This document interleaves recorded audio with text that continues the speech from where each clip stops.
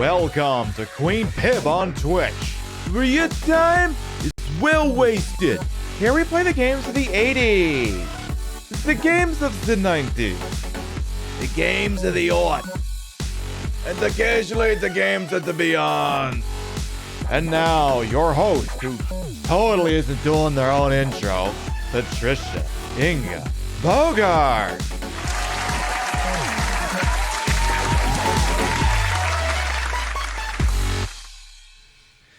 It's Sunday. You know what that means? I'm asking, do you know?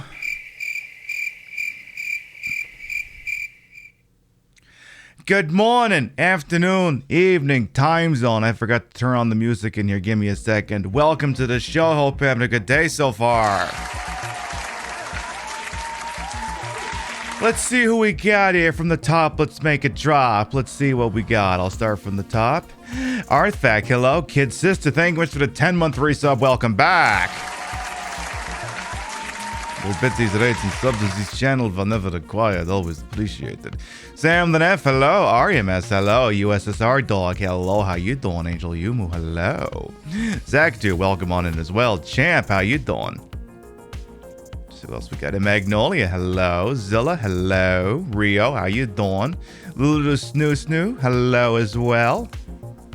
Helioxian, thank you much for the 3-month resub. Welcome back as well. Mushu, welcome on in. Congrats on winning that giveaway in the Stream Queen show last night. Cheshire Fawn, hello as well. You got some anxiety? Well, here's what we're gonna do. We're gonna do one hell of a visual novel today. All I gotta do is just sit back and vibe. Hey, Game Grinder as well. Welcome on in. Grotesque, hello. It means work tomorrow. Shit. Yeah, I suppose that's true. Educated Grandpa Mount Pain as well. Katie Kiss, hello. Delula Fluff as well, hello. So, today we're doing another Ace Attorney court case thing. I've been kind of just picking and choosing which ones I want to do because I'm familiar with most of the Ace Attorney franchise. Oh shit, it's resub day.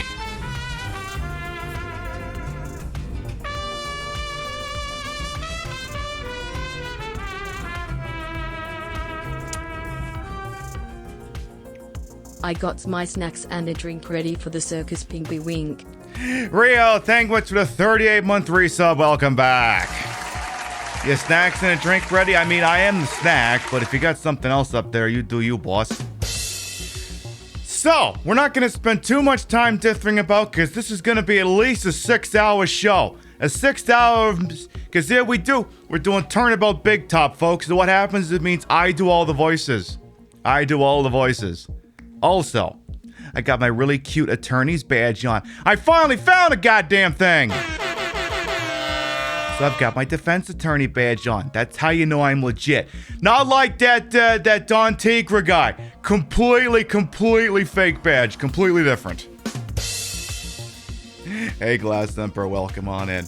So it will admittedly maybe a show that has few interactions, because most often than not, I'm just gonna be up here just rattling on things coming out of my mouth. And it means if y'all vibing, hey, don't worry, chat don't have to pop, because you just watch this like it's a goddamn television show. And I think with that,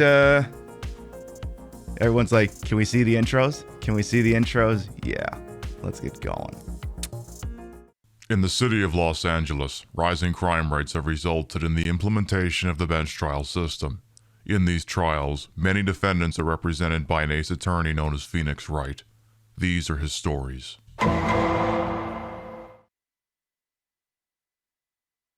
Babies, ladies and gentlemen, NBs, boys and girls, welcome to the show. Prepare to witness a man who has mastered the wonder of flight.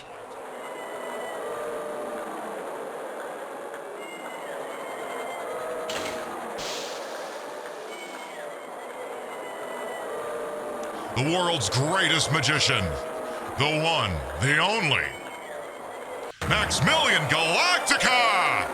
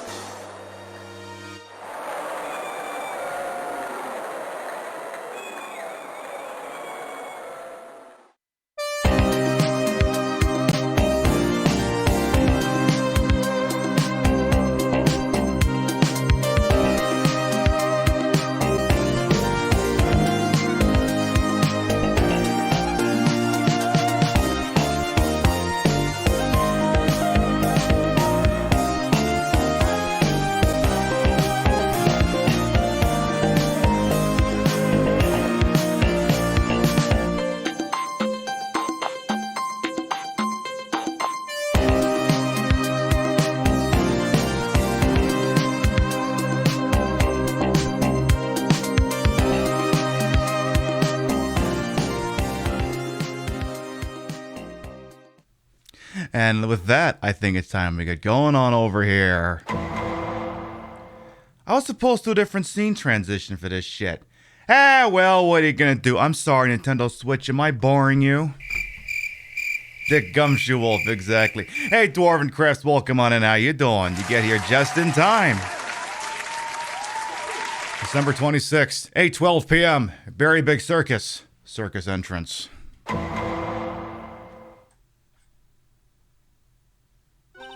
Oh god, I forgot Pearl's voice. Oh boy. Chat, if you haven't heard Pearl's voice, here we go. Wow, that was like being in a dream. I haven't even caught my breath yet. Heh, that was amazing, wasn't it, Pearly? It was great. There was a dancing bear, and a tiger that jumped through a ring of fire, an elephant that rode a giant ball, not to mention that guy who flew through the air. Yeah, Max Galactica, it was absolutely fabulous. Nah, I'm pretty good at that voice. What? Max? Max Galactica, the world's greatest magician. Magician? No, a magician. Mr. Nick. What is it, Pearls? Does magic have anything to do with channeling spirits? No, completely separate concept. I don't think it has anything to do with channeling. You don't know about magic, do you, Pearls? I'm sorry.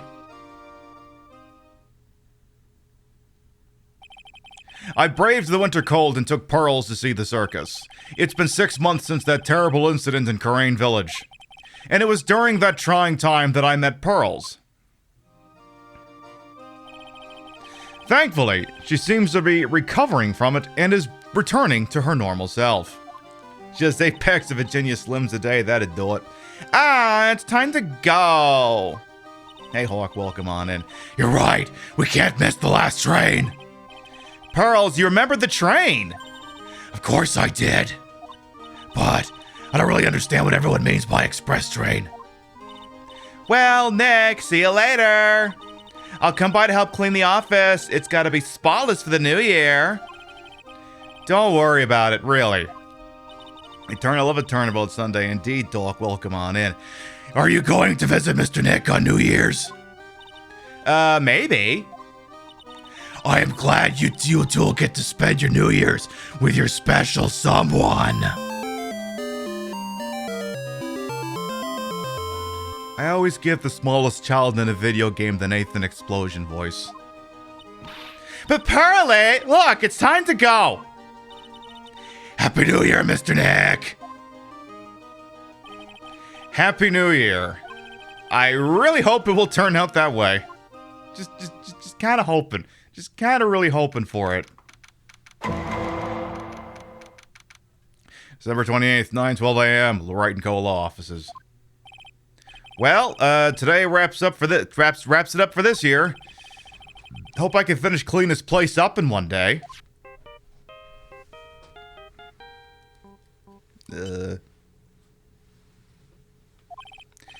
Hello, this is the Wright & Co. Law Offices. Nick, it's Up to Terrible! Maya, perfect timing.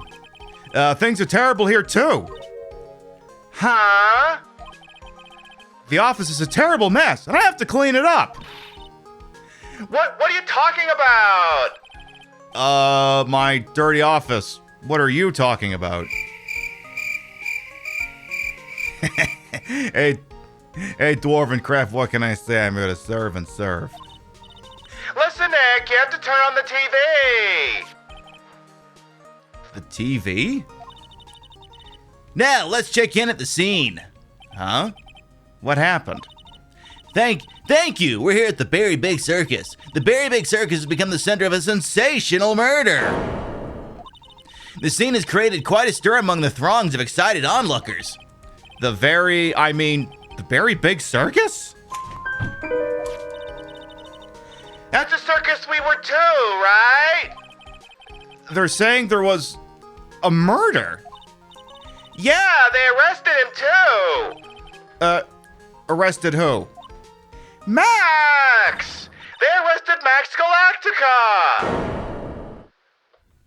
You fucking what? Maximilian Galactica. Fans call him Max. A popular magician who can fly through the sky at will. Maya said she was a huge fan of Max, and I can see why. What a snack. All right, Nick. I'll see you in 2 hours at the detention center. Huh? You fucking what? See you there. You still got plenty of time to clean up your office later. What? Fucking hung up on me. Well, yes, I do keep period correct cell phones at my desk whenever a game calls for it. Why do you ask? You gonna take this pro bono to help me God, indeed. All right, detention center. 11:19 a.m. Visitor's room. What are they talking about? Why did they arrest Max? You're asking the wrong man on that one, Maya. Maybe he used his magical skills to deal death with sleight of hand. Maximilian Galactica would never do such a thing. Fabulous! What the young lady just said was absolutely fabulous! What a clever girl! It's a fabulous understanding of events! What's with all this fabulous talk? Oh, God! Welcome to the visitor's room! Hello, hello, hello. Babies, ladies, and gentlemen, meet Maximilian Galactica!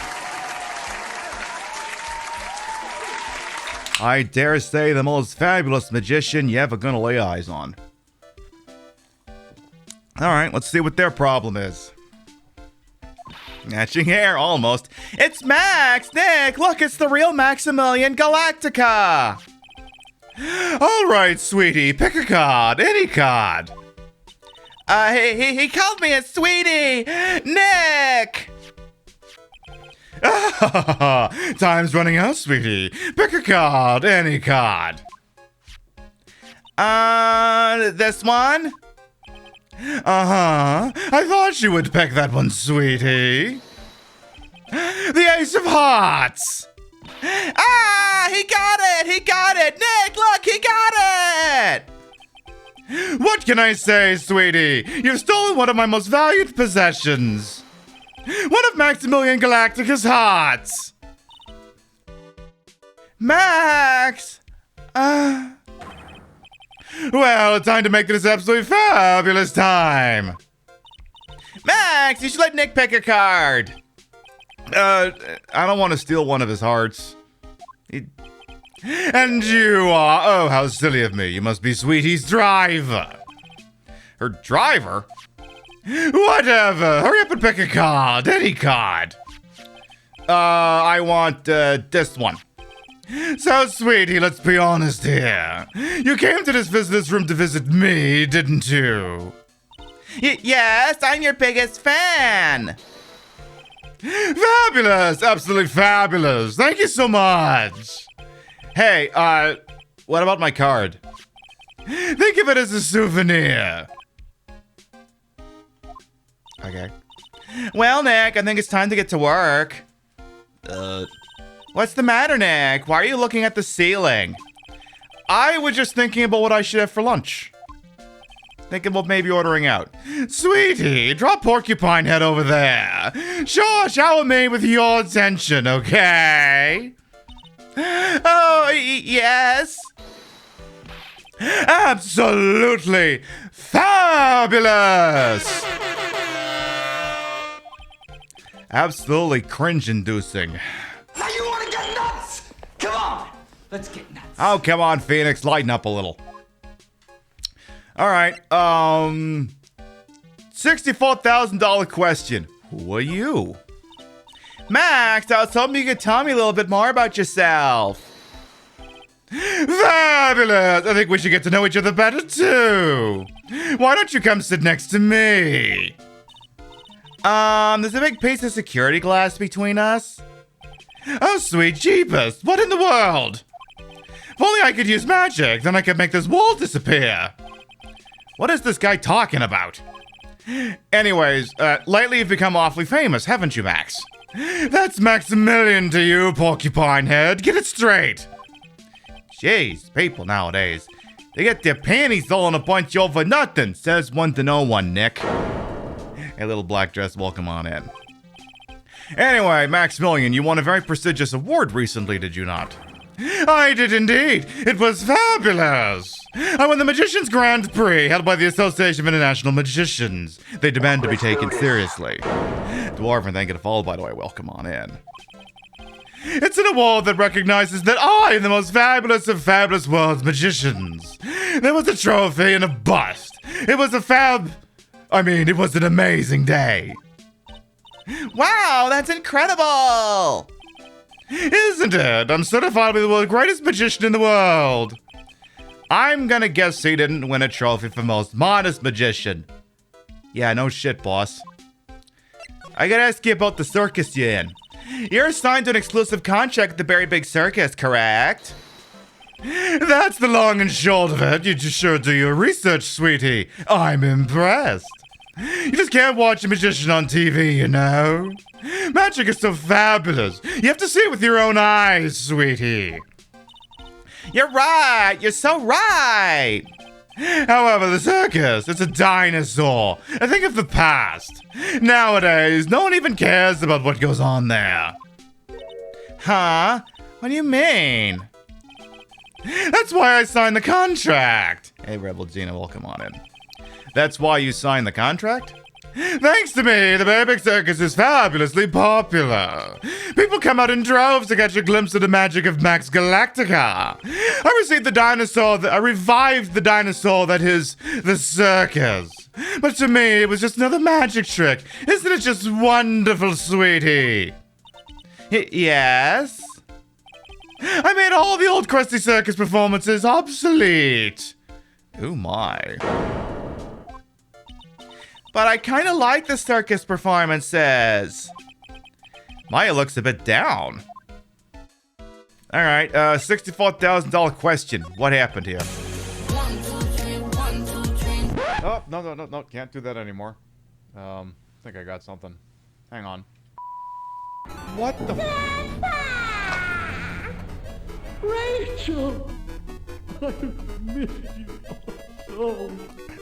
Let's go back to health. Hey, you, young one! Thank you. I'll never forget your kindness.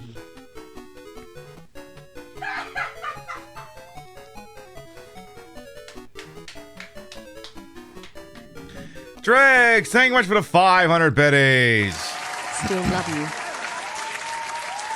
Dwarven Crafts, Rachel is a gas-guzzling worm from the video game Illbleed. We'll play it again sometime. Alright, tell me what happened at the Very Big Circus. Last night, the ringmaster was murdered. The ringmaster? You mean Russell Berry? Someone smashed him over the head, I hear. He was slumped over on the ground. Even though it was the middle of the night, the police presence was fabulous. The police questioned me at length. Questioned you about what? About everything. I was the last one to see the ringmaster before he was murdered. I saw him last evening in his room. So then why were you arrested? Dwarven. Arrested? To make an anthill into a mountain, sweetie. They just wanted to consult with me on matters. That's all.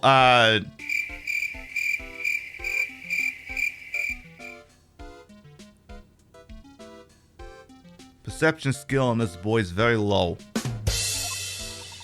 Nick! I don't think Max understands how serious this is. She's right. I should shock him back to reality. Alright, let's talk about meeting with Russell. Before the murder, you met with the ringmaster. Uh-huh. What did you talk about? Things that aren't for your ears. Maya, would you please ask him? What did you talk about with the ringmaster, Max? It was nothing. Small talk, really. We were just having a chat about my salary. Salary? I am the one bringing in the crowds. I think that I should be compensated as such. You agree, don't you? Yes. That's all you talked about. Of course, it's a fabulous chat. I think he's lying to me. Just fabulous. I mean, great, now he's got me saying it. What's the matter, Nick? You look all bent out of shape. All right, I think we're gonna have to wake this guy up here. You see this badge? This is a hi, you need help. Do you want me to assist you badge? What is that badge? Is it used in a disappearing act? I'm not a magician, Max. I'm an attorney. An attorney? Then why are you wasting your time talking to me? He isn't wasting his time, Max. You're... Oh, thank you much for the biddies. Okay, relax, sweetie. You're just a little over anxious, I think. Aw. Hey, look, go to Warrior. Welcome on in. Anyways, I've been curious about something for a while now. What's that? Why'd you keep looking at me with such a sad look on your face, sweetie? Because you've been arrested for murder! Oh, don't be ignorant. They wouldn't arrest someone like me. Max saying the quiet part out loud. Why is that? Obviously because I'm the fabulous Maximilian Galactica. So? I'm the very big star of the very big circus. And that means... I'm rich! I'm paid fabulous sums! Which means what? I think the gears in the head are starting to move.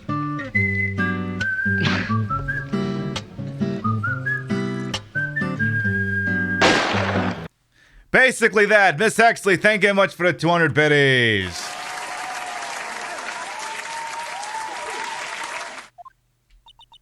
Max? Quit joking around! You've got to be pulling my magic wand! I mean, we can have that discussion after the show if you want. But we're kind of in the middle of something right now. The police aren't really serious about this, are they? They don't arrest people as a joke. Ah!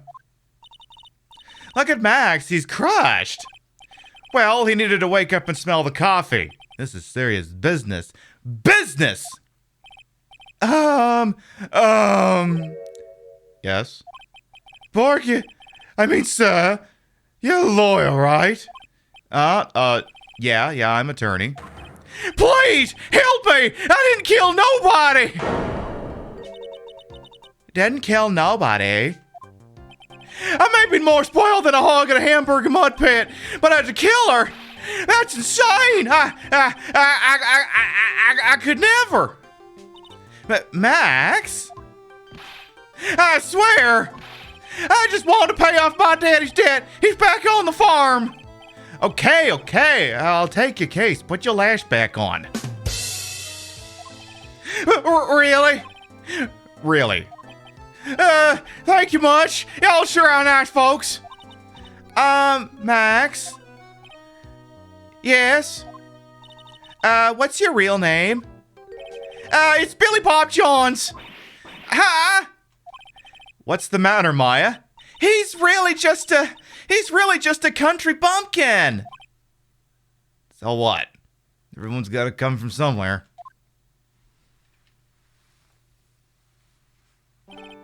Ahem.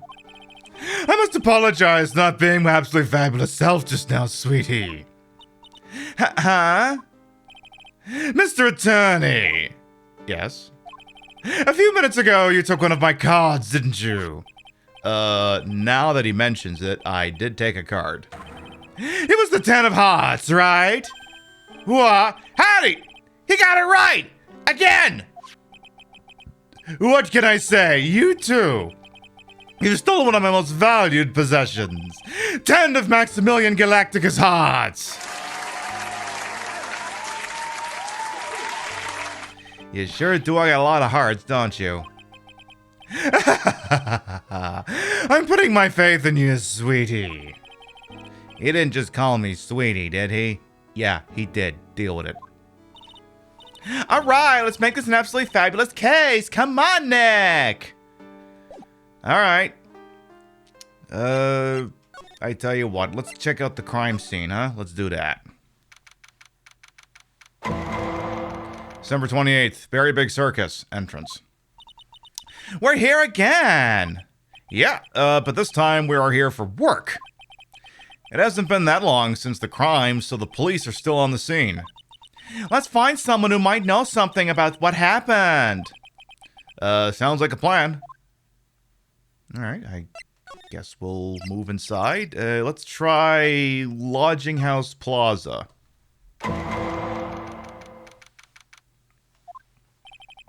This seems to be a dorm where all the performers in the circus stay.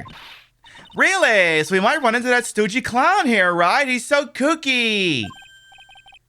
Hey, it's you two! Oh, Detective Gumshoe! How is it you guys always seem to know when I'm working a crime scene, pal? Because you're always working, Detective. You literally don't take any days off. Well, I'd rather not always be working, but with crime, you don't make your own hours. If I had to be at a circus anyway, I want to see the lion tamer and a tightrope. However, no matter where I go, the show is always the same. Dead body, stage left. Nick, he complained. That's a rarity. Let's get back to business now, okay? All right, what do you got here? Do you know who'll be the prosecutor in court tomorrow? Of course! It'll be Miss Von Karma! She isn't gonna hit me with her whip again, is she? What do you have to worry about? You only have to see her in court. When she shows up at a precinct, the sound of that whip never ends, pal. Detective Gumshoe, I'm sure Miss Von Karma's really interesting and all, but there's someone else I'd rather talk about. Like who? Like Mr. Edgeworth, of course. You know, Nick's true rival, Miles Edgeworth. What in the world happened after I went back home? Mr. Edgeworth, you haven't heard what happened to him? Nick won't tell me. Don't start with him. I don't want to talk about him. Well, to be honest, I'm not at liberty to tell you either. Let's just say he's not around anymore. He's not around? Nick, what does he mean Mr. Edgeworth isn't around? Exactly what he said. He's not around. Damn it, I don't want to talk about him. Edgeworth is gone. Don't say his name again, okay? Nick? That was the thing. The ringmaster of the circus was murdered, wasn't he? Yep, last night around 10 p.m. Hey, Boston Rocks. He died outside in the cold. Pretty sad way to go if you ask me, pal. It was rather cold. Yeah, this is the scene of the crime, pal. The body was found right over there. Right about where you're standing now. Ah! Surprised you, didn't I? I'm not laughing. Excuse me, but do you mind telling me what happened to the victim? He's killed by a blow to the noggin, pal. Yeep. It's pretty clear cut as far as murders go. He was discovered quickly. But it's just one thing that doesn't quite fit. There always seems to be something that doesn't quite fit. Well, you know, it's usually because you haven't warmed yourself up properly and you're not using the proper lubrications. You give it a little bit and then anything goes in. I said what I said. Something unusual. What was this one thing that just didn't quite fit? The thing you mentioned earlier. Footprints, pal. Footprints! Whose footprints are these? Footprints? Look at this picture of the crime scene. Oh, what's this? The wooden box under the body? No clue, pal. Some forensic experts took it back and examine it now. And what is so mysterious about the footprints? Whoa, calm down now. Take a good look at the footprints in this picture. The victim's footprints are on the scene. That's right, pal. The problem is... the killer's footprints aren't there. Bingo! Where'd the killer come from? And where'd the killer run off to? Obviously, there's no way the killer committed this crime while flying. A flying culprit. That's when something just clicked in my head. You indicted Maximilian Galactica for the murder because he's a flying magician?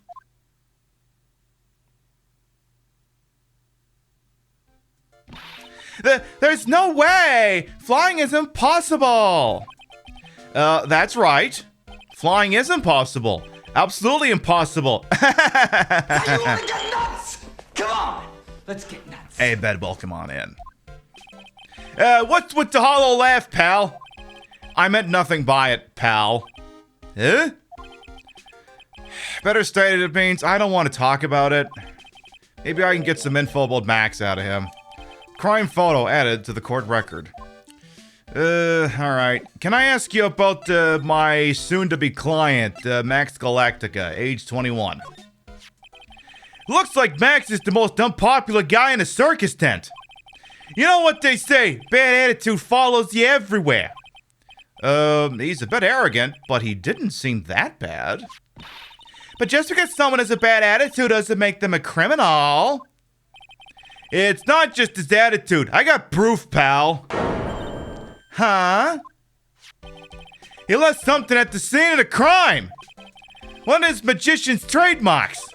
An incredibly well-made silk hat. Well, it does have very classy decorative elements. Silk hat added to the court record. Max used a cloak, silk hat, and white roses as his signature symbols. Pretty mundane, aren't they? Who cares if they're mundane? At least they're easy to understand. I must have hit a nerve. That's what he said. Who said? The eyewitness. Huh? Tell us about the eyewitness. There's a witness. Can I get a witness? So, about the witness. You know I'm not gonna tell you about that. That's the prosecution's trump card. Oh well. Oh, I just remembered.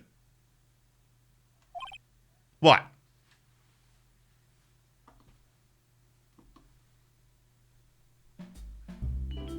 Okay. Think real hard here, Gumshoe. For the love of God, do not let them know who the witness is this time, okay? You keep fucking this thing up and Von Karma keeps getting mad at you. Whatever you do, do not name the witness, okay? Don't do it. Don't do it. Don't do it. I forgot to mention it to a bar from entering that lodging house. Ah, damn it, I give up. I'm out of here. Step, step, step, step, slam. Sound of car driving off. Why is that? No reason. Just something I remember to tell you. Must be because that's where the witness is. Let's check it out. Don't you dare, pal. Too fucking late, boss. Let's actually go back to the entrance for a second here. And, go to the, let's go to Big Top.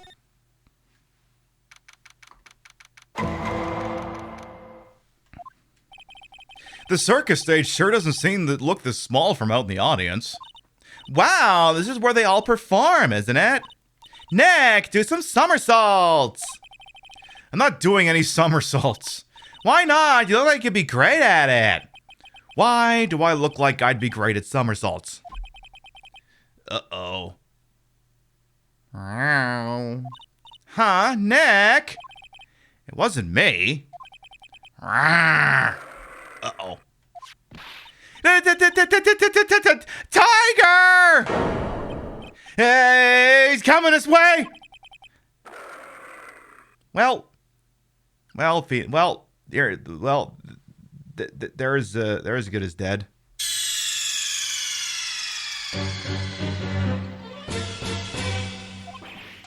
Ah! Am I dead? Am I dead? Nick, you're too young to die! Nick! Stay! Stay! Heal! Ah.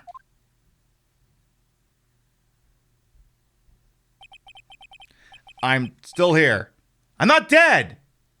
Yet. Well, the day is young. Nick! Nick! Are you okay? Oh, scared you, didn't I?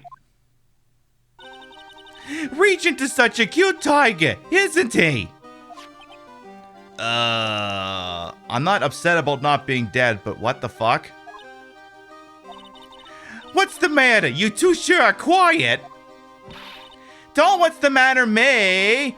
Nick, he almost died there. Huh, he wasn't anywhere close to getting hurt, let alone dying. This little tiger hardly ever bites people. Besides, people normally never get to play with a wild tiger, right? So if you think about it, you're actually really lucky. Huh? You agree, don't you? I guess. Well, what do you mean, you guess? Why are you even agreeing with her?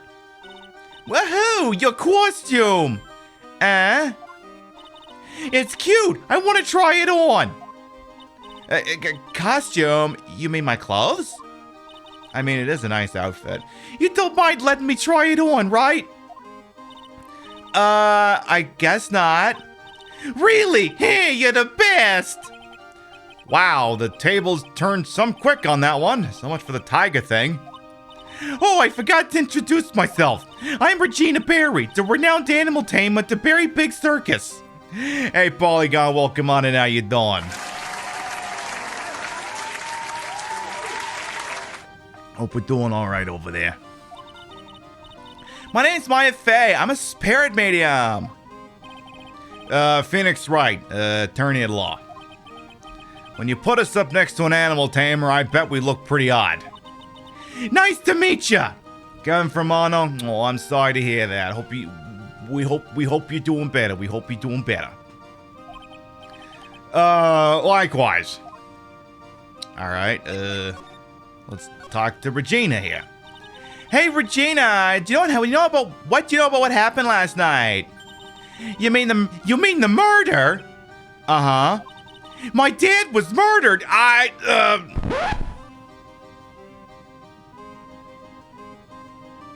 You seem oddly calm about this.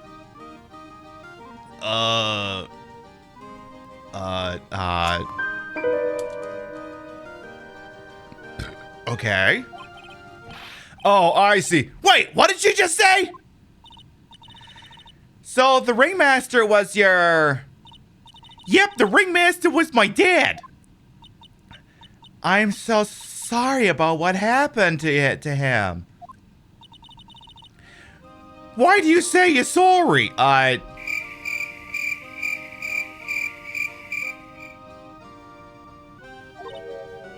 Huh? Anyways, everyone was here practicing last night. Even your dad? Yes, everyone was here. We finished up around 10 p.m. After that, everyone went off on their own. I was the only one who stayed around here. Why did you do that? I was playing with Regent. Regent, so she was with that beast. That's when the police showed up. When they took me to check things out, Dad was dead. For someone whose father was just murdered, she seems awfully perky. I wish she would tell us more about her dad. Do you mind if I ask you more about your pops? And his majestic mustache. After practice was over, Dad went right back to his room. His room? Yes. That door right over there leads to the ringmaster's room. Ah. I don't know why, but he went off to his room in a hurry. I wonder what happened.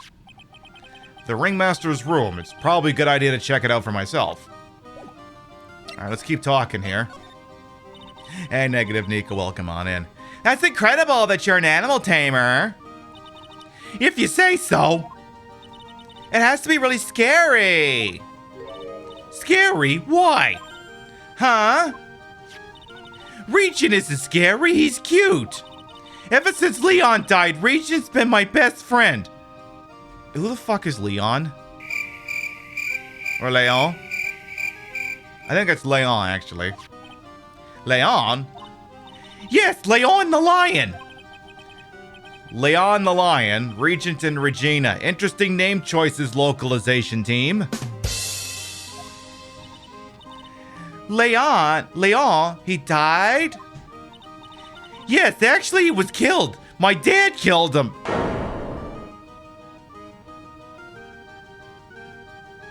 The fuck is going on at this circus? Now you want to get nuts?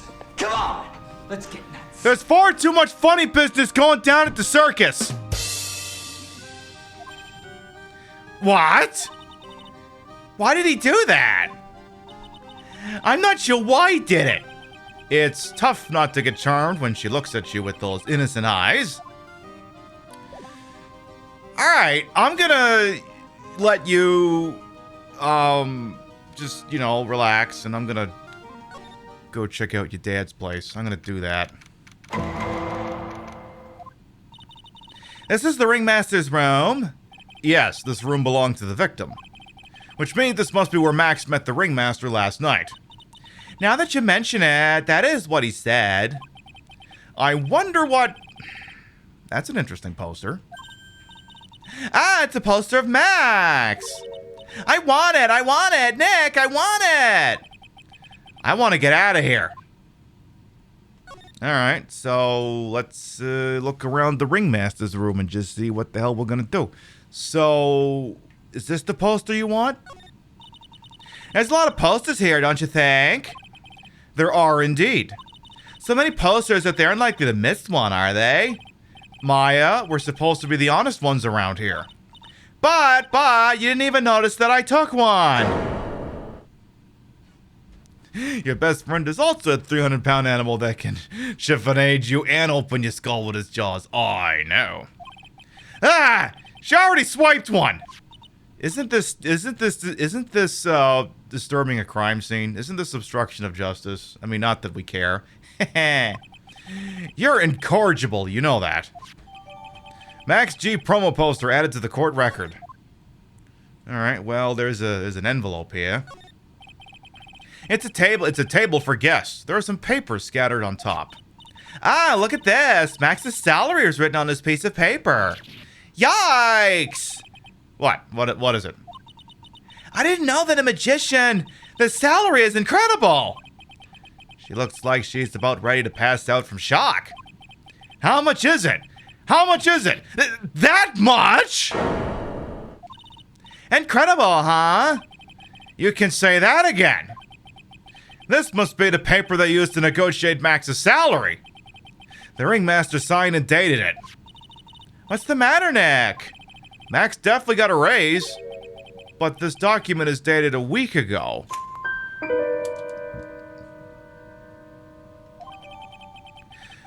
Ringmaster's papers added to the court record. Documents related to Max's salary negotiations. He got an enormous raise 1 week ago. Alright, anything else there worth looking at? There's a jacket. You may not know this, but they call this a tailcoat. And they call this the face of someone who already knew that. What? A scrap of white paper is sticking out of the coat pocket. Huh? Where? Where? Calm down, Maya. You can't just go rummaging through people's coats. Ah, you always make me feel like I'm doing something wrong. Because you usually are. Hey, Jody, how you doing? Alright, let's look around some more. Back to the entrance here. Lodging area. Gumshoe's still here. What is this? What is this? Ooh, okay. December 28th, lodging house, first floor. Moe's room. Hey, Polar Express as well. Welcome on in. I wonder whose room this is. The name tag on the door says Moe on it. I guess he's not here. Wow, it's a real mess in here. My room's probably worse, though. Oh, well, I give up. We'll have to come back later. Alright. Go around some more here. Back here. Back to the big top.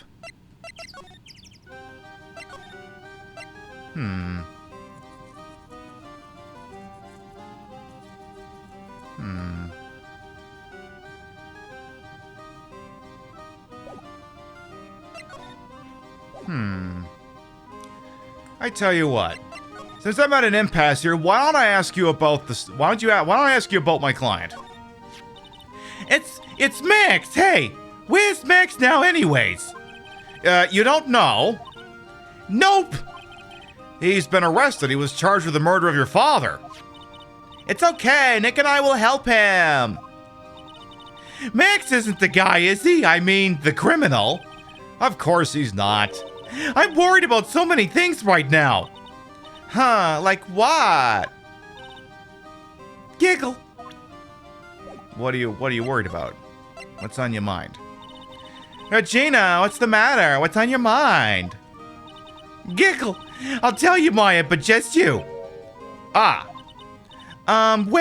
mumble. What, really? And then, mumble. Oh my, that's incredible, Regina. Come on, Nick, there's no reason to pout. Don't worry about me. Regina told me that someone's professed their love to her. Professed their love? Not only that, it was Maximilian Galactica. I wonder how many people have stolen one of his hearts anyways. And then, on the exact same day, another person professed their love for her as well. What? Who was it? Someone named Trillo. Trillo? Apparently, it's a tenor who sings in a circus. Huh. Haven't met him yet. Regina seems to be quite the hit with the men in the circus. She must have some sort of strange power over them. You're not kidding. 2 people in one day. Even I want to profess my love for her. Me too. She's so cute. Giggle. Alright, let's see if that jogged something loose here. Hey, Honey West, welcome on in. Hey, Rothy as well, welcome on in. Mwah. You nailed it yesterday, by the way. You nailed it. You looked amazing yesterday. Oh, something changed out here. Huh? Say, Nick, look over there. What? There's someone over there. Excuse me. Hello. Wow, he sure is a quiet one. Excuse me. What? Me? Yes, you work at the circus, don't you? No, I'm just everyday average Joe. An average Joe just happen to hang out at the circus? I don't think so. Yes, I am. I got nothing to do with what's going on here. He's lying, like any regular person would hang around the circus, dressed like that! That bow tie's bigger than my... Moving right along. I'm an attorney. My name is Phoenix Wright. I'm a spirit medium. My name is Maya. Not the circus profiling. Well, I just happen to be passing by. I don't suppose you happen to be some sort of carny? You're not a carny. Performer. Actually, I'm a ventriloquist. Ventriloquist? Hey, Dogsy. Yeah, I'm Benjamin Woodman. Your last name is Woodman? Penis. Yes, that's right, but everyone calls me Ben. Ah, yes, that's your alias, right? I believe they call it a stage name. Let's See what his story is. Excuse me, Ben. Yes, you mean me? About the murder, I'd like to talk to you about the details, if I may. Really? Just a regular, normal guy. I don't know. This guy's so nervous, he's creeping me out. Nick, cheer up. Just try and smile. Alright. Would you mind telling us something about Max? Maximilian Galactica. Max? He's not very nice. Did he just say that Max is not very nice? Oh, ow, my head hurts. Oh, did you get drunk last night too? Yikes, I hope he's okay. Sounds like he just popped a gasket. Oh, shit. Sorry, we already asked you that question. My bad. Ventriloquism. Ben, so you're a ventriloquist? I'm just a regular guy. You already told us that you're a ventriloquist. Oh, yes. Nick, don't yell at him. You can't do that. I can't help it. He's making me nervous. Ben, would you mind showing me some of your skills as a ventriloquist?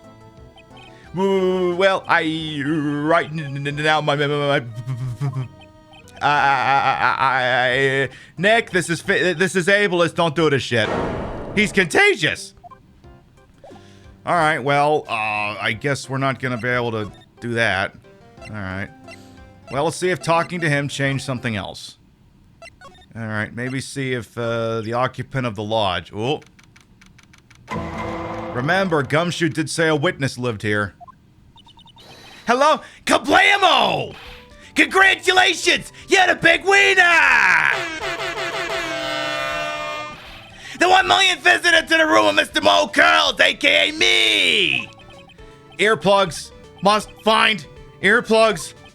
To celebrate this momentous occasion, would you care for an organic grape? Just one. Did you get my joke right there?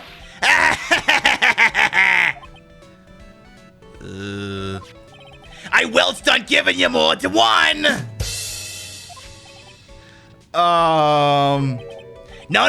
If it was funny, it's your duty as a human being to laugh. People who don't laugh are usually last seen in Lansing. Catch my drift?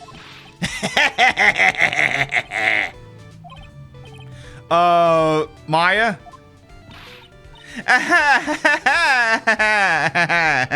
Yeah, we basically went for an over-anxious Krusty the Clown on this. This is like some Faustian nightmare. Come on, it was funny. Clowns are always funny in my book. In my book, they're just funny looking. You sure do got great taste in clothes, girlie. Look at that gob. You look just like Greta Gob. Oh!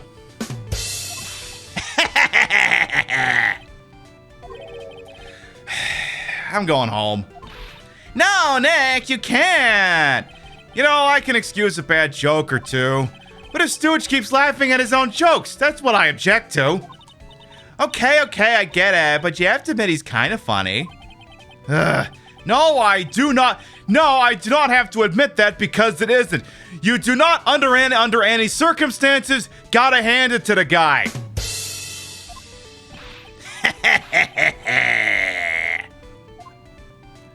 Alright. Very Big Circus. Could you please tell us more about the Very Big Circus? It's a very big story! You sure you got that kind of time? And the hits just keep on coming. The circus has been in business for 20 years. We all performed under the guidance of the ringmaster, Russell Berry. 20 years? Wow. Working a circus is never easy, especially nowadays. With movies, TV, and bowling, there's just too much competition. But I love the circus. I love it too. That's why I've been here for 20 years. We work hard to keep the show running. No one sends in the clowns on us. Nick, you just made a joke. Laugh.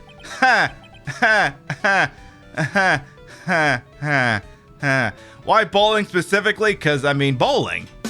You gotta compete with bowling. The ringmaster was a real big shot in the circus world, a real class act. Even when there was no customers, Russell would use his own money to pay me, because he knew that I had a family to care for. He was happy to take care of his employees. Aww. Come on, sound effect.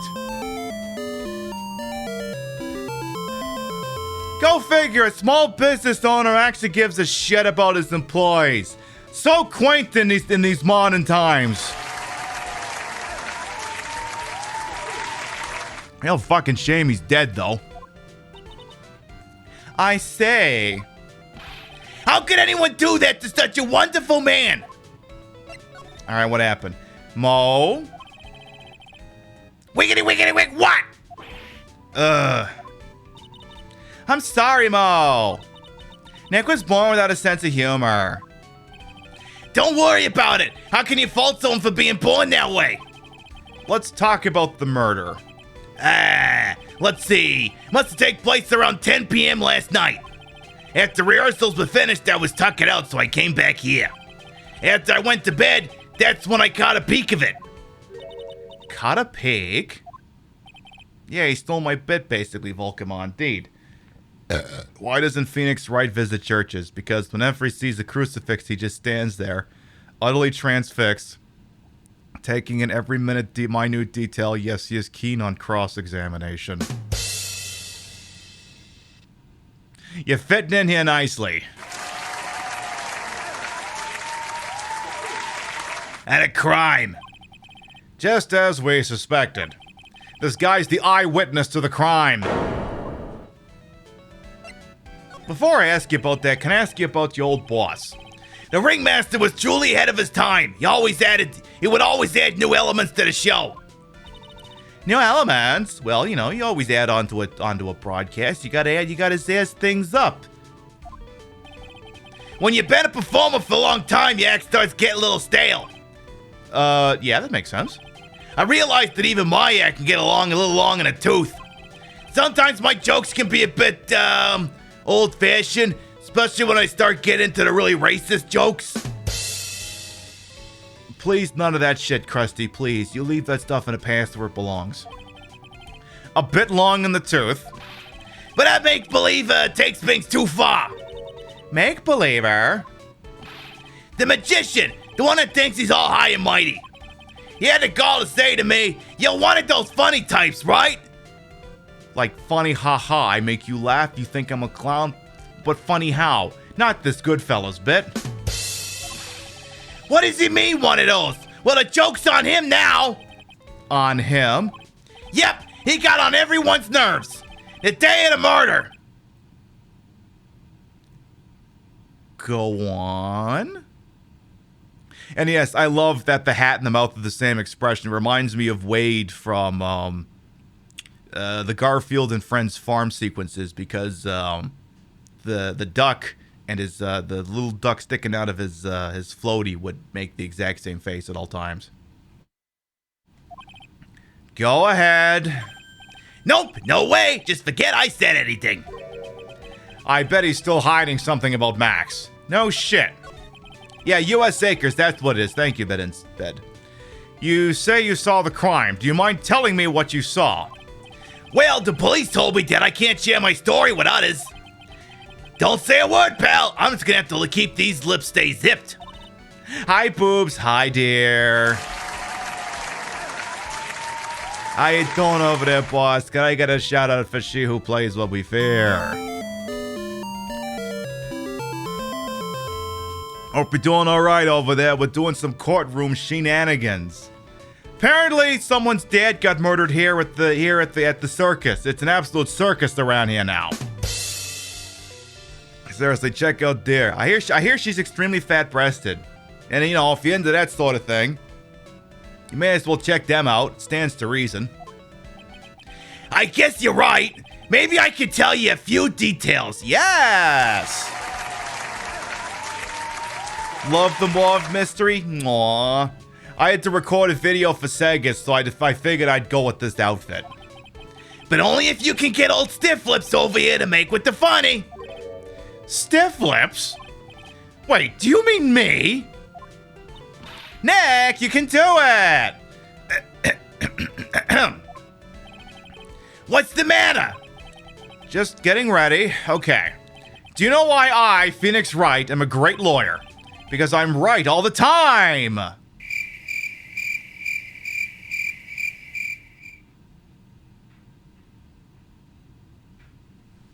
Get out.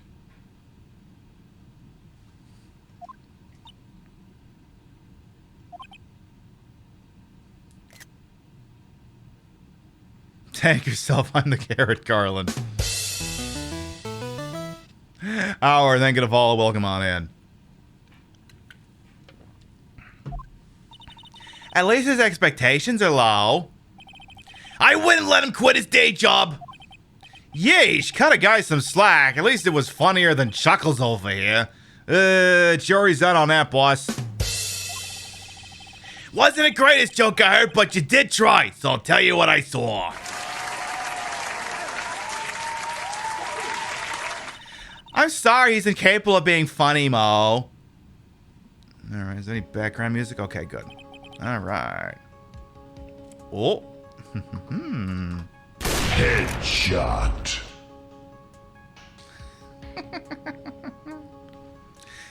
That night, once I had tucked myself into bed, I heard this amazing noise. It was incredibly loud. It was the sound of a troll getting capped. No, it sounded like a giant thump. That was the troll hitting the ground, you see. Once I heard it, I jumped out of bed. That's when I saw...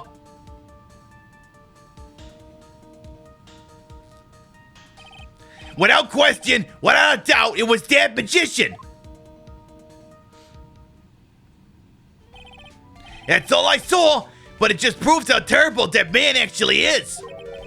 He knows more about Max than he's letting on. Alright. Can I ask you about some other folks associated with this? Can you tell me about that ventriloquist? Ben, how's he doing? He's a ventriloquist, isn't he? That's right. Boy, was I surprised when they told me his secret. He's got a second mouth where his belly button should be.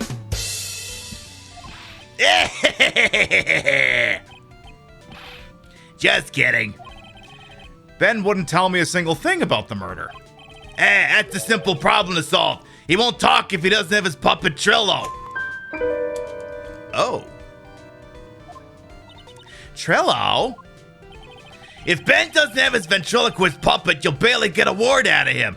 Oh, so he's the conky to his bubbles. Really? Master and puppet. Alright. Can I ask you about Max, though? If he thinks he can kill the ringmaster, it's only just that he should die too. Mo! Sorry, I crossed the line, but he truly is a disgusting human being. Why do you hate him so much? Let me tell you this one story. The morning before the murder, something terrible happened. Max clunked Ben right over the head as hard as he could. Ben? The ventriloquist with the speech impediment? You should go to the cafeteria and investigate for yourselves. The cafeteria? Let's just say there's gotta be something interesting there.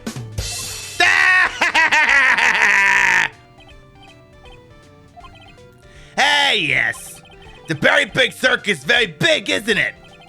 You should always carry a map with you to get around. Ah, thank you. This is an atlas. Oh, I killed myself, really. I'm dying here. Coronary! Coronary! Now he's just laughing to hear his own voice. Circus map added to the court record. Alright, we got a new location, and let's get moving here then. Yes, Rothy looks sensational yesterday. I caught as much of that shit as I could, especially the drag show. It was sensational. 10 out of 10. 10 out of 10. 10 out of 10. Where's the fucking cafeteria in this dump? Let's check the big top. Do I ever do the crusty laugh and transition into groan? Oh boy, oh boy. Sometimes. Oh. Cafeteria. Keep a cafeteria clean. Ew, this place is gross. This must be because of last night. They didn't have time to clean up after dinner because of the murder. That reminds me, what was it that Mo said? He said that yesterday morning Max clonked Ben over the head here. He also said that there's gotta be something interesting there. Nick, what's gotta be interesting? It's a really, really shitty movie with John Travolta. Don't ask. Alright, what's gotta be interesting? I see a smashed bottle. What's this? Must be a juice bottle or something. It's a wine bottle, but, you know, ESRB being a bunch of prudes. Watch out, Nick, there's broken glass all over the floor. Huh, a broken bottle just lying in the middle of the floor. Do you think it means anything? There's got to be something interesting there. Huh? Looks like we're gonna have to go back and meet with him. Him? Broken bottle added to the court record. Alright, let's look around. Let's look around here a little bit longer. Let's see what else we got here. Keep our cafeteria clean. Doesn't seem like anyone ever read this sign, huh? Maybe they should make it easier to understand. Clean it or die. Well, that would definitely make them clean up. There's a thing that says Max. This is strange. There's nothing on top of this stand. Look here, Max is written on it. It must be his VIP table. Isn't it a bit small to be a VIP table? He wouldn't be putting a 10-course meal on this. Well, he could still eat hamburgers, right? Hell yeah. The kitchen is over here. Everyone must have taken turns cooking. There's a duty list posted here. I wouldn't mind trying my hand at cooking for this many people. Mine's killer hamburger. You'd try it, wouldn't you? I gotta post another no clues there. Let's look at the table. It looks like they've left it exactly as it was the night of the murder. They didn't seem too worried about cleaning up the dishes, did they? Huh. Looking at all these dishes is making me hungry. Let's go get a burger at the snack stand outside. Once we're finished with the case. All right, then let's get this over with, Nick. Here we go. Whoa! Where's the mute button when you need it?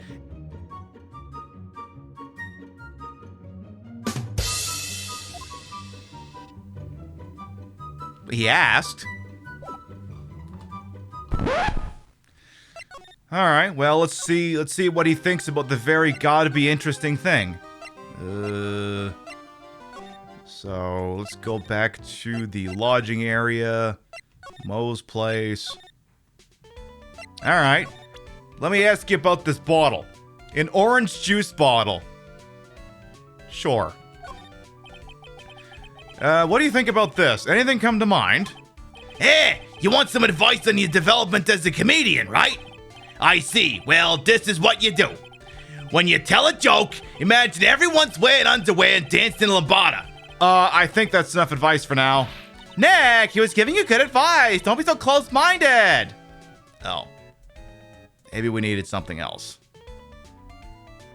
I'm thinking we needed something else. Well, I tell you what. We haven't talked to our client in a while. Let's go back to the detention center. If you recall, there was something he didn't want to talk about. Oh.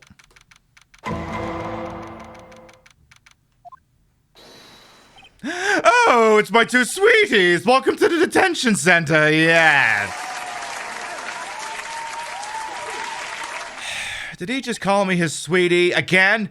Come on, Phoenix, lighten up a little bit. What's on today's agenda? What can I help you with? Well, we've gathered quite a few clues. Wonderfully fantabuloso! I mean, fabulous. That's why we came to meet with you again. What's wrong? What's making such a scary face? Okay, then, Max, let's make this absolutely fabulous. Max, you and me, we need to talk.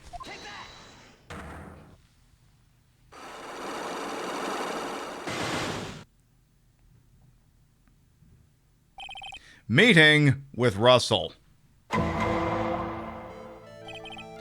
Last night, you met with the ringmaster, correct? To negotiate your salary and such. Exactly! We reached an agreement about the salary for my 6-month-old contract. That's the truth. The whole truth. What do you mean? You just went to his office to negotiate your new salary. I hate lies, and I hate lies even more. What are you insinuating? Do you have any proof that I did something other than negotiate my fee last night? Well, yeah. Says yeah, we got a document here. But apparently it's dated last week. It was on the table in the ringmaster's room. You weren't lying when you said you received quite a raise. Is there a problem with being well compensated? Not with the compensation, just with the date. This is dated a week ago. Yeah, that's what I thought. Max, you finished your contract negotiations a week ago. Fabulous. All right, I'll tell you the truth. That night, the ringmaster called me to his room. He called you? Why did he do that? Sorry, sweetie, that's private. Apple pie, lurk away. The ringmaster called him. I wonder if there was some sort of problem. Max, perhaps you could share with me what you two spoke about? Well, not if I don't have to. Isn't this why the ringmaster called you into his room last night? A certain act of violence that took place in the cafeteria. Isn't this why you were called to the ringmaster's room that night? The part where you tried to kill somebody. Where did you get that? You didn't clean it up, you dumbass. The cafeteria. But you already knew that, didn't you? Ah, of course. There goes another one. It fell and broke on the floor. He's still hiding something else. Max? What is it, my sweetie? It didn't fall and break on the floor. You used this bottle to bash the ventriloquist. Ben? You nailed him over the head with this bottle, didn't you? This thing that says 76%. Holy shit, 76% proof? God damn. Ah! And that's why you got called to the ringmaster's room that night. Fabulous! You might as well be a magician! Got him!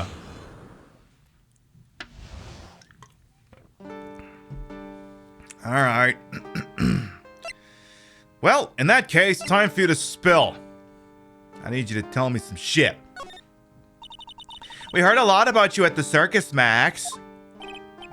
Ah, you must mean from the dinosaurs. Just how with those Jurassic geriatrics? Max, you aren't very popular with the other performers, are you? Yes.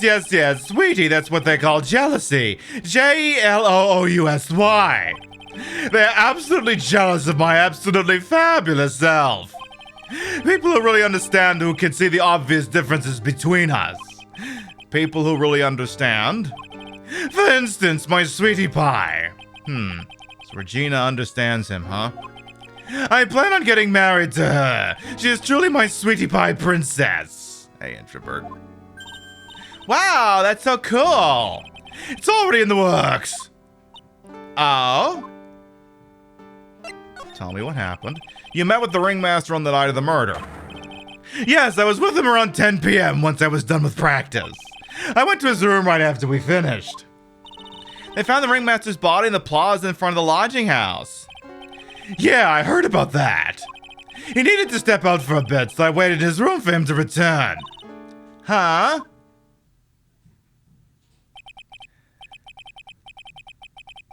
Sorry, Max. I have something I must tend to right now. Do you mind waiting for me right here? It's pretty cold outside. Where's your coat? It's all right. I'll just be right back. It should only take about 10 minutes.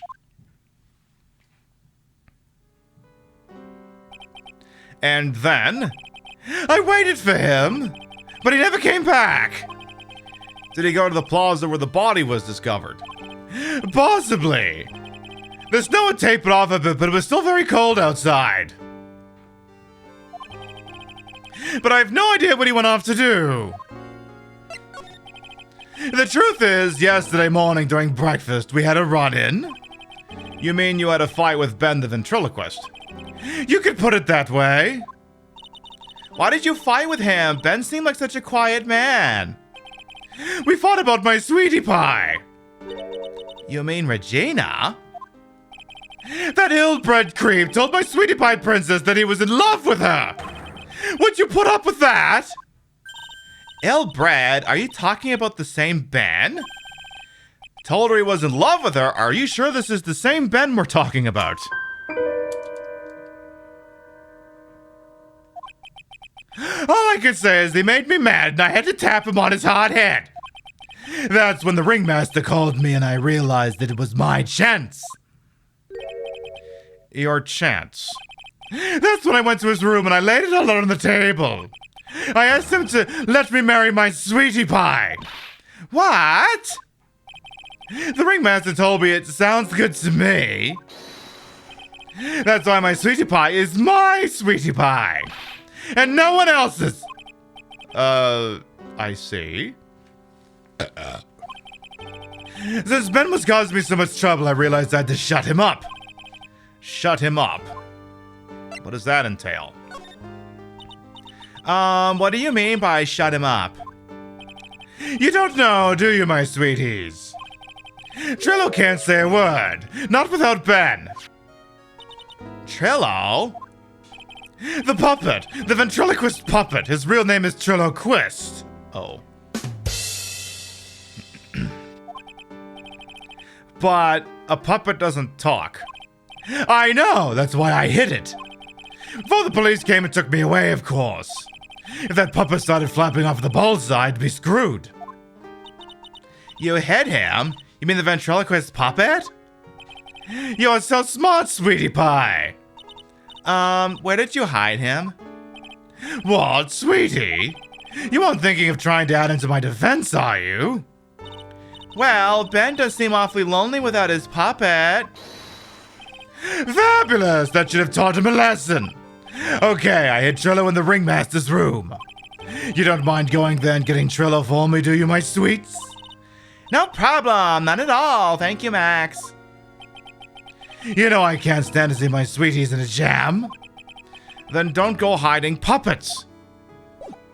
Alright, I guess we'll go look for the guy's puppet, I guess. I guess that's the thing we'll do. Huh, Ben's not here anymore. Yeah, I wanted to ask him something. It's cold out, he's probably in the tent. Alright, let's go to the ringmaster's room, which is, through here. What do you think, Nick? I wonder if we've been making any progress. Don't be so negative. Of course we're making progress. But everyone's loved the ringmaster. And there's no sign of footprints on the scene. There's still a lot of mysteries left to be solved. Of course. And now Regina isn't here. I'm not seeing how that's related. Alright, ringmaster's room. Alright, let's look around here. Apparently the puppet's in here. It looks the same as always. A great big mess. Considering how messy it is, I bet they would notice if another poster went missing. Will you just stop it, you poster pilfer? I'm just kidding. You know I already got one of those posters. You mean stole one of those posters? Yeah, let's focus on what Max told us. He said that he hid Trillo somewhere in this room. Trillo. Oh, right, the ventriloquist puppet. I don't know. Let's check the trophy cabinet. Nick, look at all the cute trophies. Indeed, just look at all the awards the circus has won. Like, all county quiz champions, Ringmasters Association mini golf master, beer belly balloon bounce champ, pet grooming Grand Prix. Wow, the ringmaster was a multi-talented in ways I could never imagined. Huh, there's something shoved under the bookshelf. This is... That's Trillo! That's Ben's puppet! Hey, Shade, welcome on in. How you doing? I think you're right. We'll give it back to him later. Triloquist, hand it over to Maya. Why do I have to carry this thing? I don't know, because you're the assistant. Let's see if we can find Ben. Where you at, Ben? Where's Ben at? Ben? Ben? Where'd you go? Let's keep looking here. Maybe... No, it's not going to be there. Let's check the cafeteria. So cafeteria is connected to the big top. So go back to the big top. Cafeteria from there. Bada bing, bada boom. Oh! Oh, hey, Ben!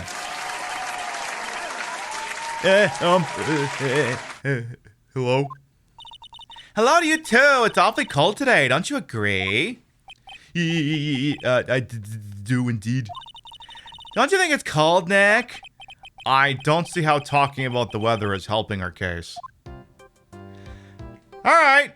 Well, I suppose you'd like to have your puppet back, so here you go. Ah, Ben, this is yours, isn't it? Yes, it's mine. Here you go. Triloquist returned to Ben. Alright, Maya, let's get going. It's that time, isn't it? See you around, Ben. Okay. That was quick. So, Nick, where are we going next? Let's see. Maybe we should go talk to the clown once again. Yeah, hey, wait. Who said that? What are you looking at? I'm right here, you blind wench. Yeah, what's your problem anyway? Don't you know how to properly greet someone? Ben, is that you, Ben? No. I would never. It was me. Yeah, me, down here. You're Trillo.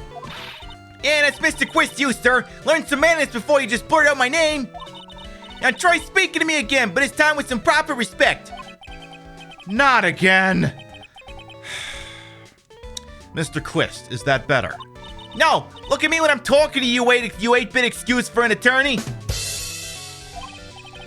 Drilla, we talked about insulting people, you promised. Oh god, the puppet's assaulting him. When he was mocking me, not being mean to bullies was not included in the deal. I'm sorry, Trillo. Nick, what just happened? Trillo was still a puppet, right? A ventriloquist puppet. Hey, who do you think you are calling me a puppet? Oh boy. What horror have we unleashed? Now you want to get nuts? Come on, let's get nuts. Oh, we did Ghost Trick a very long time ago. Tell us what you know about the murder. Yeah, you talking to me? I said you talking to me? Don't look at him when you're talking to me. Triloquist, you behave, young man. Shut up, Woody. What murder are you talking about? You mean the one with the old man? I guess so. No need to make such a fuss about things. That old mud painted sold peanuts. Trillo, you can't say things like that. I didn't raise you to be that kind of puppet. Don't you have nerve pills or something to be taking right about now? These two are really an odd couple, aren't they, Nick? Okay, I'll talk. Gramps got clobbered over the head. Okay. Let me lay it all out for you. The pay sucks, the clown sucks, my partner's got his hands up my pants. Your partner? Oh, you mean Ben? Yeah, the creepy old guy who never finds himself to leave me alone. Tell him to back off for me, will you? Just no one that talks around here. Oh, my. But I'll be fair, in a cesspool human garbage masquerade as performers, I found my Madonna. Your... Madonna? Regina, my lovely Regina. She's stunning, right, Ben? Well, I'm not sure if I would go that far. You'll have to excuse him, he does not understand what he speaks. I, on the other hand, am an appreciator of true beauty, hence why I shall marry her. Marry? Let's ask you about the flying fraud. I'm gonna have to ask you about the nuptials, I suppose. The ringmaster gets knocked upside his cheap pit by that flying fraud. You mean Max Galactica? Why do you say that? Trillo, straighten up. Don't accuse people like that. Straighten up, I made it work. Besides, you were there. You know what happened. You were there? Yeah, if you're that interested, then I'll let you on the fix. You're going to marry Regina? Yeah, it's a bit of gabble going on here. Everyone says Gabbo this and Gabbo that, but not worship this and Jericho that. Yeah, that's right. She doesn't quite realize the joy that awaits her, does she? I think I'm beginning to see why she seemed troubled. Well, I don't care. It's my choice, not hers. We're getting hitched. I know you think that, but what? I gave a special gift. I gave it a wonderful gift, a song. You gave her a song? Well, I am a renowned tenor. You'll be happy to know that I decided to grace you with one of my songs. Me, me, me, me, me, me, me. I want you to touch me. I want you to kiss me. I want you to... Whoa. We're live on Twitch. The rest is private, you see. Well, the melody is pretty good. But those lyrics, I think they need a little work. Hey, that Vol, come on in. Who asked you? I'm the artist here. Thanks. Now that Trillo's here. Now that Trillo's here, does that mean you can talk normally now? Hey, buttface! Ah! You must be looking forward to more, ain't you, Mr. Ambulance Chaser? You know what? Time to get rid of time. It's time to get rid of that pesky magician 1 and 4. Cello? Enough jibber jab. Let's go to court already. Hey, wait a second. Nick, what's going on? He's a witness for tomorrow's trial.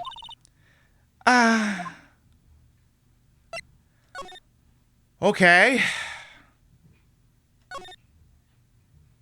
Oh.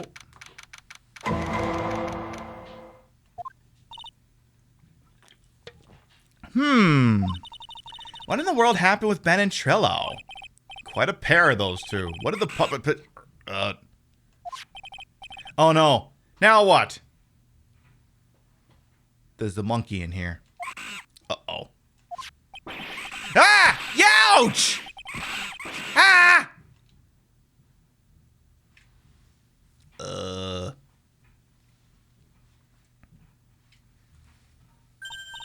Hey, welcome back, Nick. That monkey. Ah! My badge! That monkey stole it! What? Mr. Attorney, that face was so cute. You look so completely dumbfounded. I love how literally everyone in the circus speaks with a Brooklyn accent. Regina! You! That monkey! Hey, no need to get angry, okay? But my attorney's badge! I don't want to have to make another cardboard one! Don't worry, I'll help you out. Okay. If you say so. If I don't get that badge back, how can I flash it? Oh, I'm sure you could flash something else. By the way, the monkey's name is Money. Money the monkey. His name is Monkey... Money? You fucking what? Money the monkey. The monkey is called Money. Yes? Well, the rich ape just stole my attorney's badge. Mind if I get that back? I'll see what I can do. Even I have money problems. Eh? Whenever Money sees something shiny, he takes it back home. Ah, that's pretty funny. Well, I guess I'll just have to find out where Money disappeared to. Hey, gorillas. Definitely some monkey business going on here. I think that's your best bet. You should probably ask Uncle Mo. He might know. Huh, you don't know? Well, Money isn't exactly someone I'm on friendly terms with. What? He's not really the kind of animal I work with. even if he does need taming. Oh, I see. Go to Moe's. I think I could go to Moe's. I guess it is time that I revisit that kooky clown. Tell me about Ben and Trillo. Do you mind telling us a bit about Ben? Ben? You mean the guy that's always hanging around with Trillo? What do you mean hanging around? Well, he was there when Trillo told me he was in love with me. Hey, kitty Keezy. Trillo told you he was in love with you.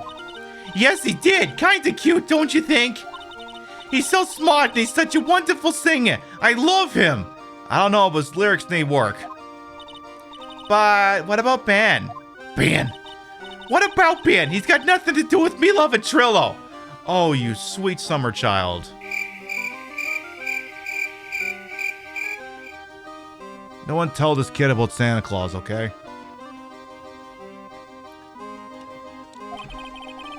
Like sand through the hourglass, so too are the days of the circus. Regina, you were proposed to, weren't you? Proposed to? Nope, that won't be for a while. Huh? Really? That's strange, isn't it, Nick? Yeah, Max and Trilla both said otherwise. They said they asked for her hand in marriage. Ah, but Max only talked to the ringmaster about it. I forgot about that. He had asked for the ringmaster for her hand, not Regina directly. So I guess Trello hasn't asked her directly yet. What? He's gonna propose to me? I'm so confused. How about you, Maya? Huh? What? Who do you think I should go for, Max or Trillo? Wait. You do realize that Trillo is a puppet? I don't care. He's a bit stiff. Oh, hello. Oh boy. All right, we need to find the clown. Hey, Prince Armby, welcome on, and how you doing? Stiff. Oh, hello. Literally the first line here as you walk in. Ain't never bite as well. How you doing? I got a shout for Prince Harmon. If I got a mod on deck, please. Stunning drag king, who I can't wait to one day suffocate with the power of my breasts. Hope we're doing all right over there, boss. All right, we need to find a clown in a circus that shouldn't be too difficult. Huh, Detective Gumshoe took off already. Yeah, probably because we ditched him earlier. I bet he and the other cops get lonely and headed back to the precinct. All right, Mo, how you doing? Oh. Lodging house, first floor, Mo's room. Oh my, if it isn't Mr. Right all the time! It's all right to be wrong every now and again, right? Relaxing, excellent. Say, Nick, it just took a while for the joke to find its audience.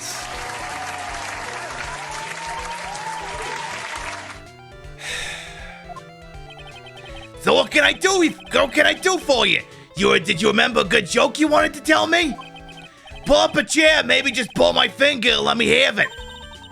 We're gonna get to the same sound effect either way, aren't we? How'd you know I put a whoopee cushion on the chair? You really know what it takes to be a clown, don't you?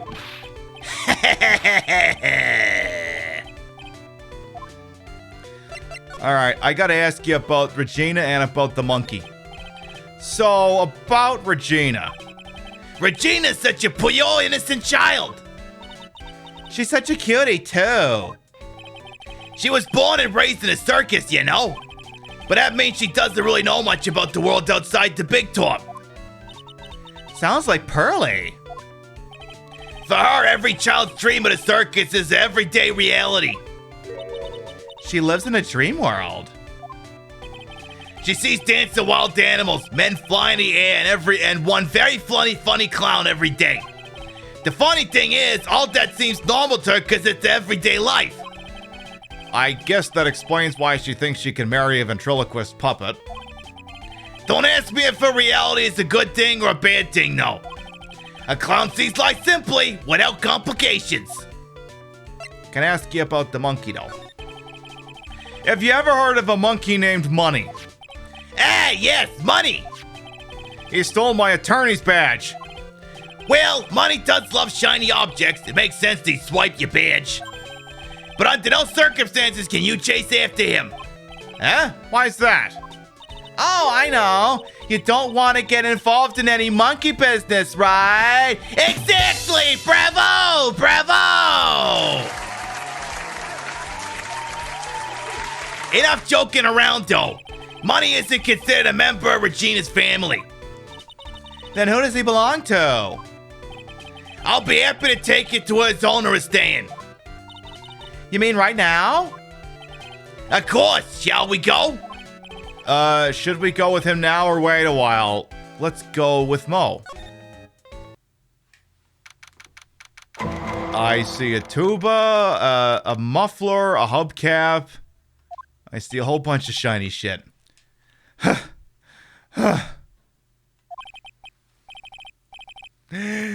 This, my friends, is the pinnacle of live stream gaming entertainment. Our glorious queen gone full weeb with Phoenix Wright. You done? Hell yes.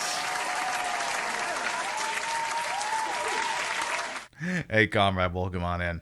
This is it. What's wrong, Mr. Wright? I can't breathe. Don't be such a wimp. You only had to climb 2 flights of stairs. Banned. Anyways, this is the place. Acro's room. Acro? He's an acrobat. Seems like he's not around today. That's a big pile of junk over in the corner. I don't think it'd be wrong to assume that Phoenix's stuff is over there, too. Just be careful to make sure you got the right stuff. Thanks, Mo. See you later. Money the monkey added to the court record. A monkey who takes care of Acro habitually gathers all sorts of shiny objects. Alright, is my badge in his junk pile. Holy cow! There's a fork and a mirror. Everything's shiny. There's even a really cheap looking knockoff wristwatch. Look at this. It's a trophy and it's really heavy. Nick, I found it. Your badge. It's right here. Love that. Love it for me so much. Attorney's badge returned to its rightful spot on lapel. Thanks. You really saved me. Huh? What's the matter? Did you find something? Yeah, check this out. It's a ring. There's something engraved on it. From T to R. When do we start playing Grand Theft Auto 5?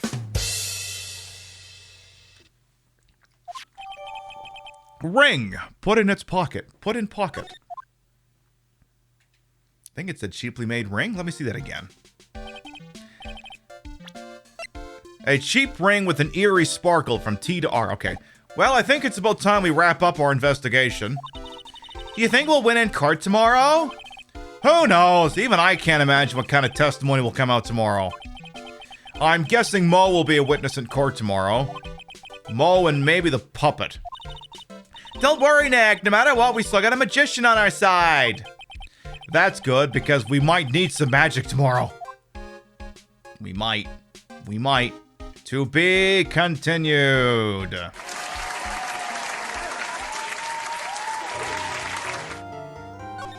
Save progress to this point. What we're gonna do is we're gonna take a little ad break, and then we get back. It's time for some courtroom shit. We will be right back. Hey, Tar, welcome on in.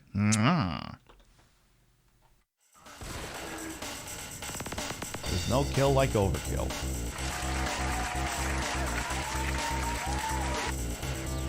You feeling okay, Harry? I mean, headache, nausea, blurred vision? I think I'm getting a nosebleed. Maybe she went home. Hi, Doggy! Doggy! Doggy's come to say hello. Hi, Doggy! Hi, Doggy! Hi, Doggy! Uh-oh. No, you can't have that. That's my jugular. I need that. I need that to live. Just call them. Well, in fact, we'll get to that. So, like I said, they won a speed run. It went up at 12:14 Central, and then by about 6:18 Central, they were like, "Oh, hang on a second, we might have fucked up. We might have fucked up here." Which, now, credit where credit is due. Credit where credit is due. You hung in there as long as possible. Because when you did the Support Black Voices video that was full of white people, you left that up for about 2 hours before you took it down.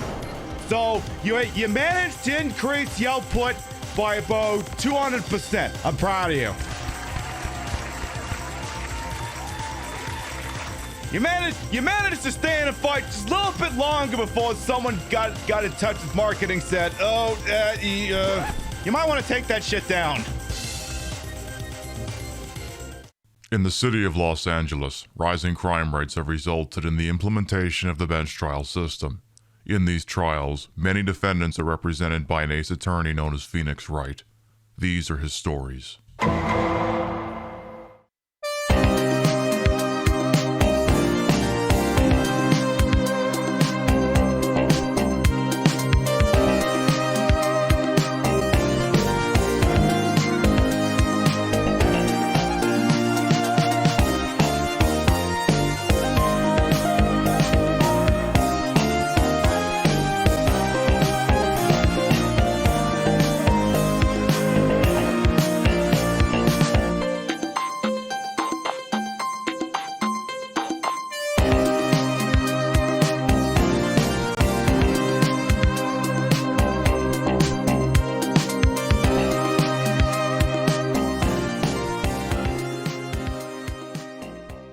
All right, here we go.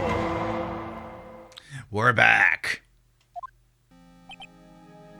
Hello, Max. Good morning, Max. Doesn't have much to say. Just do a podcast, I play all the roles. I mean, it's kind of what we're doing here, but believe me, what can I say? Sometimes I like to have good things come out of this mouth and not just go into it. Max? Milk! Was milk a bad choice? What? If I don't have a glass of milk before I go on stage, I just can't function, sweetie. It's the stage? Don't worry, there won't be a stage. All you have to do is sit down. I guess. Nick? Max is really nervous. That's understandable. Hey, my sweeties! What? You don't think I should fly, do you? Huh? See, the thing I really love is that you can see, like the way that he's got, like, he's literally wearing that tailcoat, then he's got, like, low-rise jeans, so you can see a whole lot of his, hey, how you doing? You know, you've got to make a good first impression. When I enter the room, maybe I should fly in and warm the crowd a little. No. We can't be having you flying around the courtroom. It just wouldn't be right. Imagine if you hit someone. Don't worry, Max. Just do what Nick says and everything will be okay. Oh, sweetie. What is it this time, Max? Why don't you try flying into the courtroom?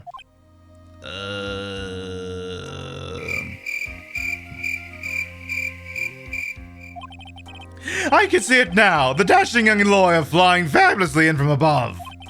One glimpse of that, and everyone in the room will be on your side. Max, really, no one needs to fly today. Nick, what's with that look in your eyes? I like the sound of that. Dashing young lawyer flying fabulously. He's getting high on his own supply.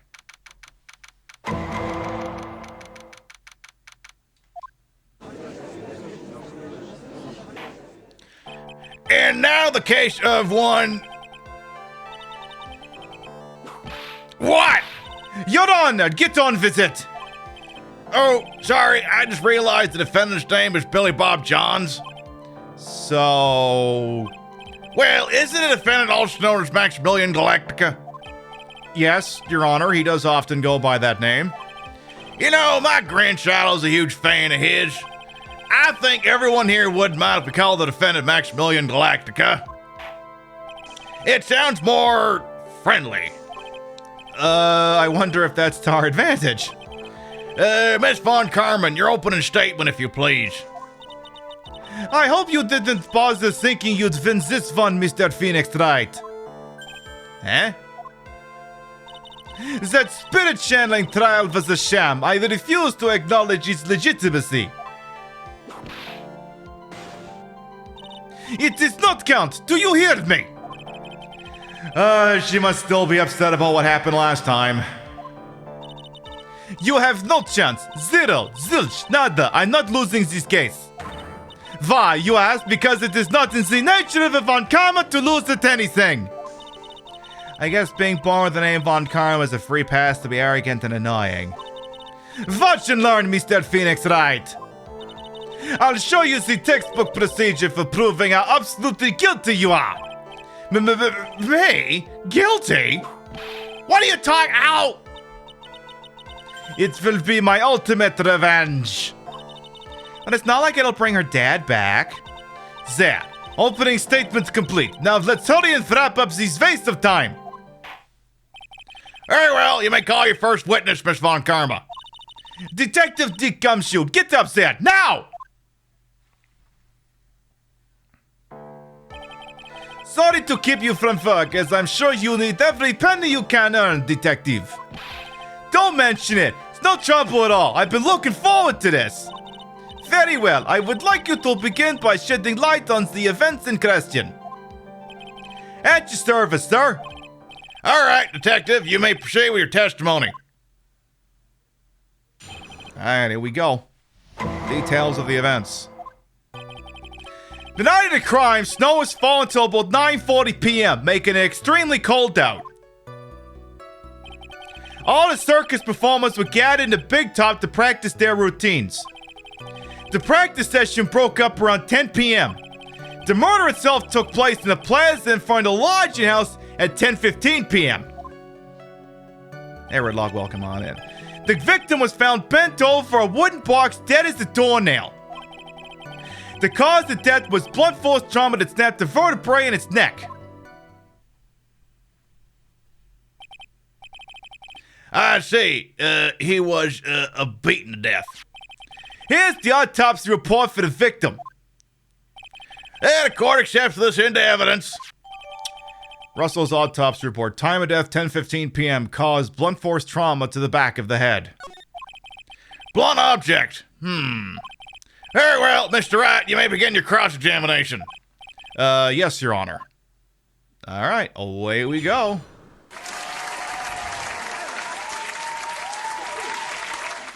Oh, that sucks, Dar. That sucks. The night of the crime, snow has fallen until about 9:40 p.m. Make it extremely cold out. Let me ask you about the snow. It was nearly a blizzard up until the time of the crime. Did it pile up? It wasn't such a big deal. Maybe about 1.5 inches was on the ground. The snow froze in place and stayed on the ground until the next day. Huh. The snow. Let me see. The snow. Let's see. There's got to be more to this. What's the matter, Nick? I need to take a look at the court record. Mr. Gumshoe, what were the members of the circus doing on the night of the crime?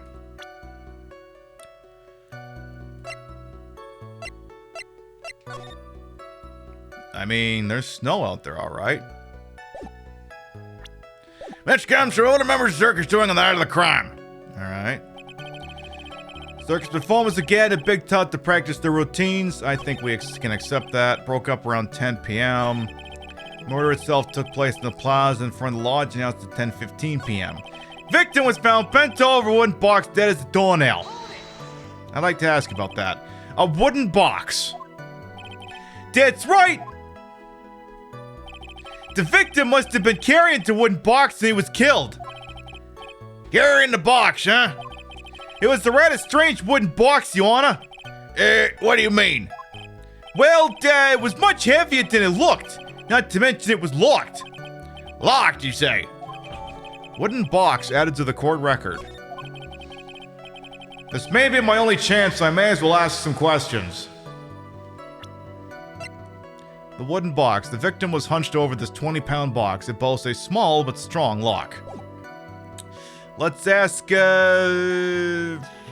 what was inside the box? Do you mind telling us what was inside the box? Well, Eve, when we found the box, it was locked tight in Fort Knox. So we took it back to the station and cracked it open. All that was inside was this little bottle. Bottle? What is that, detective? Hey, Petrable, welcome on in. Exactly what it looks like, Jan. It's a condiment bottle. What's inside the bottle? It's not potassium cyanide, is it? It's filled with pepper. Pepper? Why in the world was it locked in that big box? There was only one little bottle in that huge box. I wonder if that has some sort of special meaning. Small seasoning bottle added to the court record. Found inside the wooden box. The victim was hunched over. It contains pepper. Well, at least know the victim wasn't assaulted. I didn't realize Mo was already up providing testimony. Alright. Cause of death was blunt force trauma that snapped a vertebrae in his neck. I want to hear about that. According to the autopsy report, the murder weapon was a blunt object, correct? You done your homework, pal. And you haven't found this murder weapon, have you? The police are searching for it as we speak. My theory is that something the perpetrator ran off with. Yeah, you would think so, especially since you didn't find it on the scene. No. I bet he made it disappear with magic. Well, I think we have a good feel for the details of the event now. I guess that's all the info we're gonna get out of Gumshoe in this case. You mean all we're gonna get out of him is that little bottle of pepper? Now that we have wrapped up with the detective, I'd like to call my next witness. Eh? I'm not even off the stand yet. Obviously, but that's due to you being slow and unable to take a hint. I don't know, but wrapped up is such a mean sound to it. I'm a sensitive guy. Thank you very much, Detective Gumshoe. You may step down. Miss Von Karma, call your next witness. I would like to call Mr. Benjamin Woodman to the stand. She must be talking about Ben the ventriloquist. I wonder if Cello will show up on the stand as well. Oh, jeez, this ain't gonna end well. Please state your name and occupation for the record. Yeah, my full name is Chillaquist. I'm employed as an operatic tenor. Excuse me. The witness called to the stand was one Mr. Benjamin Woodman, ventriloquist. That rope must be cutting off your circulation. I said that was the singer. Maybe you don't believe me. Fine, I'll grace you with a song. Oh, jeez, don't get him started. Me. The world that I law, exciting and daring, guilty innocence, decided by a judge dressed up like a. Well, not all of his material is gonna be A grade. I think someone's about to be held in contempt of court, boss. Well, I can tell you Von Karma didn't care for that joke. Neither did the judge. It had a good rhythm. It's just the lyrics. They leave something to be desired, so to speak. No shit.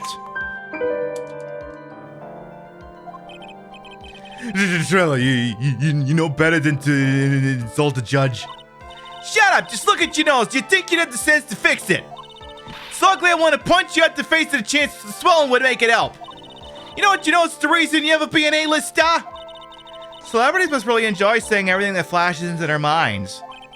What's going on here? Order! I demand to know who the witness is. Don't worry about me, sir. I'll let Trillo handle this.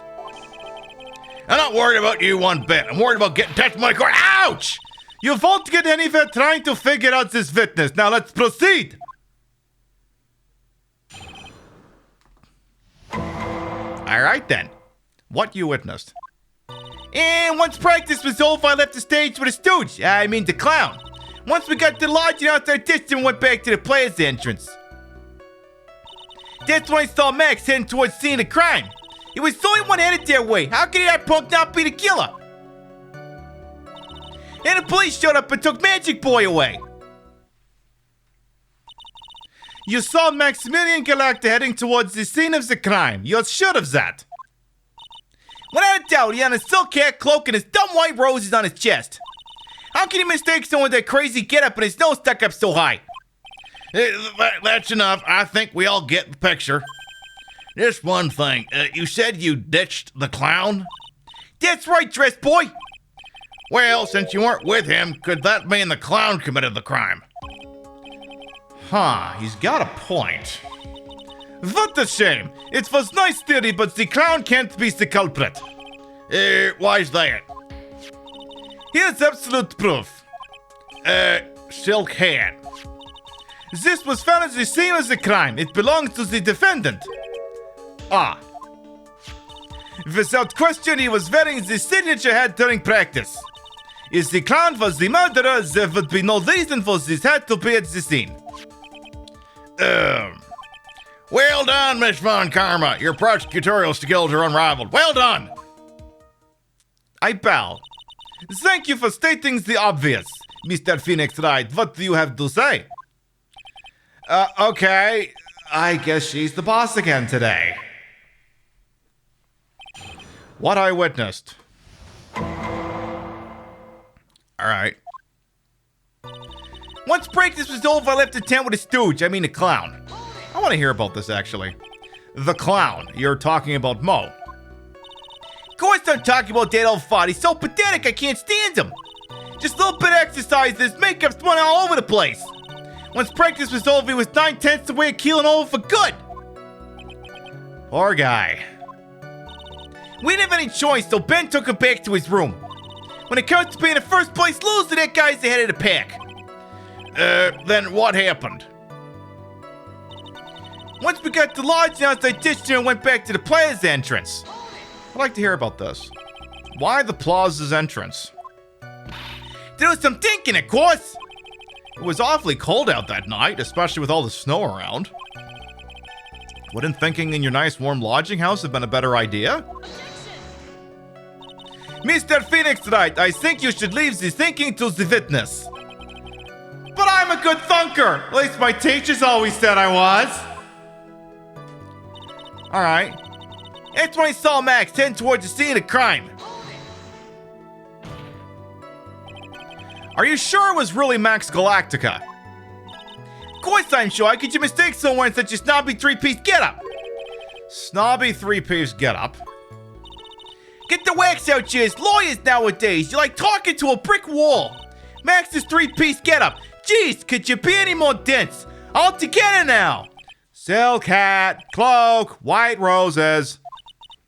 Thank you. Thank you very much. I appreciate that.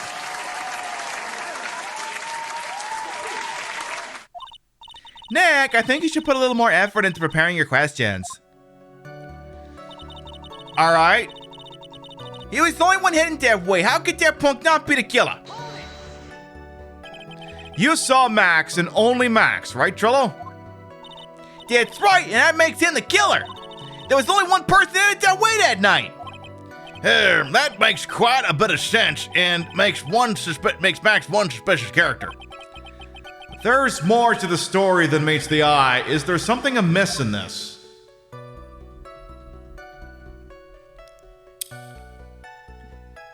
Wait a minute. We know he went out there. We know he's lying when he said he was going out there to think.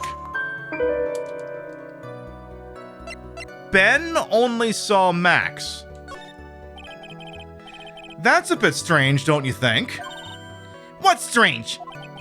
That you only saw Max. Doesn't it seem like you should have seen someone else as well? What? Where are you going with this, Mr. Rat? Who else do you suppose the witness could have seen? Well, no, it can't be Regina because she doesn't remember. She said she looked at us like her hair was on fire when she said, we said the puppet wanted to propose to her. Wait, the Vic went outside. You saw only Max, but you didn't see the victim? That's the victim. That's correct.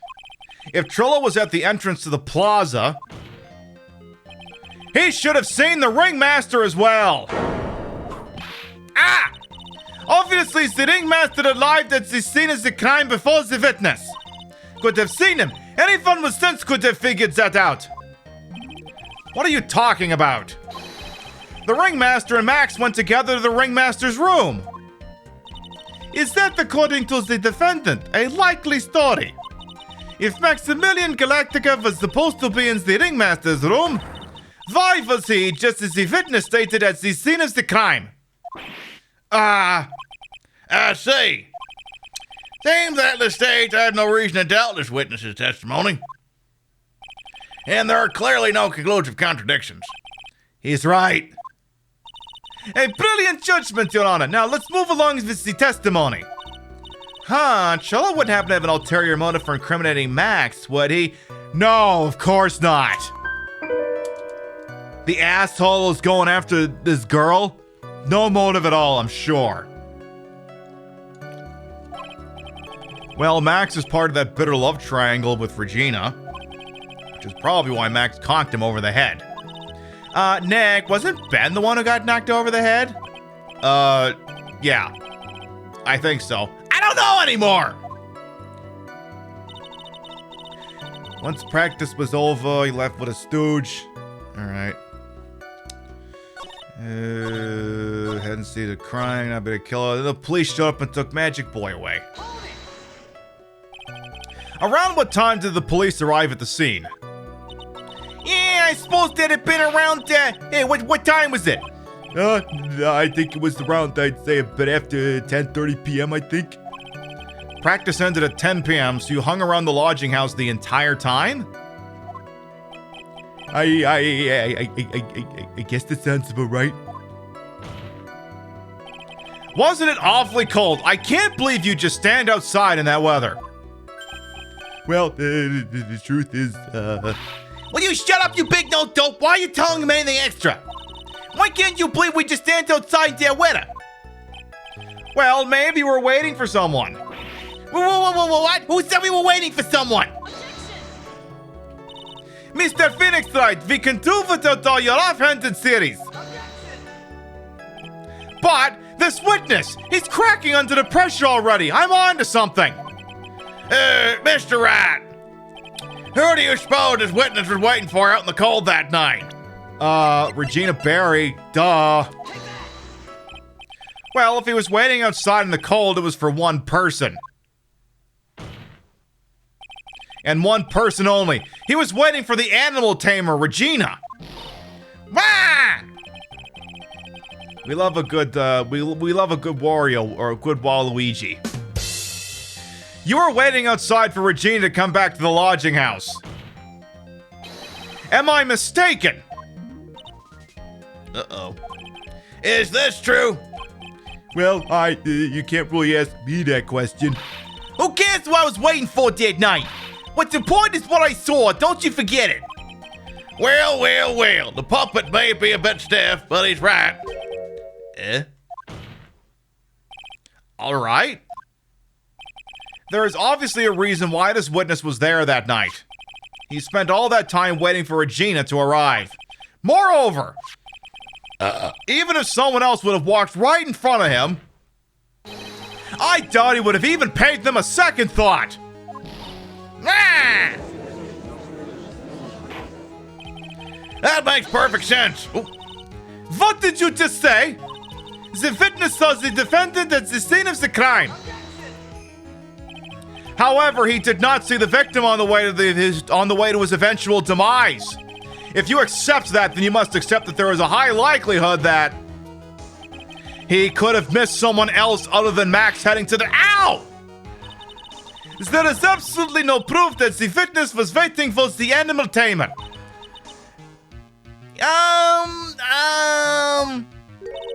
I guess you got me. All right. I'll spill the beans for real this time. It's true. I was waiting for Regina. Pain! Don't volunteer things. Mr. Quest, tell us the truth this time, and I mean the whole truth. Were you or were you not waiting for Regina at the entrance to the lodging house? I was. I was waiting to propose to her. You were what? waiting to propose? Oh, the judge really wishes he brought that bottle of Jack Daniels with him this morning. What's the matter? You think humans can have a monopoly on marriage? But the matter of puppet marriage is not under review in this case. You're the judge. I mean, look at your horrible outfit. More pain? Thanks to your bumbling, my perfect plan is not so perfect anymore. Now we have to waste time getting to the bottom of some silly proposal by a puppet. Yeah, I'm not really getting too bent out of shape about the ages. I mean, no one's getting shacked up with anybody, so it doesn't matter. About the proposal. Don't be so surprised I was gonna propose to Regina. I even had something to give to her. I kept it in my pocket waiting for the chance to propose and give it to her. Of course, I said it was my pocket that night. It was a present for her. In the end, I wasn't able to give it to her, so I still got it in my pocket.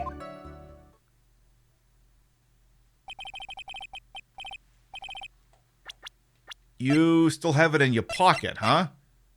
Then why the hell am I holding it?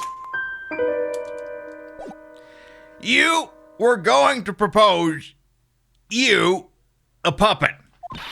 Don't be so obtuse. Just give a puppet doesn't mean I can't love. I guess you're right. Just because I'm old doesn't mean I couldn't propose to her too. Exactly. You two are gonna have the weirdest fucking... His honor is looking a little less than honorable right now. Okay, Mr. Wright, please continue with your cross-examination. What was with that sigh at the end? I think he wanted to be done here. I really think he wanted to be done here. Don't be so surprised. You had something to give to her. Go on. What was it exactly you planned on giving her? Please not wood. You know exactly what I was gonna give to her, numbskull. The only thing I could find that could match Regina's beauty. Answer this question. What was it? You're gonna die when you hear this. It's an engagement ring. The engagement ring? Wow, those two nearly fell out of their chairs. Mr. Phoenix Wright's jokes have gone too far. Time for this to end right here. Francisca's whip looks like it's about to lash out almost anything. One hit from that thing will probably shut someone up for a long time. Push on anyway. It may be something of a joke, but this is a historic moment. The first time that a puppet has ever Ow! I advise you to cut this argument short. I'm gonna have to agree with the defense here. Will the witness please revise their testimony? Specifically about the engagement ring, I'd like to take the facts, not sociology. You sure do enjoy sweating the details, especially for a man in a black bathrobe. You planned on giving an engagement ring to Regina.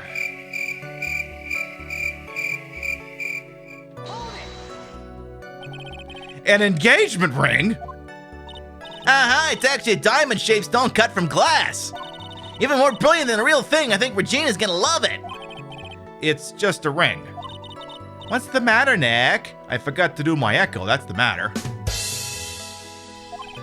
Well, there's gotta be something I can catch him on. Kept in your pocket, waiting for the chance to propose and give it to her. You had your pocket, I was the present for her. You still got it in your pocket. You've still got it in your pocket. Do you? Trillo, do you mind if I show you something? What is it? What are you talking about? Uh-oh, looks like they're gonna double team me now. Do you recognize this ring? Yeah, that's mine. Give it back. Thief! Didn't you just testify about this very object? I believe you said In the end, I wasn't able to give it to her, so I've still got it in my pocket. You could take a statement like that a couple of ways. Why then do I have it right here? Ah! What is going on here? That's, Ben, say something! Don't put me on a spot like that, Trillo. I found this in Money's room. Money's room? You mean a room they put money, like a bank vault? Yeah, that filthy monkey's gonna get what he's got coming to him. Mr. Quest, I would prefer if you avoided slandering innocent fates in my room. Well, Your Honor, Money really is a monkey in every sense of the word. I see. Well then, Money likes to go after the shiniest thing he can find and gather them up. Shiny things? Trillo, when was this ring stolen from you? Well, I suppose it was, that time, that night, the night of the crime. What did you just say? Details. I need more details. Well, it was stolen right after Max showed up in the plaza. Right about when you saw the defendant walk past, correct? Well, I guess you might be able to say that. The ring might have been, well, it could have been taken around that time. Like that. Ouch!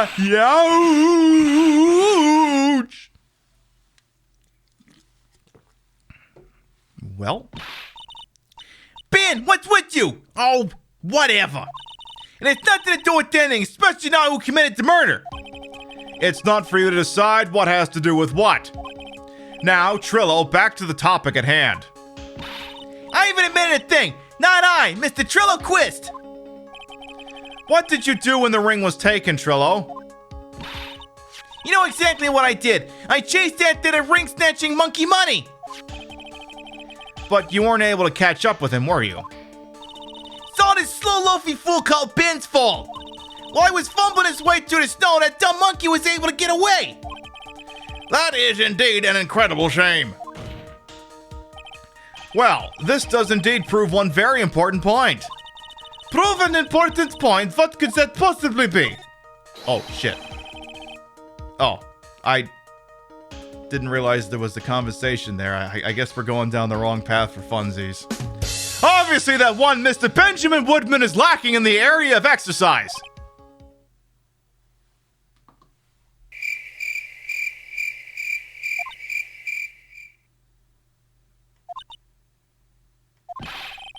This is clear from the testimony we have just listened to. He was too slow and awkward to catch a monkey fleeing through the snow. This revelation doesn't seem to be registering too well around the courtroom. Anisha, welcome on in. Maybe you should leave the courtroom drama for video games and rethink that one. Oh, please. Okay. Well, this does indeed prove an actual important point. Ben's testimony has a flaw. There is a huge contradiction in this witness's testimony. Contradiction? The witness just testified to the following effect. Up until the police arrived, he didn't move from the entrance to the plaza. However, the witness just stated that he chased after Money the monkey. When the witness was off chasing Money, there was no one watching the plaza.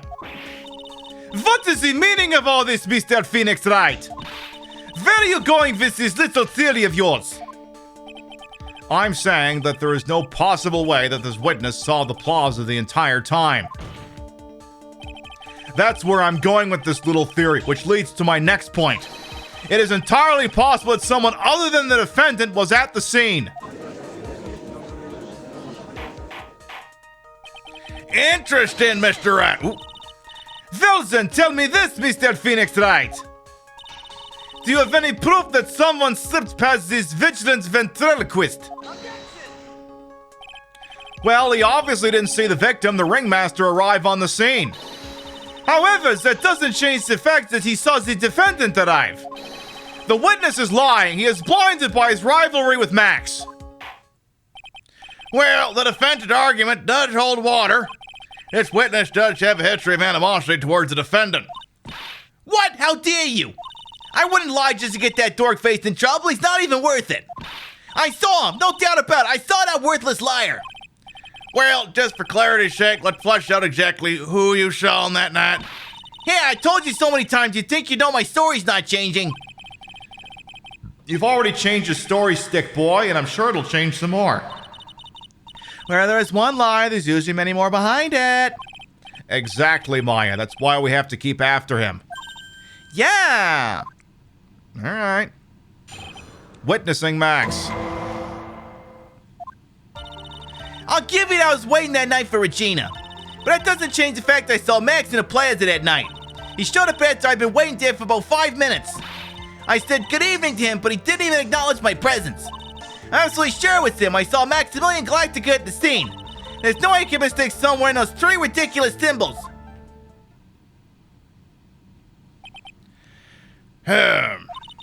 So that means that money didn't show up until after you saw Max. That's right. Money ran up less than a minute after I saw Max. Then Money snatched the ring and you went chasing after him. How long was it until you came back to where you were waiting?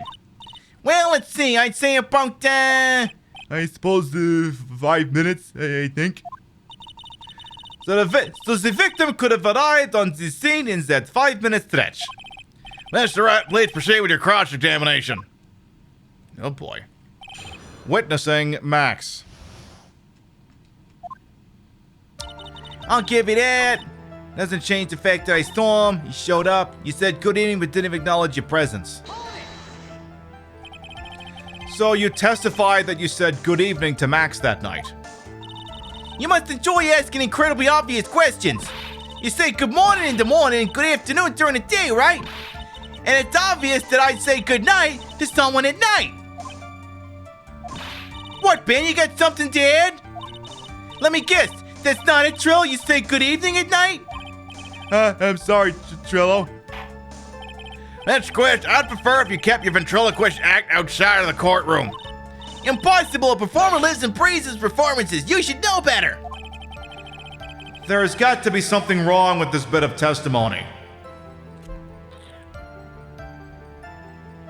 Other than Ben's half of the comedy act. Trillo's evening greeting, I think. Because wait a minute. Didn't he conk you in the head? Why would you be being cordial with him? Isn't that a bit strange to you?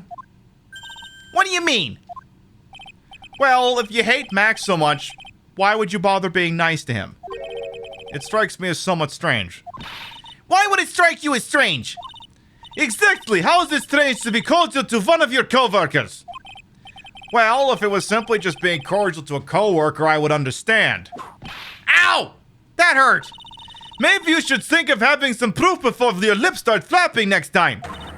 Proof is everything in this world. You should have learned that back in grade school. There's no reason that Trillo would ever say something nice to Max. But how do I go about proving that with the evidence? Bluffing is everything in this world, but I'm sure you already learned that one.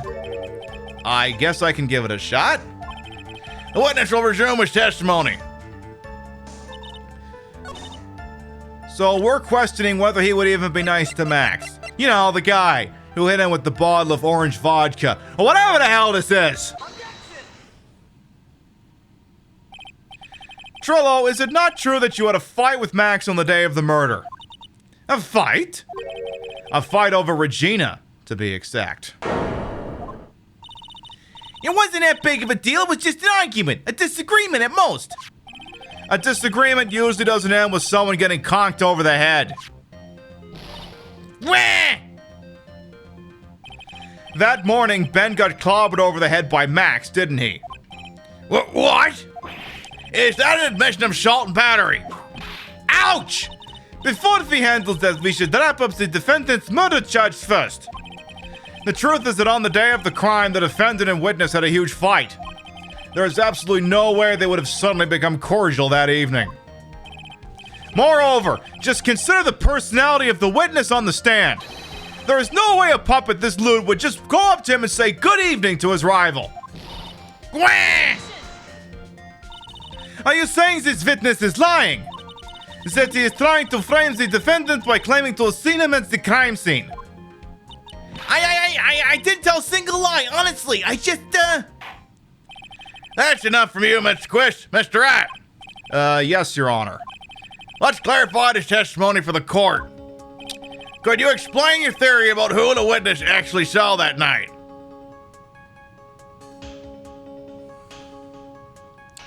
He didn't see anyone. He saw the defendant. He saw a different person. Well, we're not going with he didn't see anyone. We don't want to go with he saw the defendant. I guess he must have seen someone else. It is my belief that the witness did indeed see someone that night. It was just someone else. That's who he said good evening to. What kind of theory is that? The correct one. Oh my. Furthermore, I don't believe the person the witness saw was Max at all. What? If he had truly met Max that night, there would have been no greeting at all. Which means there is only one proper answer. The person the witness saw that night was not Maximilian Galactica. That is why Trillo made the effort to greet whoever it was he saw that evening. Or good evening, as he put it. What in the world? You! Would the defense kindly explain who it was Trillo saw that evening then? No. God, no. Definitely no. Probably not. He left in the middle of their discussion. He saw the victim.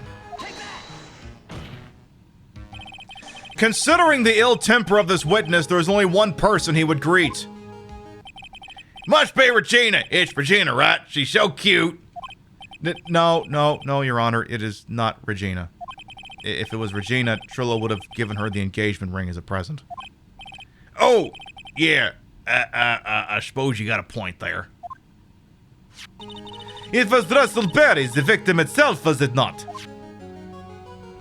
You are correct. It was indeed Russell Berry. Yeah? The person you saw that evening was the victim, the ringmaster, Russell Berry. That's why you greeted him, Trillo. Isn't that correct? Yeah. Answer the question, Mr. Quest. Ah!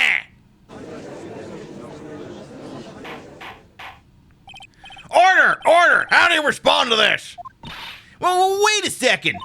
Well, at first I thought it was the old man. But once I got a better look, it was obviously Maximilian Galactica. Go on.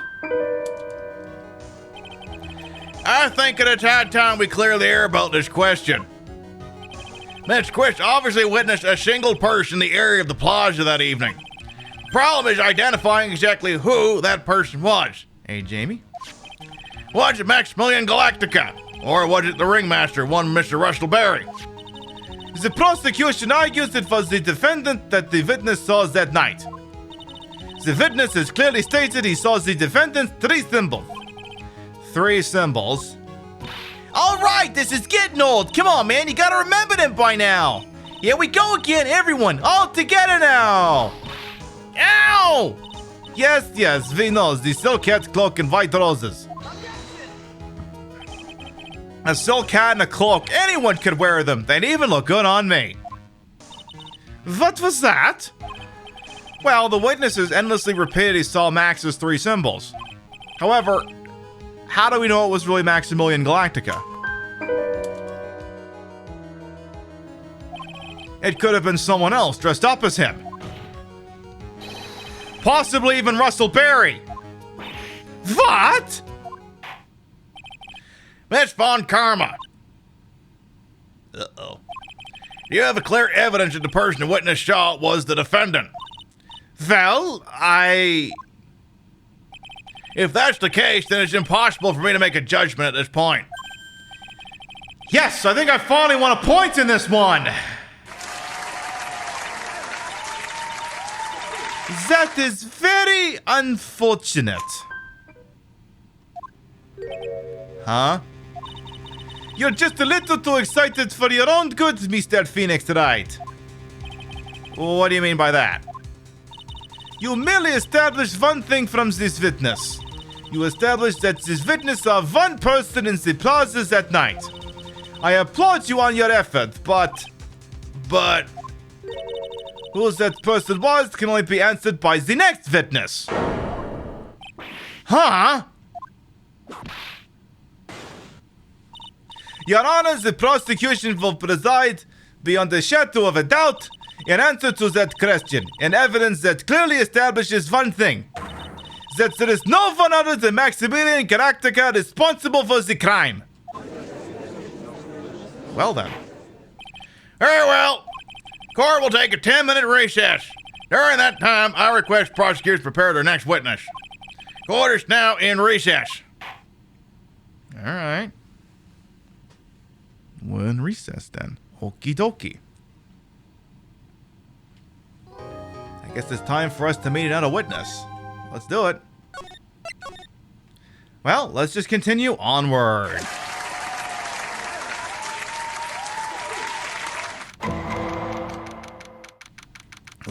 Almost noon. Time for lunch.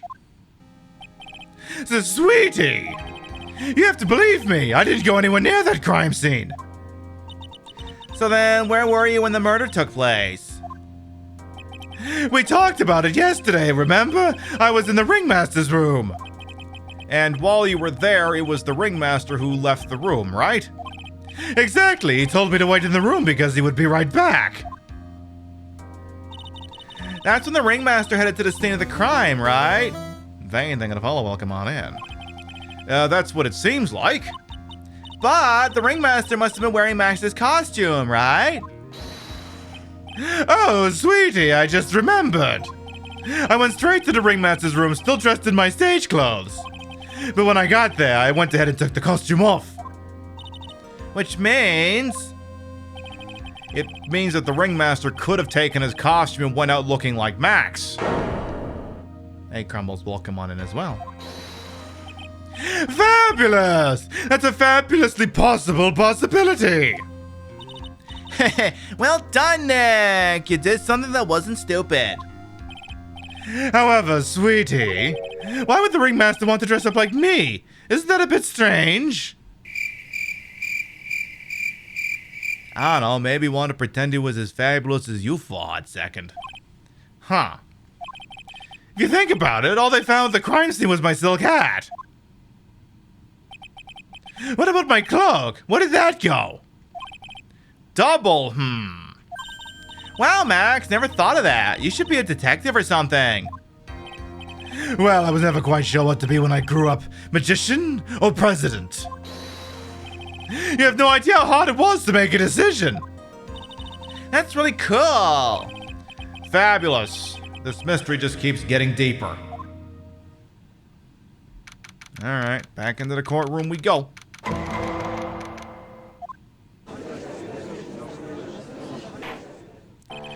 Now that everyone is back, let's get started. The court is now back in session. Miss Von Karma, please proceed with the prosecution's case.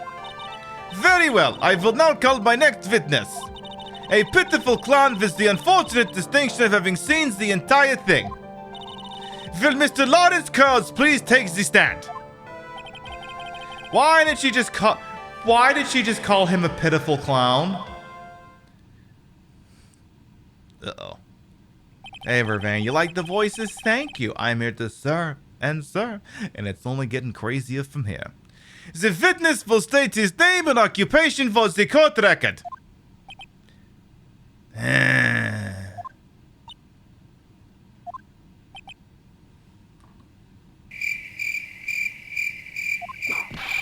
In West Philadelphia, born and raised on the playground. Name and occupation. Will the witness please inform the court why he's speaking autobiographical gibberish? I'm sorry. I'm just not used to being in court. I've never been in a courtroom in my life. I wasn't quite sure what joke is best suited for this sort of occasion. What in the world are you talking about? You're in a grand hall of justice, not some comedy club. And at age this your occupation, please state your name for the court. Oh, yeah, maybe this joke is okay. Mom, do I have to wear pants? The sign says, only says no shoes, no shirt, no service.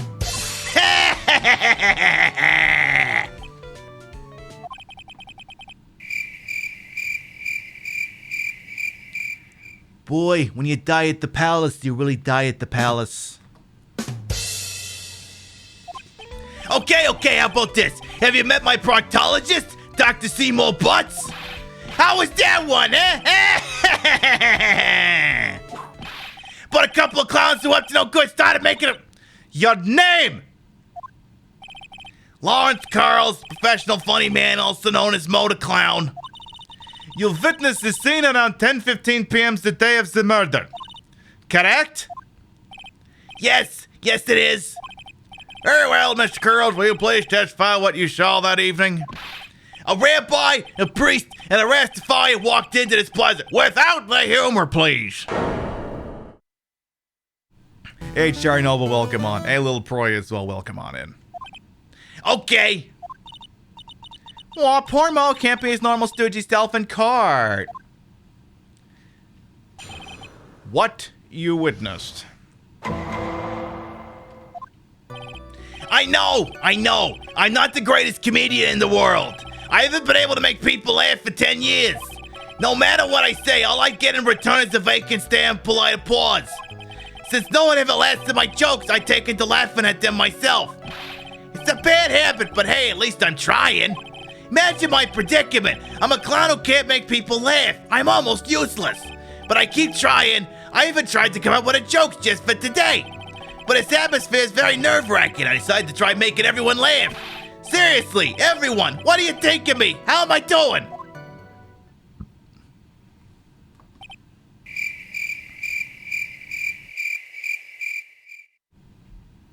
Oh yeah, it's not so much a jury as it is a gallery.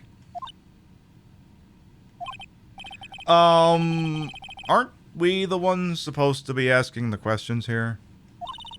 Witness? Huh?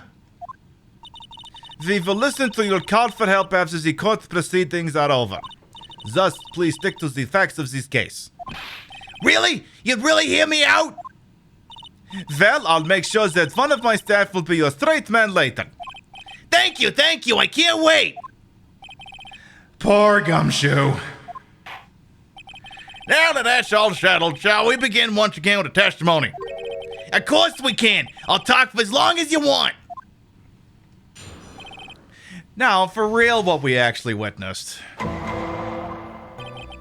The night of the murder after practice was over, I went straight back to my room. You have no idea how tired I was that night. I was pooped. I thought I'd go straight to sleep, but before I did, I glanced out the window. That's when I saw two silhouettes. They were a bit far away, though. It was the ringmaster, and he was with Max, who was wearing his cloak. I kept watching him, and all of a sudden, Max clunked the ringmaster over the head. That's very interesting. If this eyewitness account is to be believed, I have enough to pass judgment right now. Of course you can. There is no way this account can be criticized. However, the witness is a bit, how do you say, off-kilter? Almost like he has some sort of atmosphere of guilt surrounding him. That must be because of my insincere smile. Mr. Wright, please begin the defense's cross-examination. Yes, Your Honor. Nick, you gotta find some kind of contradiction in his testimony. I know that. Mr. Wright. Your Honor? I'm afraid that if you push this witness too far, it would bring disaster upon the court. Thus, I sincerely hope you are not going to engage in pointless saber-rattling. I understand, Your Honor. If you cause this clown to stray from the facts, I'll hold you responsible. Why am I responsible? I'm not the one with the corny jokes. All right. What we witnessed. Okay. Night the murder at the practice is over, I went straight back to my room. You have no idea how tired I was that night. I was pooped. I gotta hear about this. You were pooped that night. Yeah, I was very, very tired. Not to mention I had some bad Mexican food. What? The double cheese, double bean enchilada is a dangerous menu item. What happens after that, as they say, happens. That one was cool, huh? I had a kids really love toilet humor these days. That joke was so hip, I don't want to ruin it with a reply. I've got a good reply, though. That joke was so funny it earned you a penalty. Oh. Well. So much for that. Alright, tell me about why you looked out the freaking window. You just happened to glance out the window. You could say that. You could also say I peeked, stared, glimpsed, peeked, eyeballed. Mr. Carls. Oh, I guess synonyms aren't allowed either. What should I do? I wonder if I should press him further on this issue. Yeah, keep pressing. Exactly why did you look out your window that night? Why? Why? Clowns don't need a reason to look out their windows, do they? That's not what I meant. I meant that, well, when we spoke yesterday... Once I tucked myself into bed, I heard this amazing noise. It was incredibly loud. It sounded like a giant thump. Exactly a wise guy, eh? Oh yeah, I forgot about that. You forgot? Your Honor, the witness looked out his window upon hearing a loud sound. He did not just simply glance out his window that night. Oh yeah, that's right. I forgot to mention that thump, didn't I? Owie, owie, ow. That's not something you just forget to mention. Yeah, what she said. I believe it would be best if Mo were to revise his testimony. Very well, Mr. Girls, please revise your testimony. This should start turning the tables in our favor. All right. I heard a loud noise outside the window. That's what made me take a look outside. All right. What was the sound like? Well, I guess it kind of sounded like, I guess you could say, Mr. Carls, may the court remind you that humor is unnecessary. No! I was gonna make a joke! I guess that the sound sounded like, I suppose it sounds like someone get hit with something very hard. Yep, that's what it sounded like, honestly. Someone getting hit, huh? That said, you went to look out the window and you saw... Alright. That's when you saw two silhouettes there a bit far away, though. Far away, you say? If you had to say exactly how far away were they? Let me think about that for a second. If my room is here, and they looked about yay big, I'd say they're about 30 feet from my window. Just 30 feet, that's not far at all. It was snowing that night, and it cut down on visibility. I see. Please continue with your testimony regarding the two shadows that you saw. It was the ringmaster. It was with Max. It was wearing his cloak. You'd say you clearly saw this, even though you were, by your own admission, far away.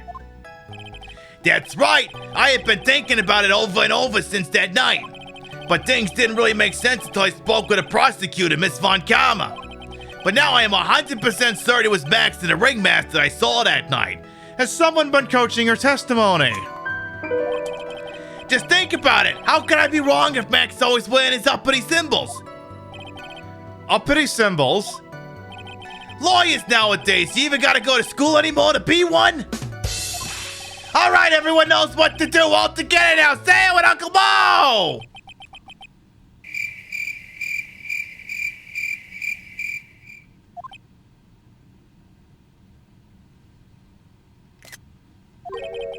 See what I mean? It's always like this. The crowd never wants to go along with me. I must really be utterly and completely worthless as a clown. Owza! Enough foolishness! Get back on track! Well, the witness please testify as to what he saw and only what he saw.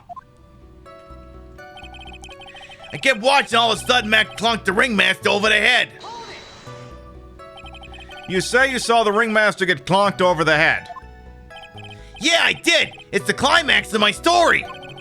He really does seem to enjoy the completely random non sequitur. What would you say the victim was struck with? You mean a weapon? I have no idea. A weapon wasn't found at the murder scene, right? That's not what I meant. You did say you saw everything, right? Well, I suppose I did. Wait, no, I didn't. I didn't see a weapon.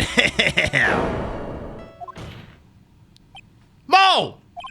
Did you or did you not see the crime of murder committed that night? Objection! I will not permit you to harass my witness in this manner. You'd better have an excellent reason for attacking this poor clown. Because if you don't, you know what is waiting for you. A nice penalty. Oh boy. Isn't this a bit melodramatic? So what will it be, said Mr. Phoenix Wright? Do you have any clear basis to believe that my witness did not see the crime?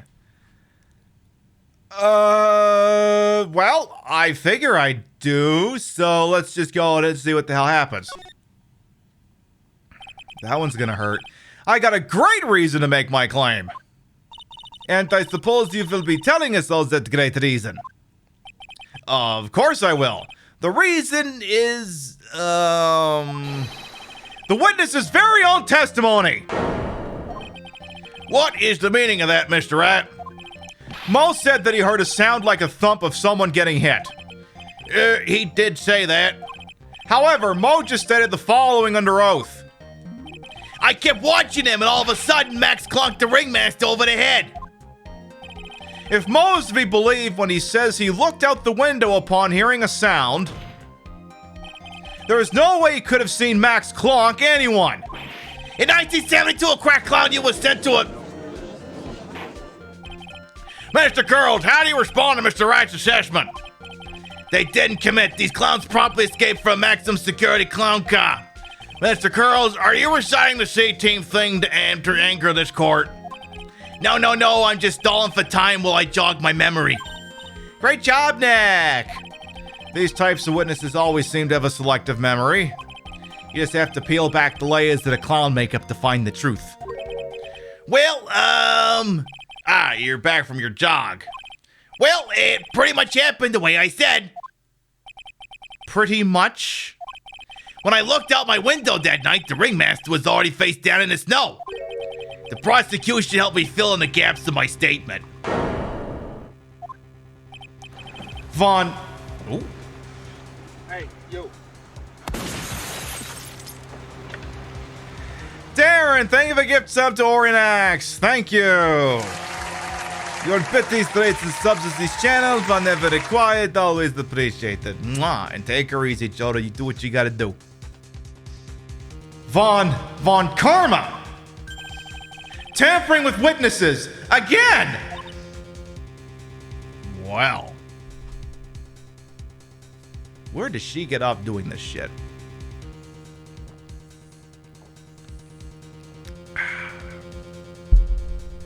Oh! So now you were saying that you did not see the defendant clonk the ringmaster? Yes. When I looked out my window, the ringmaster had already checked out. Checked out. Yep, he was on permanent vacation, as they say. Mr. Curls! Your Honor, you did not witness the actual crime, however, you still say you saw the criminal, correct? Yes, exactly. The ringmaster was slumped over and I saw someone's silhouette next to him. Very well, then please testify to the silhouette you saw. I expect the truth. And if I even catch another joke from you, I will put you in a holding cell until you learn court etiquette. Got it? Got it. Oh boy, this is going to hell in a handcart quick. All right. It was a bit far away, but that shadow could have only belonged to Max. There's no doubt in it, especially since I saw his uppity temples. His silk hat, that black cloak, they were all there. His face was silhouetted, but there was no doubt it was him. His cloak was fluttering into wind, so I couldn't really see what he was carrying. Huh. It does seem as if the defendant was at the scene of the crime. It took the clown long enough to get his facts straight. But whatever, this should finally be good enough, yes? It is a sad testimony. Was Maxwell at the crime scene that night? He said he wasn't there. We have to believe in that. All right, Mr. Rat, commence your cross-examination. Oh, boy. The silhouette. Okay. Now, here's the thing, chat. Hang on here. Hang on. His uppity symbols, the silk hat, the black cloak. Where were the white roses? You're sure that is what you saw that night? Exactly what I saw is exactly what I said I saw is exactly what I saw. I got eyes like a hawk. Don't birds have terrible night vision? But that's not all I saw. Do we have... Oh, we have that poster, don't we? Emblazoned with Max's 3 symbols. The silk hat, the cloak, and the white roses. You missed one. You say you saw all of Max's uppity symbols. I suppose so. The silk hat and the cloak, right? Mo, everyone knows that Maximilian Galacta has 3 uppity symbols. 3 symbols? Yay, everyone get ready! All together now! Silk hat, cloak, white roses. What the? Who cares if he knows that there were 3 or not? He saw what he saw, and he saw the symbols. He just forgot to mention one. The silence. Isn't that right, Mo? Do you like pie? I love pie. 3 by 1, 4, 5, 6, 7. Silence, fool! You have to respond with the whole truth. No fractions. Order! Order! Mo! You didn't see the roses, did you? To be honest, there weren't any roses on the person I saw. The crime scene was dark. It's obvious if it's too dark to see that kind of detail. But the witness said he was able to see the silhouette of the criminal's face. Not to mention the roses are white. There's no way he could have missed them. Since the roses must have fallen off when the defendant assaulted the victim. If that was the case, then the police should have found them near the crime scene. Mr. Rat, are these white roses truly material to the facts of the case? Clearly not. He's just toying with the court. Let's do this. Indeed, thing to follow. I got her on the ropes now. These seemingly insignificant facts have never failed to lead me to the truth yet. Someone is toying with the court, but it's not me. Your Honor, do you recall Trillo's testimony? There's no way I can mistake someone wearing those 3 uppity ridiculous symbols. How can you mistake someone that crazy getup and his nose stuck up so high? How can you mistake someone wearing such a snobby 3-piece getup? Trillo saw them all. He saw all 3 of Max's symbols. However, this witness claims there were no white roses on the person he saw. There is absolutely no doubt that this is a contradiction.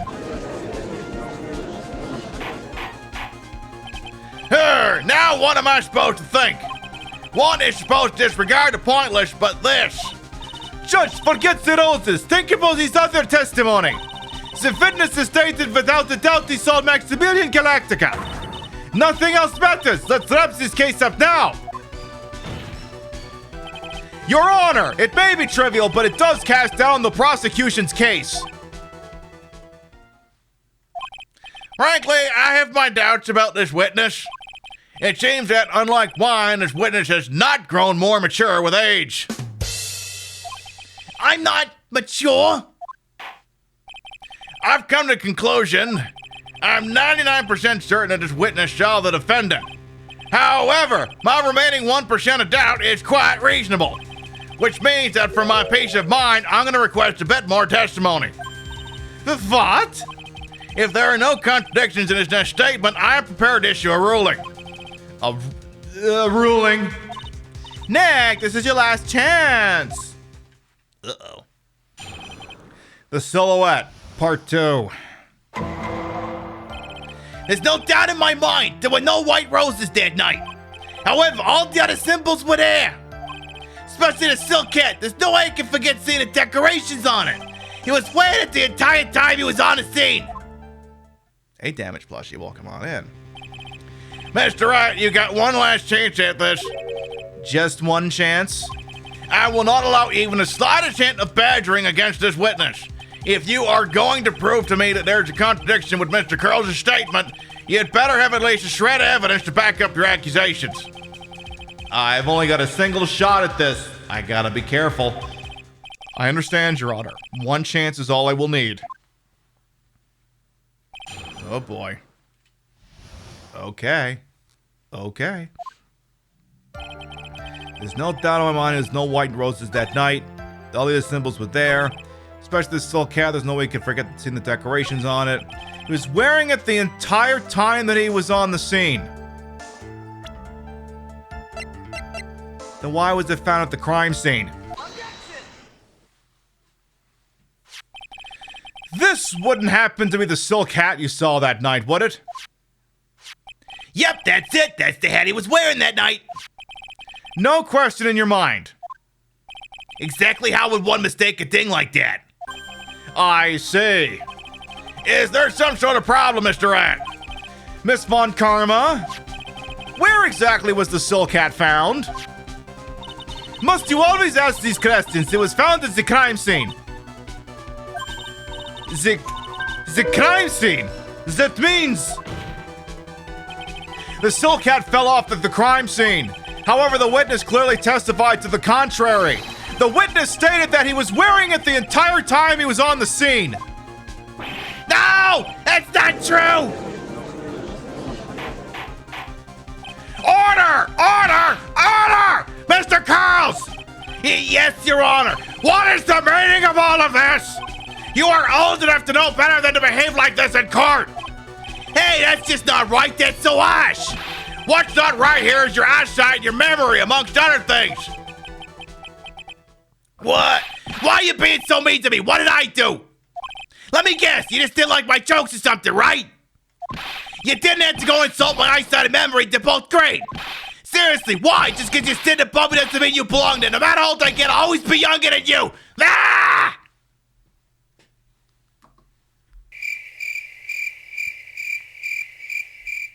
And the Oscar goes to... Enough of this childish outburst, Mr. Curls! Who do you think you are? I saw him! I swear I saw him! It was Max! Even if he didn't have his rose, he was wearing his dumb silk hat! I'm telling the truth! He's turned into a bratty little kid. It's pitiful, isn't it? He left the scene wearing that dumb silk hat! He was there! He left the scene? What's the matter, Nick? There's something I've been mulling over for a while now. Mo? What do you want? You just said that he left the scene. Exactly how did the murderer leave the scene of the crime?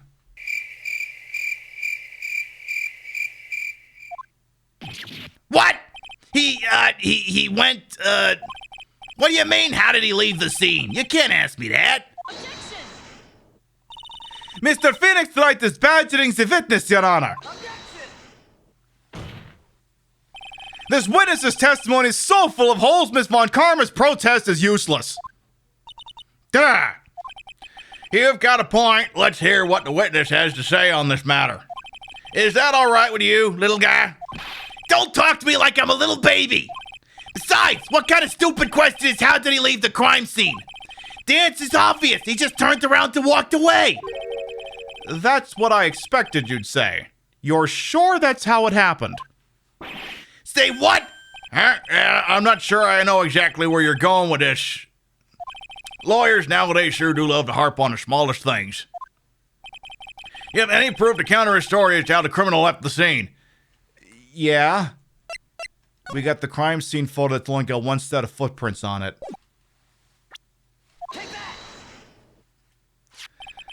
Look at this picture. The problem is the footprints in the snow. Footprints? Whose footprints are these? In this photo, we can clearly see the footprints of the victim. However, where are the criminals' footprints? They aren't there! Ay, ay, ay, ay, ay! So, Mo, exactly how did the criminal escape the scene?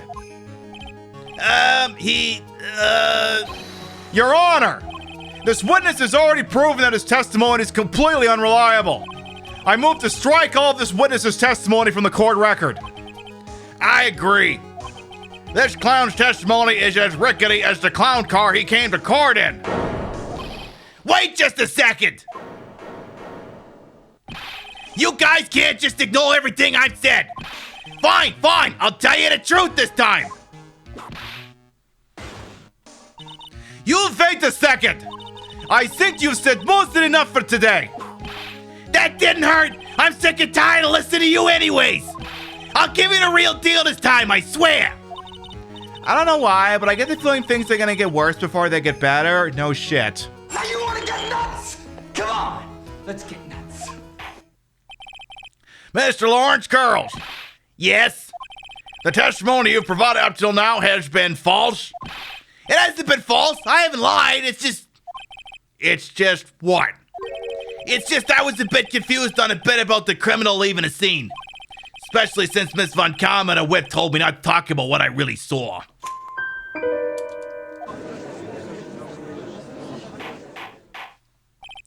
Order! Order! I will have order! Franziska Von Karma, how could you? Your Honor, if you had heard the truth from this witness, you would have exactly the same opinion as I have. What opinion is that? It's not funny. That's enough out of you. I'm gonna listen to what he has to say. Now then, let's hear the truth about what you say you saw, Mr. Curls. Heh, you're not gonna believe this, but it's all true, I tell you. Try not to waste our time with your idiotic drivel. The truth. Now it's time for our next segment, Mo Knows. Everything I said up till now has been a truth. When I looked out the window, the ringmaster was down and Max was standing above him. He wasn't wearing his white roses, but he was wearing a silk hat. That's when I saw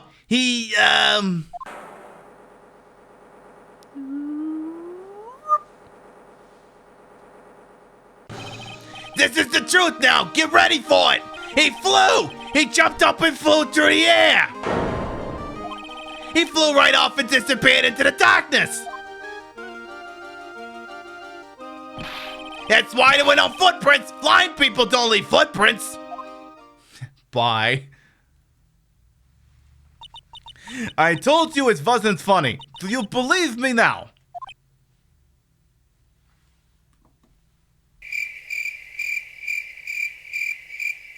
Coffee game, I got a lot of voices. Well, that was, how do you put this into words? Maximilian Galactica is a world-class magician, but to leave the scene of the crime by flying, there's no way that actually happened. You're right. Why is she right? You believe the other witnesses? Why wouldn't you believe me? Especially since it's the best part of the story. To be honest, this is the first time I've heard of a flying criminal. What do you think about this witness's testimony, Mr. Rat?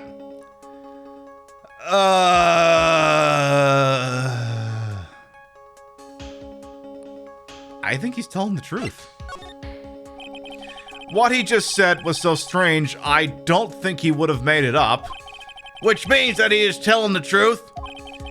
That's what I think. Nick, wait! That means Max actually used magic.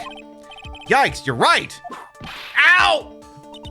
Only a foolish-looking fool could be fooled by such foolish fool's foolish dream.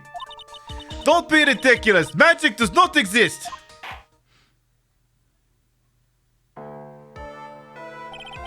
I suppose I will let you all in on my thinking regarding this matter.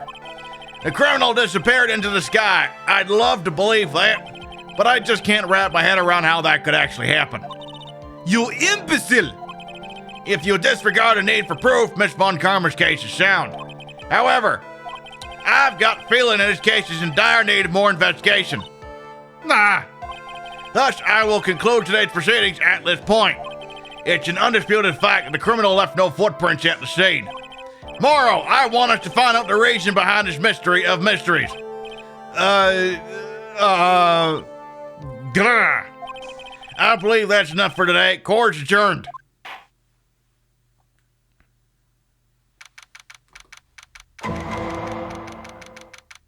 Well? Hey, sweeties, what in the world is going on? That's what I want to know.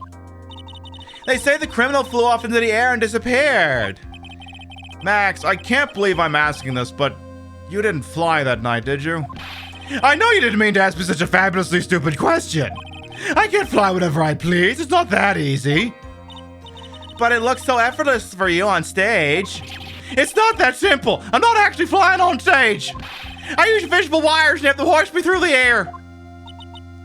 Wow, you just told me the secret to your magic.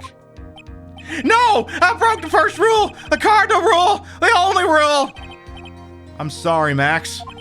We made you break a magician's creed to never reveal the secret to their tricks. Nick, what do we do now? All we can do now is hope we find the flying criminal in court tomorrow. Great idea! Let's do our best to catch this sucker! To be continued. Yeah, Max's lash falls off and he's extremely freaked out. Here's what we're gonna do. We're gonna get up and stretch. You can all use the rest facilities. Get yourself a drink. We're gonna run an ad break. We'll do the BRB clip compilation. And then we are done, when we come back, we'll begin the second half. We will be right back. Mwah. Incredible treasure here. I feel like I could eat one of these every day while we're The incredible treasure is the fact that you got no gag reflex. There's a drainage valve that I want to open. Drainage, Eli! Drainage! Zach, do you remember that movie? 2006's There Will Be Blood starring Daniel Day-Lewis? You remember that as the famous one wherein Daniel Day-Lewis starts really chewing up the scenery and says, if you have a milkshake, and I have a straw, and my straw reaches all the way across the room and starts to drink your milkshake, I drink your milkshake! I drink it up! That movie in particular? No, you don't remember that movie? Well then, Zach, you and I gotta watch that after the show. Elisa. Elsa. Elisa. Al-Essa. I'm going with Al-Essa. That's my boy, Al-Essa. He makes some of the craziest Silent Hill shit around. Hey, oh! How you doing over there, Al-Essa, huh? You doing okay over there? How's your wife treating you, huh? Huh? You got some of that piece of business I asked you about earlier, huh? You got that shit? You got that Silent Hill cult shit going on over there? Hey, all right. Same broad every time? All right, I'll see you later. Exactly. Hey, ho! Al-Essa? What does the back of my shirt look like? Let's see. It looks like, kind of like this. Does that mean anything? Decent shit. It says affliction, you see. Is it a nice shirt, huh? Is it nice? Does it do it for you? Huh? Oh, I suppose this is going on too, huh?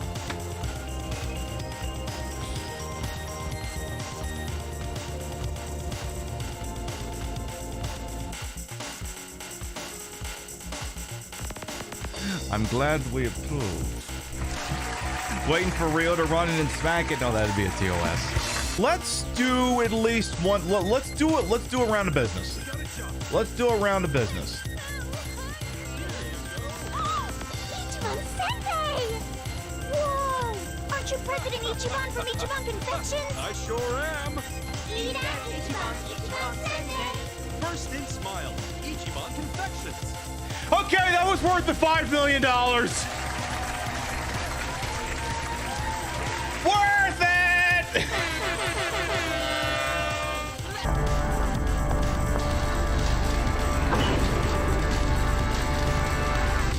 Hello?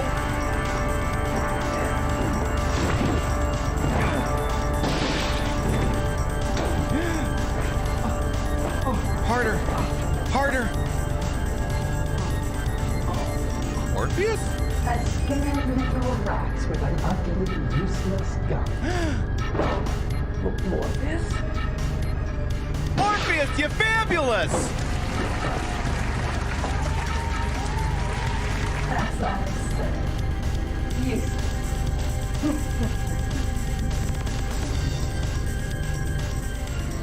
Oh my goodness gracious, Morpheus. You have discovered yourself. You're stunning and you're beautiful. And I would stand around and gawk, but you're trying to kill me.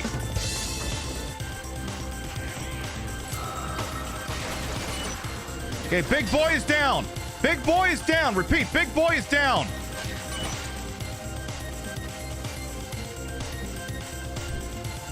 Where's the last one?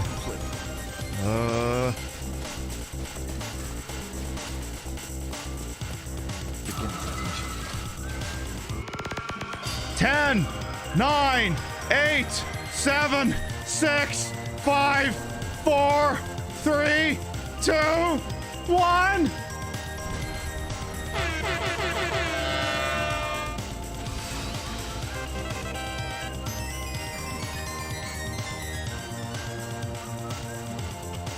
You did it.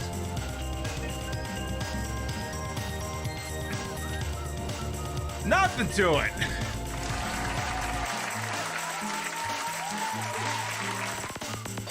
Okay, he lost me.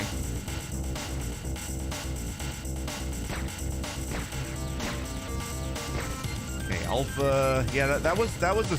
Ooh. Ooh. Ah, jeez.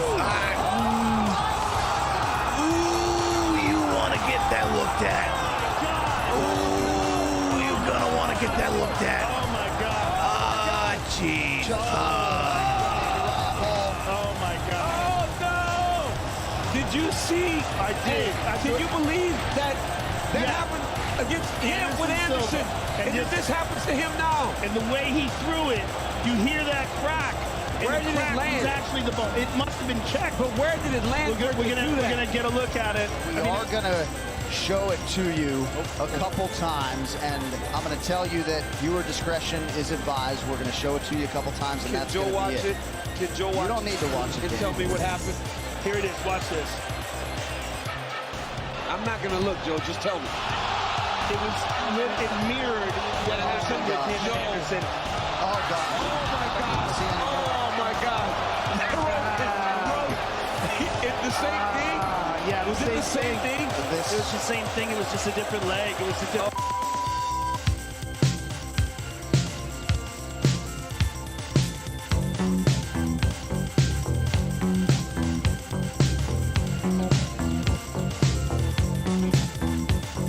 You know, they could all be in on it together, those miserable fucks.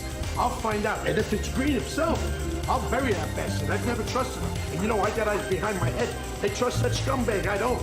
Right now, the way I feel, I'll hit the totem in the head with a fucking shovel, man. Which is a pump action shotgun made by El Franchi. That's my boy El! El Franchi makes some of the best goddamn shotguns around. That's what he does. Tampa Bay will begin at the 25-yard line, and here comes the GOAT, Tom Brady. 10+ Super Bowl appearances, 6 rings. He's the greatest of all time. I don't want to hear a goddamn thing out of any Packers fans. I don't want to hear a goddamn thing. Tom Brady's the best. Fucking deal with it. And I don't want to hear anything from any Yinzes either. Tom Brady's the GOAT, and I will accept no discussion today otherwise. He's also a quack. He sells bullshit pharmaceuticals, and I am not going to endorse any of his personal views. On the field, he's the best as he lines up a shotgun with one back set. Oh, gosh, boys, let me interrupt you. You foursome of eating ass. Don't let me interrupt. I said don't move. Stand up and step away from the girl. Okay. Stop talking. Exclamation mark. Play!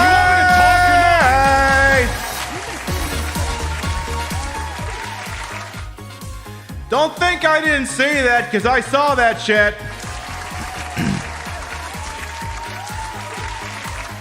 A wonderful thing to put in the halfway point of this broadcast. Exclamation mark play gets you in here. The way this works, if you win the race and you're not subbed, I'll gift you a sub. You win the race and you are subbed, then a gift subly bestowed to the community in your honor. And it's open and available to everyone, whether you follow me or not, sub to me or not, strip with me or not, whether you've been caught clowning around in court or not. Open and available to everyone, so I do want to see lots of balls in my face. This is on thin ice. We do not at present have a track channel record for this, so whoever gets this is gonna be the winner. So you want that up there? Exclamation mark play. Give you about a minute, then we'll do it a goddamn thing. That's the thing we're gonna do. Do you have any idea how proud I am of myself that at no point did I get the judge and Mo's voices mixed up? Like, that whole sequence when they're flipping out at each other. Like, I'm just tooting my own horn here, but I really feel like I knocked it out of the park. Like, if nothing else of note happens today, that's the one part of the show I'm gonna be really fucking proud of. Just that whole fucking exchange. Alright. Exclamation mark play going once. Exclamation mark play going twice. Sold! 10, 9, 8, 7, 6, 5, 4, 3, 2, 1. Let's go ballin'! And they're off. The inside of that snow globe is representing my my wonderful air conditioning. Me, talented, not entirely groundbreaking. Oh, I thank you, Dogsy, by the way. Welcome on in. Again, where this is a sort of visual novel, I understand that it's a much more chill show that doesn't usually have a lot of audience interaction. And you know what? That's perfectly fine. I'm just doing this because I find it really, really fun.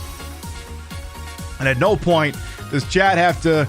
I mean, I'm reading chat, but don't worry. You don't have to worry about providing things for me to riff off of, because literally I'm just on autopilot for this. All right, Pink Robot's in the lead, followed by 2 Kawaii for you, Vervain, Ludus Noosnu as well. Here's they're going down the slopes here. All right, we're going to follow Pink Robots here. I'm going to speed up a little bit, see where they're going. All right. So far, so good. They're going to have to make it... Is it just me, or is this thing traveling a lot slower than I would have thought? Oh, wait a minute. I can speed the camera up with the shift button? I didn't know that. Well, there you go. All right, Pink Robots. I see Rio is getting the fast track here. Uh-oh. Rio does a certain thing when she wins the race. Uh-oh. This could be interesting. All right, here comes Kira Nightmare. Oh, Kira Nightmare is getting yeeted around. Here comes Angel Yuma, Lulu Snoo. Who's going to emerge first? It's going to be Rio and Lulu, apparently. Okay, are either of them going to get the central fast track? Neither of them do. Okay. This is still anyone's race if someone can get the central fast track here, but it's a very low percentage chance because basically someone's got to knock your ball in there, essentially. All right. Here comes Lulu to Snoo and Angel Yumu. I see Rio. Uh-oh. All right. Here comes. Who's going to drop in a bucket first? Who's going to come out? Who wants it more? Who wants the record? It's going to be... They're going to leave me on red for a second here. Who's it going to be? Who wants it? Seriously, who wants this shit as I fuck things up? No! Not the bot! No! I'm Luigi, number 1.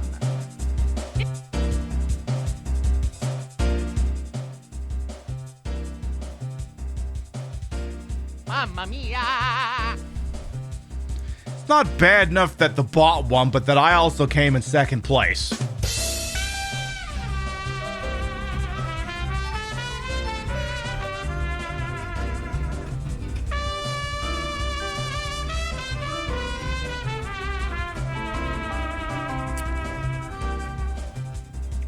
Best stream I've found yet. Best stream you've seen so far, indeed. Escapade, thank you very much for the 5-month resub. Welcome back. All right, well, Hambot won the race, followed by myself, Raven Black, Rio, Arthak. Literally the top 5 are all staff. Little Black Dress, Angel Yuma, Lucifuge, Coffee Gamer, Ludus, Noose to round out the top 10. Bot, Trish, Viewer, Mod, yeah, absolutely not rigged. Definitely not. All right, looks like Vervain and 2 Fresh Lemons are going to be the last ones out here. I don't think we're doing... The problem is I can't do a redo. We literally got at least 3 hours of the show left, so I got to keep this thing moving. This is still going to be a legally binding W, if only because it had that photo finish of me screaming. Oh, well.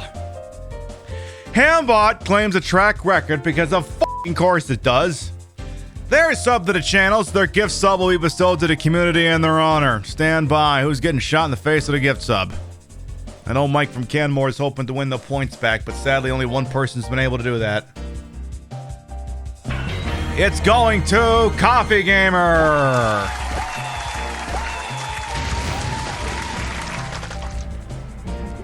Well, at least someone in the top 10's walking away with a sub. Alright, we love to see it.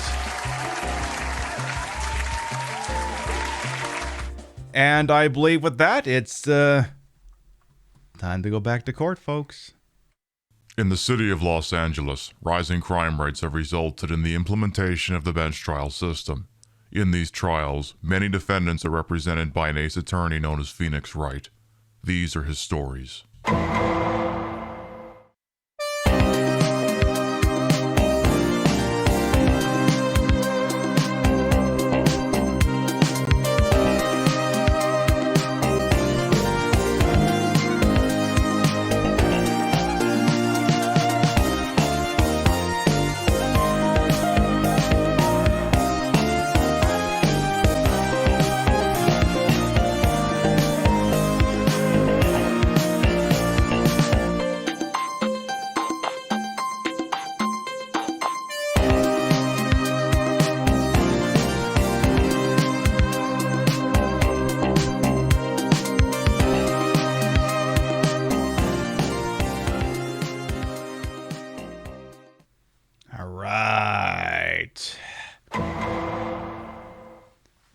Thank you for coming on by, Rebel Gina. We'll see you next time. Take her easy. If you ever want to come back and watch the rest of this, all you got to remember is we're at the halfway point. Hey, Janine as well. Welcome on in. All right. The second half of Turnabout Big Top begins now. Nick? What is it? I got a confession to make. I'm terrible at figuring out magic tricks. Magic tricks? Yeah, magic tricks are by their very definition tricks, right?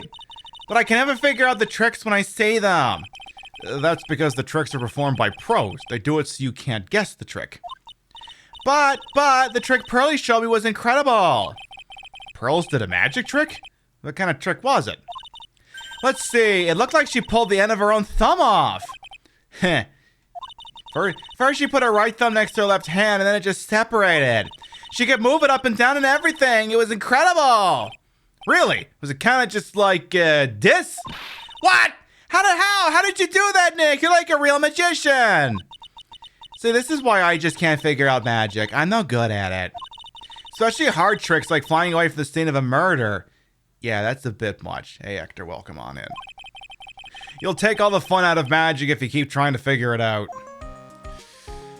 All right. Let's get the hell out of here. Let's go back to the circus.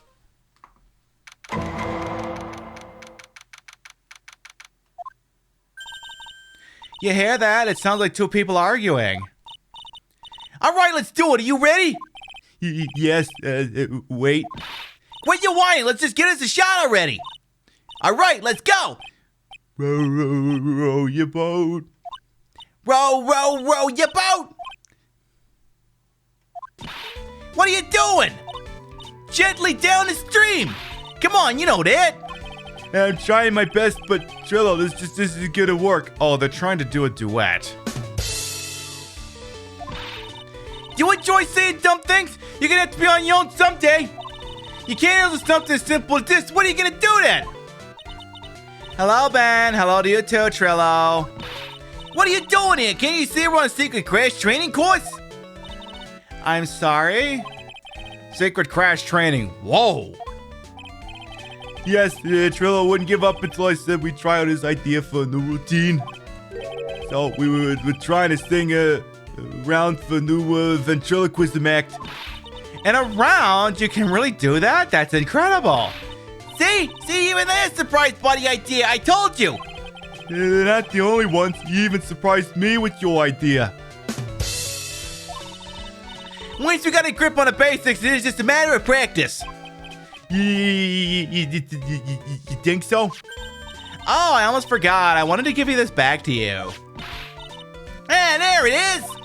Now that I got this ring back, it's time to take one more shot at Regina. I want to talk to you. Tell me about the trial. I know that you already testified in court today. You want me to talk about what we saw, right? Yes. Well, at first we thought it was the old man. Just looking at him walking how he acted, right, Ben? Huh? Oh, yeah, that's right. And then we said hello and didn't even get a reply. Not to mention he was draped in those gaudy symbols. What would you have thought if he wasn't wearing those symbols? What do you think, Ben? What? Oh, I guess I would have thought it was the ringmaster. Huh. Something just isn't adding up here. I wonder who they really saw. I gotta ask you about the nuptials. I was hoping I could ask you about Regina. I'm completely serious about it. That's why I'm waiting for her even now. Really? That's so sweet. But if you really wanted to see Regina, shouldn't you check out the tent? Heh, you haven't got a clue about things, do you, sweetheart? Eh? Yeah, waiting like this is part of being in love. How so?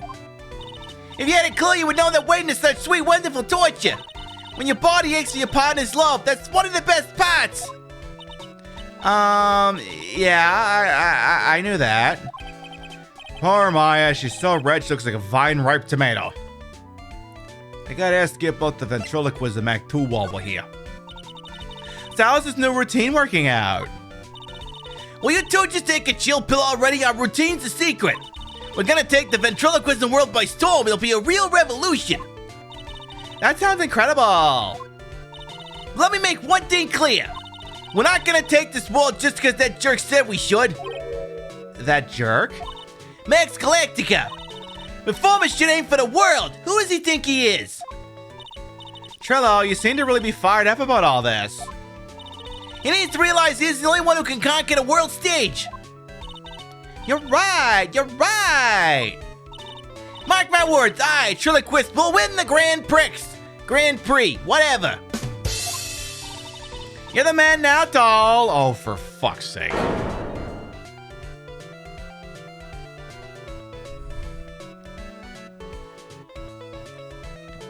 Alright, that one's an antique. You be gentle with that one. Row, row, row, your boat will be the key to a glorious victory. Not to rain on your parade, but wouldn't a more mature song be best? Hey, you gotta start somewhere, right? Don't screw this up. You gotta be a part of this too. Alright, I think we're gonna go for a walk.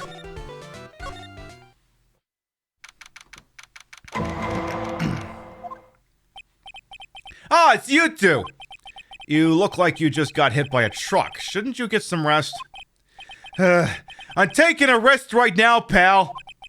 I've been listening to some crazy clown's life story. Miss Von Karma told me to come down here and do this for her. Yeah, I figured as much. Let me tell you something, pal. Listening to that old clown sucks all your energy. Every time he's done talking, it looks like he should be doing something. I think he's waiting for you to laugh at his jokes. I know that, pal! Do you have any idea how much your face hurts if you fake laughing that much? Franziska really set you up bad this time, didn't she? If you ask me, she should be listening to Mo herself. No way, pal! You're not gonna get me to backbite a woman with a whip, no way! Why are you defending her?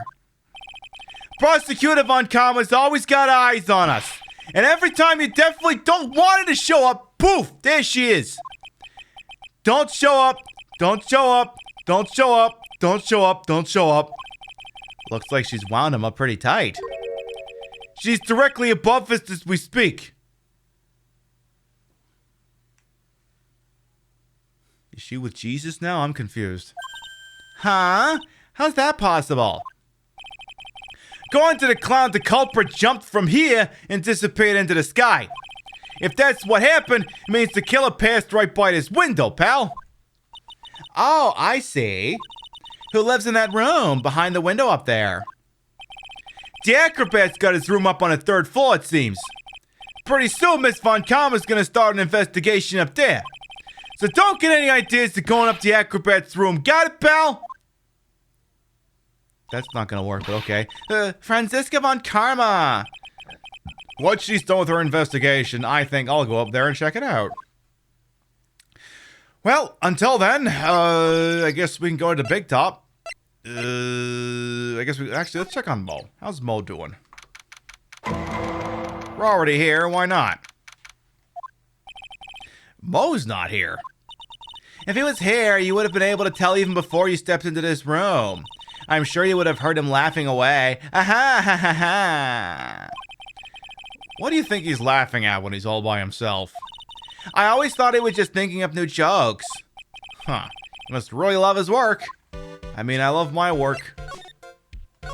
Being a fat-breasted moral man, I'm really fucking into that shit. Alright, let's try the big top.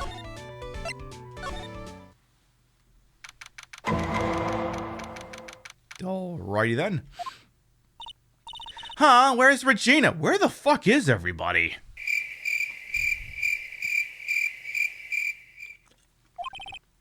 I don't know. But if she's with that tiger, I don't want to find out. Let's hurry up and get out of here. Heh, Nick, you're kind of a chicken, aren't you? No. I'm just allergic to wild tigers. Yeah, let's go with that.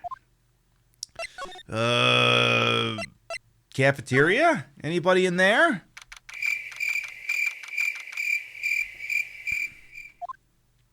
There he is! Right, welcome to the wonderful, the fabulous, the cafeteria! Yikes! He's in an awfully good mood. Alright, you know what time it is? Riddle time! Why does everyone cry when they eat Mexican pizza?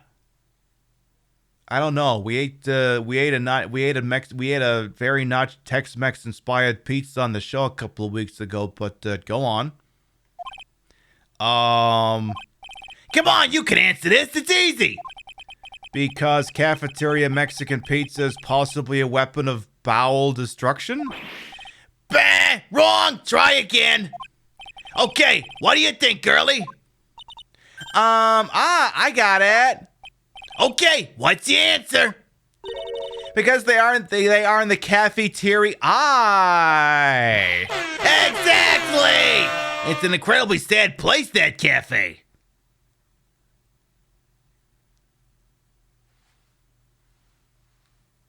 I just...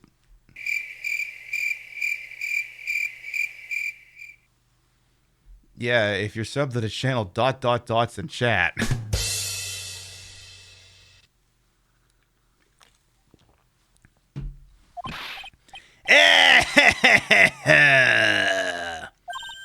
I did it! What's going on? He's being too nice. Talk to me, boss. Today's been a really crazy day, hasn't it? You're telling me. I didn't think it was gonna be so tough. Tough? Yeah, it was a tough crowd. That's what you call a crowd that refuses to laugh. For instance, there was such a tough crowd this morning, I had to smash watermelons. Huh. I told them all a great story and even created jokes, but no one busted out laughing. You even used the famed no shoes, no shirt, no service joke. Exactly. How can you not laugh at stunning comedy like that? What did we witness? Are you 100% sure about your testimony today? I saw what I saw. I swear, that creep just flew through the air. It wasn't exactly flying per se. It was more like floating. The silhouette of his face made me positive it was Max. I don't see a Cyclock. He must be telling the truth. Right. Because usually, if someone's lying to us, we can see it represented visually. I think it's high time we went and talked to our client. We'll get back to the detention center. Okay. Oh, my sweeties! You mind hurrying up and getting me out of this place? We're doing our best, Max. Just hang in there. A little while ago, some people from a local TV station came by. And since I'm a famed magician, they said, let's make your very own TV special. Really? What kind of TV special? Maximilian Galactica, the Great Prison Escape. It would be aired live. Please don't do that. Hey, that sounds like it would be an awesome special. But if I did a special before I'm acquitted, they'll never let me out of here for real. Well, it would surely be a necessary addition to your troubles with the law. That's what I was thinking, but the production staff is already working on the show. If you don't get me out quick, I'll have no choice but to stay on stage a real prison break. You seem awfully calm about that possibility. I'd have no choice. It would be a contractual obligation. That's show business. That would be true. That would be true. The night of the crime, you didn't happen to fly off into the night sky, did you? Here's how everything went down, sweetie. At the time of the murder, I was sitting in the ringmaster's room. Not to mention, flying off into the sky is just not something I can do at will. I don't care what the stoogey clown says, it wasn't me. Max, you mind teaching me the trick behind flying? You'll have to forgive me, sweetie. The difference between me and cheap imitation magicians is that I keep my mouth shut. I don't teach people tricks, but I will say this much. It's much harder than you think. Alright, keep going here, boss. I was thinking about this in court today. I've got a favor to ask you. Anything for you, sweetie. Be friends with the other performers in a circus. Fabulous! A great joke! Why would I be friends with a bunch of hacks like them? But I've won on the world stage. I won the International Grand Prix. International Grand Prix? Performers should always look to perform on the world stage. But the performers at the circus are completely and utterly devoid of ambition. That is something that I can simply not tolerate. Ambition, huh? Something about what Max just said rings true to my ears. Tell me about the Grand Prix. Oh my sweeties want to hear all about the Grand Prix, don't they? To be honest, though, I've told the story like 100 times already, so it's a bit boring. Hey, baby Oppie, welcome on in. We're sorry to make you tell it again. You must not have heard me. I am really sick of telling this story. But what can you do? I'm Maximilian Galactica. I suppose I can tell it again.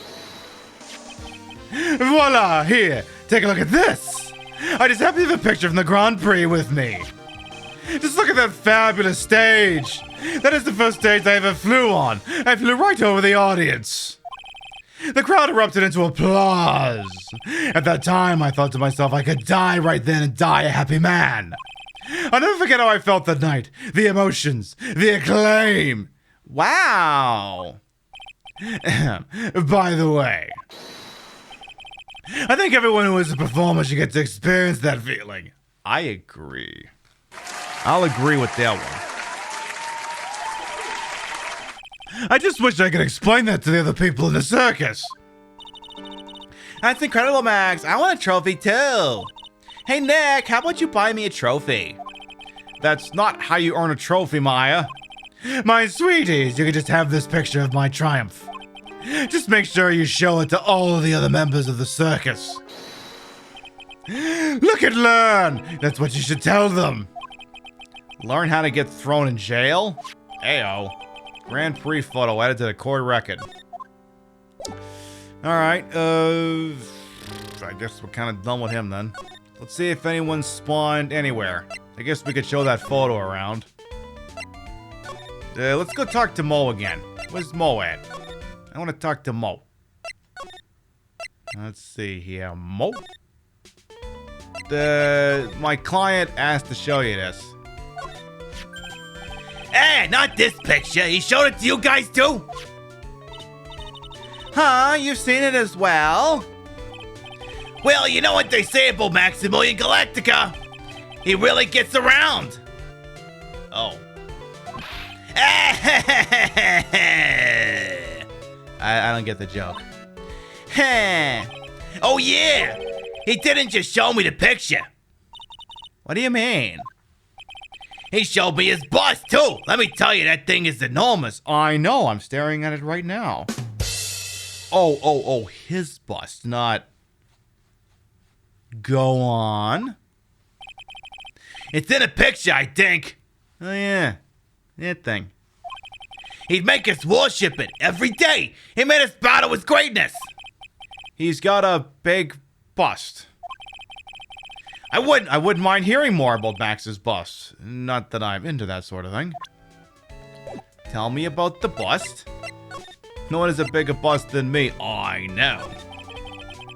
Max's bust should be over on that small table over there. There's nothing over there. Really? Oh yeah. Huh. When was it? I'd say about 5 days ago. All of a sudden, the bust disappeared. It disappeared? If you want to see it, there's a photo on a bulletin board over there. Max had to put the picture up. Huh. Hey, this thing is really cool. Nick, I want someone to make a bust of me. Sure, as long as I'm not paying for it. Aww. Max G bust added to the court record. Bronze statue taken from the cafeteria before the crime. Is there anything else that has changed about this place? Nope, nothing's changed that I can see. I wonder if he's actually thinking about this, or is he setting up a bad joke? Nope, I'm drawing a blank here. A quiet Mo is a good Mo in my book. I guess there really aren't any other things that have changed, huh? Well, there's this one teensy tiny thing that does seem different. Tell us! What's changed? Well, on the morning of the crime, over on that bulletin board, this piece of paper was posted front and center. Piece of paper? It's torn, so I don't know what it said, but I could see its title. Yikes! What? It says, "To the murderer!" Wait, this is before the crime? Murderer? Yup, that's what it says, but the rest of it's been ripped off. And I don't know who posted it. When did you find this? The morning before the murder. Before the murder? Yeah, the ringmaster was killed that night after this paper was discovered. Who in the world posted this thing? Note added to the court record. Posted to the cafeteria the day of the crime, then torn, states, "To the murderer." Nick, I think we better follow up on this important lead. I agree. I don't suppose my client would know anything about this. Excuse me while I run right the fuck back there. Wait a minute, actually, any chance you two seen this thing? Now, would you mind taking a look at this? I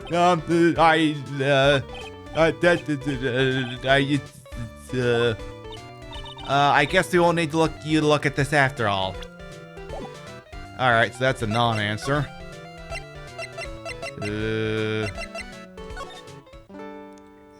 Can I ask you about this?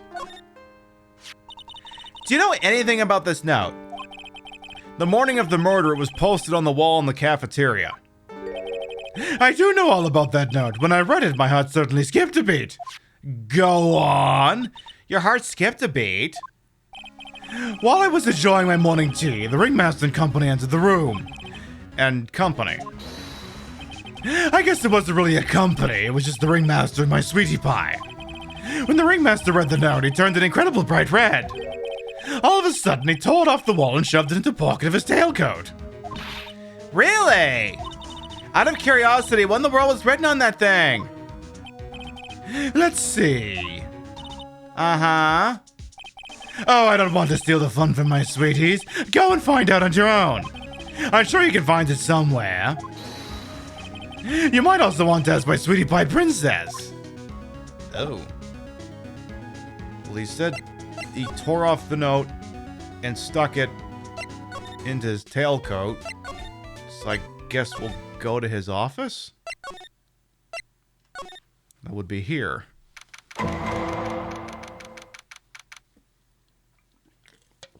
Max looked tricky, but not impossible. Max and a ringmaster, they're talking in this room. That could have been when the ringmaster put on Max's costume and went outside. Why'd he do that anyway? Was it really that cold or something? Alright, check the jacket. Hey, do you see that? There's a scrap of paper shoved into the pocket of the tailcoat. You know, I got a feeling I know what this is. I bet that's the other half of the note that Mo gave us. Then let's hurry up and check this thing out, Nick. I know it. It fits perfectly with the other piece. What does it say? What does it say? To the murderer, I have conclusive evidence of what took place. Meet me at 10 p.m. tonight at the Lodging House Plaza. Tonight at 10 p.m.? That's when the murder took place. Now I need to find who called out the ringmaster. Note update in the court record. Alright. I guess we'll look around a little bit.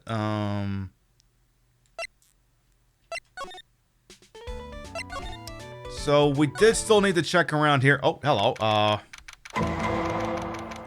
Hi, Gumshoe. I see you back. Hey, Detective Gumshoe. I'm sure you did a good job as usual. Well, I am done with the investigation of the acrobat, finally. But Miss Von Karma... Uh-oh.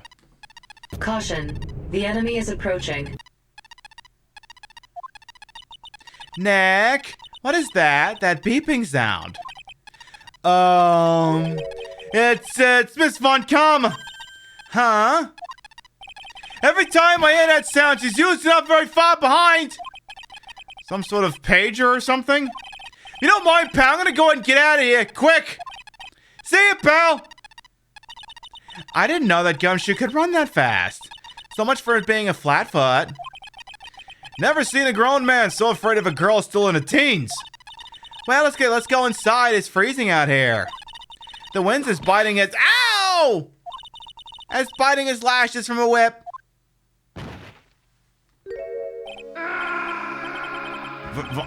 Von Karma. She really did appear.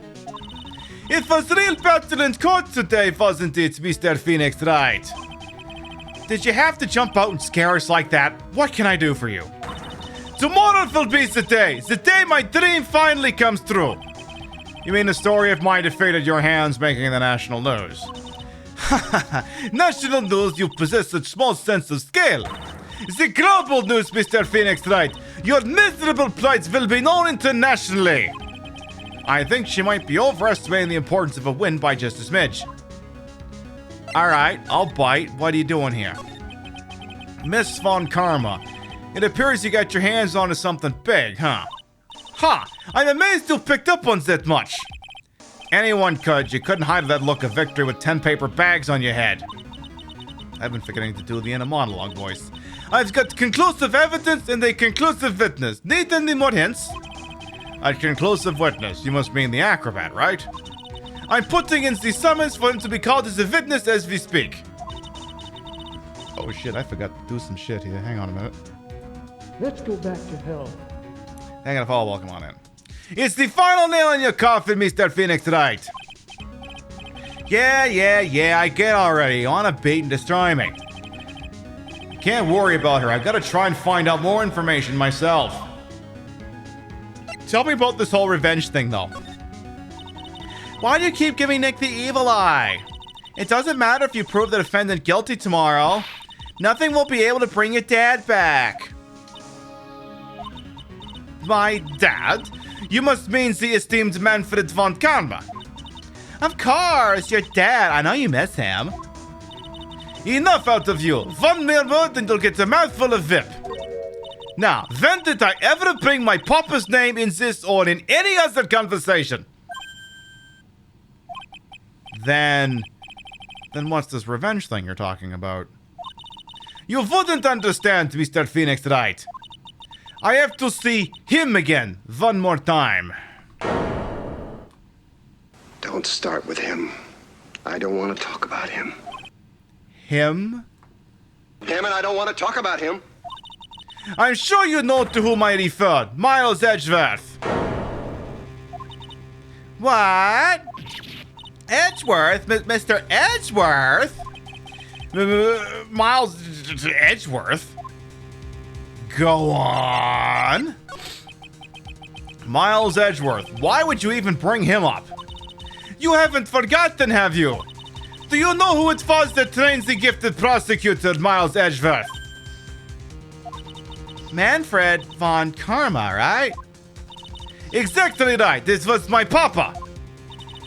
That means that Edgeworth was right again.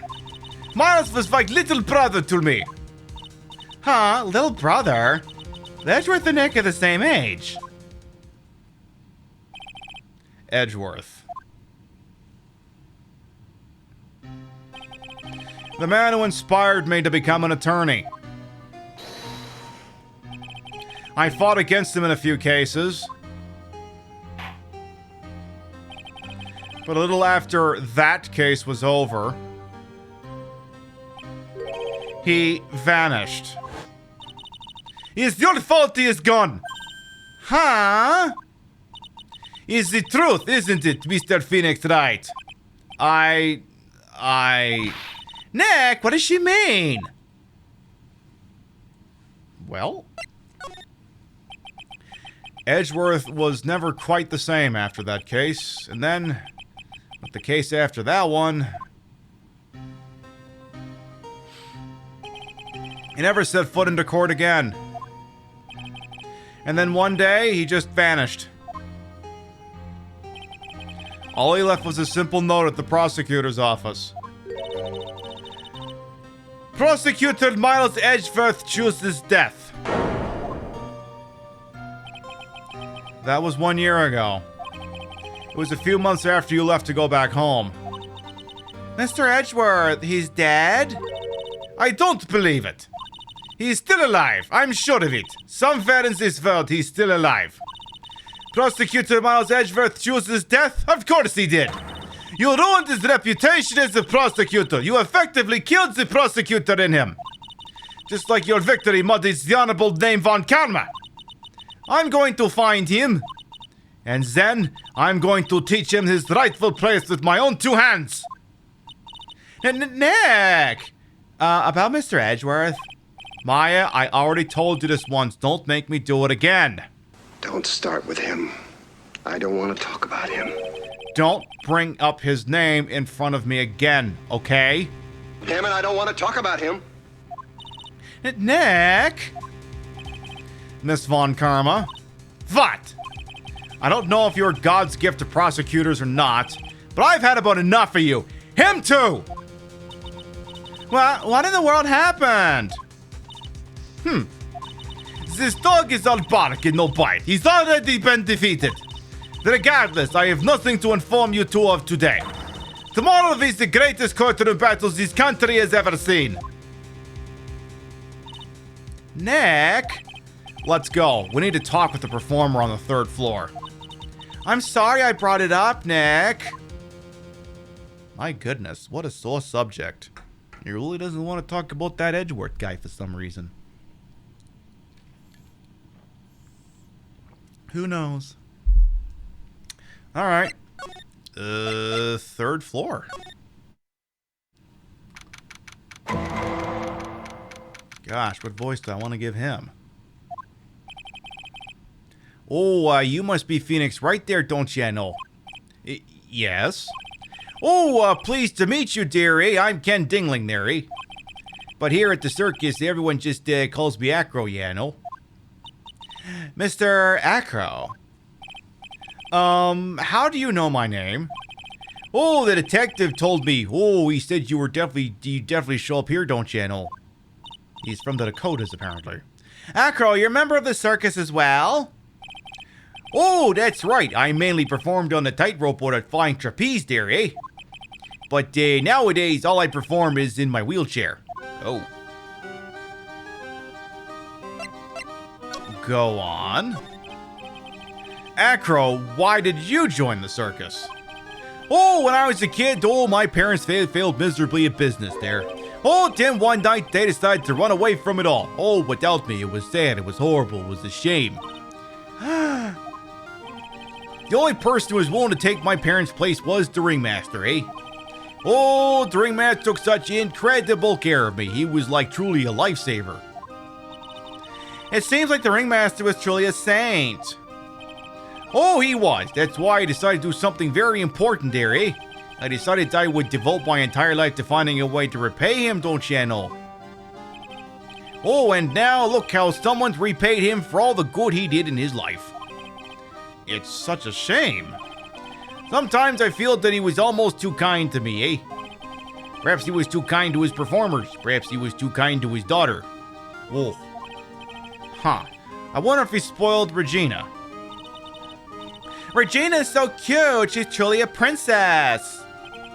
Truly a princess? Are you sure that's a good thing, Neri?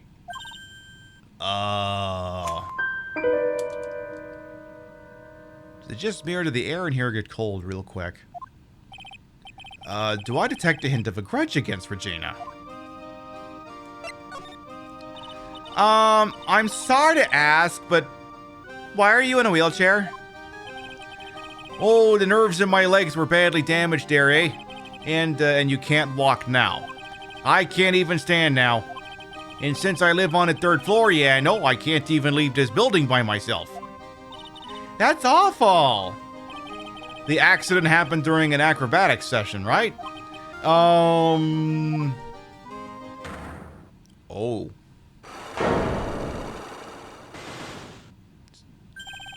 Cyclops. It doesn't seem like Acro's injuries were acrobatic in nature. Ooh, what's on your mind, Mr. Right there, eh? Well, exactly when were you injured? Oh, it's been almost 6 months since I was hurt there, eh? I injured my legs during practice. Can you believe that bullshit? 6 months ago? What in the world went on in the circus then? I stopped by yesterday and noticed that you weren't in your room. Oh, I was at the hospital all day there yesterday. Ah, you were there for rehabilitation? What about the murder? Oh, of course I knew about it there, eh? I spoke with the police before they allowed me to go to the hospital, don't you know? Before I got the call from the prosecutor, I was convinced it was all just a dream there. Huh? Oh, I just couldn't believe it. Oh, when I saw what I saw. What you saw? Jeez, that sounded really ominous. What did you witness? What did you see, Acro? Oh, that night. Oh, I was in bed sleeping when I heard a huge sound coming from below my window. I see, the scene of the crime was right below your window. Oh, that's when I looked out the window. What did you say? Oh, he was flying straight up into the air there, eh? He? Oh, Maximilian Galactica. What? That's what I thought he'd say. You're absolutely positive it was Max you saw flying. Oh, I am absolutely sure there's no doubt in my mind there, eh? Nick? Okay,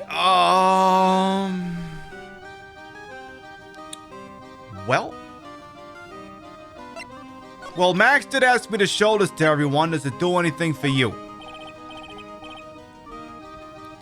Ooh, Maximilian Galactica there, eh? You'll have to forgive me, but I try not to think about him there, you know? Acro won't even look at it. It looks like something is really weighing on him. Huh. How about this note? Ooh, what's this? That's what we want to know. It was posted in the cafeteria the morning before the murder. In the cafeteria? Boy, if looks could kill. Boss, I think we got a self-report here.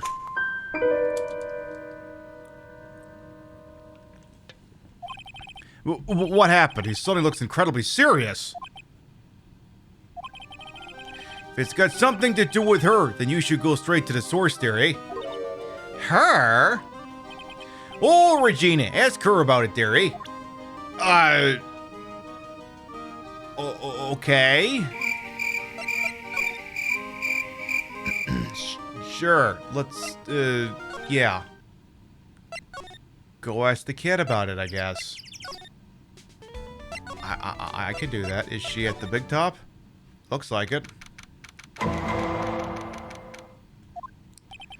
Oh, not this again. I got a bad feeling about this. Oh, jeez. Not the tiger again. We dealt with this last time. Yeah, Nick! Wonderful. Today's special must be Filet-O-Phoenix. Stay! Stay! Heal! Yay. Oh my, Nick, it's you guys! I'm sorry, I guess I made a mistake. A mistake? Yeah, a little one. I was thinking to teach you whatever primate was out there a lesson. But I was expecting more of a monkey than a human. A monkey? Alright, can we ask you about your pops? It's a pity what happened to the ringmaster. Dad? Everyone loved him, didn't they? He must have been quite a man. He was! I love my dad so much!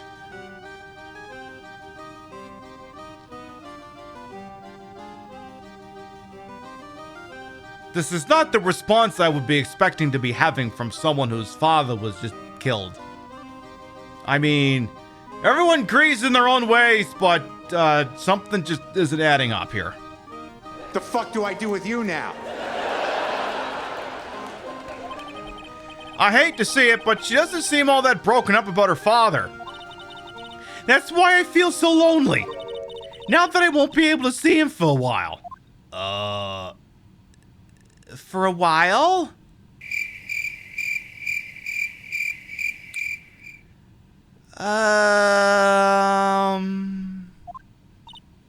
Yeah! When Leon died, I talked with my dad and he told me that when someone dies, they just become a star in the heavens. A star? That means my dad is looking down on me from the sky. That's why I love the night so much. I can see everyone who's gone. When someone dies, they just become a star in the heavens. That's kind of sweet. But I bet you there's no way that Maya believes that. What do you mean there's no way I believe that? You forgot to use your inside your head voice. Do you think that one day I'll be a star too? Of course. You really think so? Yeah, you will. I think. I got a feeling that everyone's doing great up there in the sky. I wonder if everything's all right with Regina.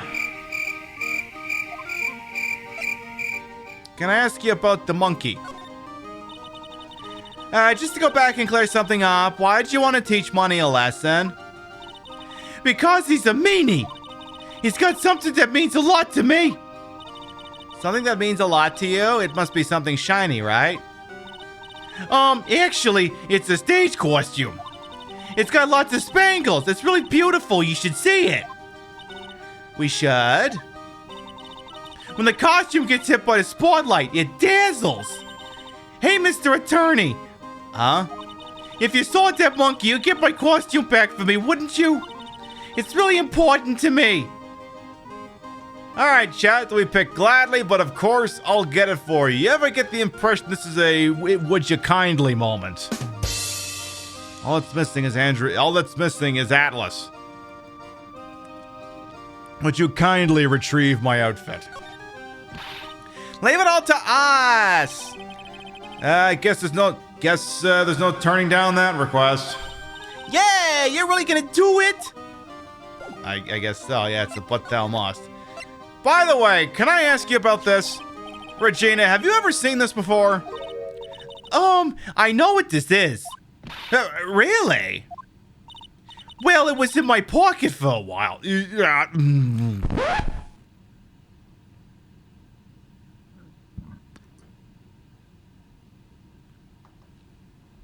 Go on. It was in your pocket? This piece of paper was in your pocket. I guess I noticed it was in there around breakfast time. Breakfast time? Yeah, I always take Acro's breakfast in the morning. That's when I also take out the trash in his room. Then I go to cafeteria and eat my own breakfast. That's when you realized the piece of paper was in your pocket? Yep, but since I'm not a murderer, I just figured it belonged in someone else's pocket. And then what? I wondered if the person who lost it was in trouble. So... You didn't put it on the bulletin board in the cafeteria, did you? I did! I stuck it up there. How'd you know? So it was Regina who put it up there. When did this happen? The morning of the murder, I think. That explains a lot. I wonder who wrote this. Note, updating the court record, found in Regina's pocket on the morning of the crime.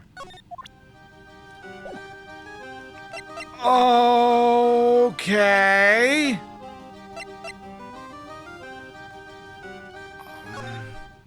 Well, we did say we're gonna try and get her costume back, so...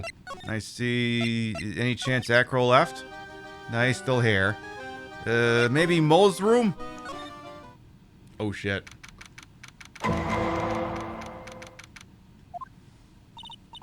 Huh, Mo's not here. What's that? I hear something. Just stop it, Nick. You're scaring me. The monkey's in here! Nick, it's money! That monkey's holding something. That's it. That's the thing that means a lot to Regina, remember? All right, time to take on this monkey, attorney style. Give it back, monkey brain! Give it back, monkey brain! Uh-oh. That means a lot to Regina! A real man wouldn't make a little girl cry! Oh! Yikes! Wah!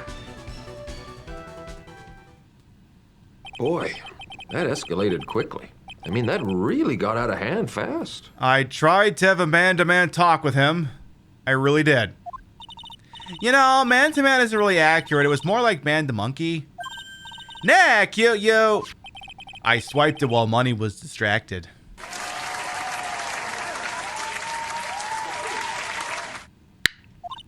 Wow, you're really on the ball today, Nick. Let me see it. Let me see it. Huh? You can see it fine from where you are. You know what I mean. I really want to try on Regina's costume. Maybe then they'll take you to the circus, then I can get some peace and quiet.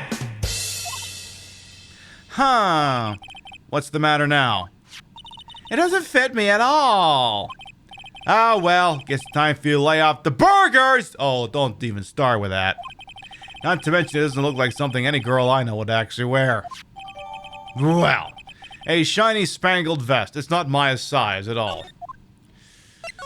Alright, well, let's go return the fucking, vest. Alright, here you go, boss. Here you go, Regina. Yay, thank you. You really got it back for me.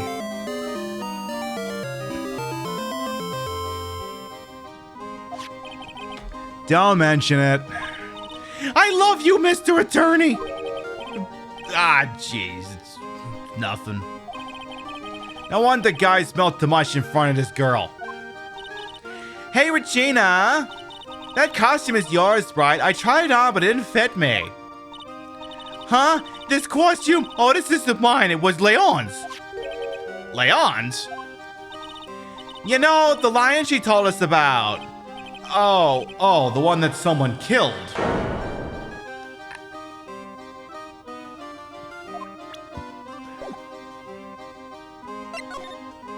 Tell me about this lion. Leon, he was killed, wasn't he? That's right, my dad killed him. Why? Well, Leon did something really bad during practice. During practice? Leon was sitting down, and then he opened his mouth, you know.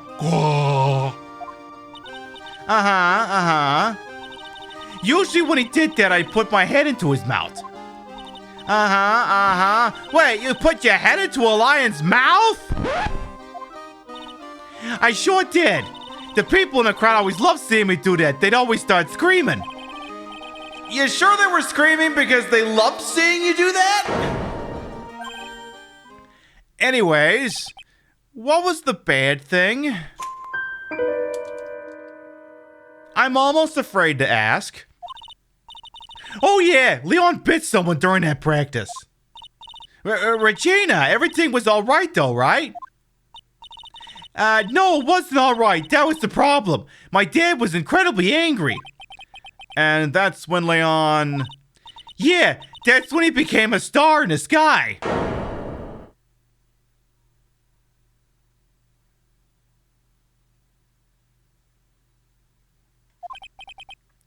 Poor thing. Leon added to the court record, the animal shows lion shot by the ringmaster 6 months ago for biting a performer. Okie dokie.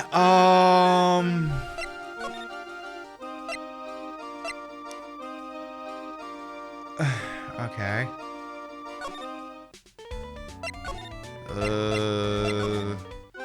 You know what? I should. You know, Mo, are you still in the cafeteria? Something smells fantastic. So you know it can't be Mo. Wait, I know what it is. It's burgers! Hello! Welcome to the Beast of the Cirque, aka the cafeteria! Oh, good, Mo's here. We actually have a question for him. It smells so good in here, and those burgers look great! She's drooling like she's some sort of crazed burger monster. My burgers are the best! Juicy meat, toasted buns, special sauce. They're absolutely irresistible to anyone with a hankering for a burger. One bite will send you into hamburger heaven. I bet. I can tell by the smell. Whoa, I'm getting hungry too. Those burgers must have some kind of special power. Hey, Lenora. Alright, I got some questions for you. Now that the ringmaster is gone, what are you gonna do? That's all I thought about the past 2 days. Everyone loved Russell. You heard Acro's story, haven't you? Like how he was adopted when he was younger. He's calmed down a bit now, but he was livid when he heard about the murder. Acro was so upset that he said he couldn't go on. He was that upset? Yeah, he was. Anyway, I gave it some thought. Maybe I should give up on trying to be a half-baked clown. I've been thinking of trying on the ringmaster's shoes. Ooh. I'm into it. What? Really? Max would still be an issue, though. Max? He may be a bit mean and hard to work with, but it's hard to argue his importance. He's probably the reason the circus is still around. A lot of what he says is right. Mo? All that's left is to see if everyone can get over the tragedy. You know. The tragedy? You know? What is he talking about? Get over it? Yeah, I know it was the lead song on the Eagles album Hell Froze Over, but what's your point? Get over what tragedy, Mo? Huh? Don't worry about it. It's nothing at all. He must mean the tragic death of the ringmaster, right? Yeah, that's it. You're right, girly. Dang, correctamundo. Doesn't he mean ding? Mo, I mean no disrespect here, but are you lying to us? No, not at all. What makes you think that? Just the way you said if everyone can get over the tragedy seemed a bit strange. Sounded like you were talking about something from a long time ago. Mo, I'm right, aren't I? Yep. Someone's got some explaining to do. Huh. So now we're getting closer to the truth. It was about 6 months ago. It was just a little accident. Give me a break. Us old men have accidents. I wear big pants for a reason. 6 months ago, eh? Mo, I think we need to talk.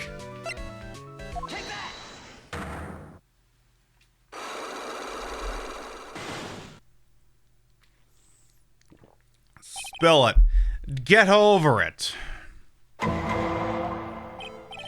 Mo, please tell us what happened 6 months ago. What in the world went on at the circus? Okay. There's no need to look so scary when you ask me. Hey, look over there. Some juicy boykins. Let's eat instead. Unfortunately, I'm more of a grilled chicken sandwich man myself.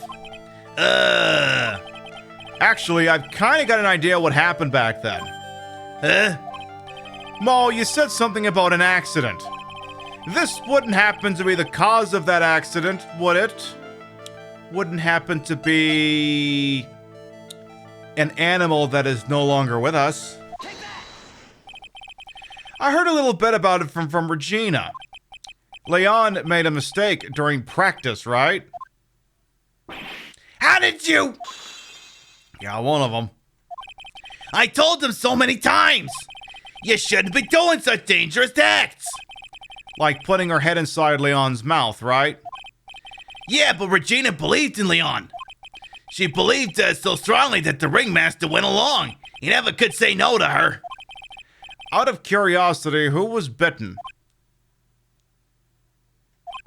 Come on, Mo, don't clam up on me now. Who did Leon bite on the head?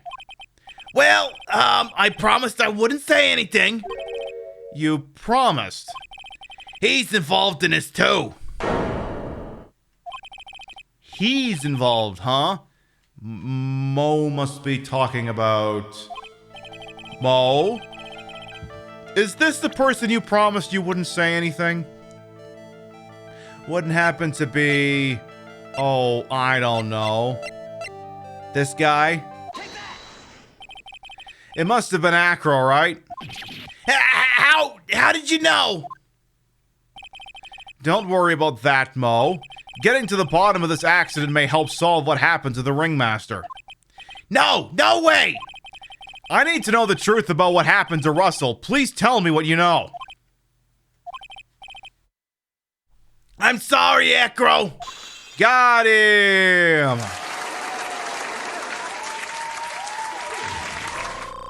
Hey, I've got some of my power back.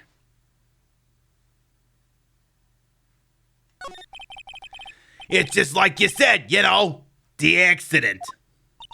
Did someone die? No, but it probably would have been better if he had. What? How would that have been better? He's still alive, but when he got bit, he suffered massive brain damage. He'll never recover from the coma that he's in. Coma? All he does now is lie in his bed at the hospital. And that's all he's ever gonna be able to do. I see. How is he related to Acro? He's his brother. Huh? The person who got bit was Acro's brother. Brother?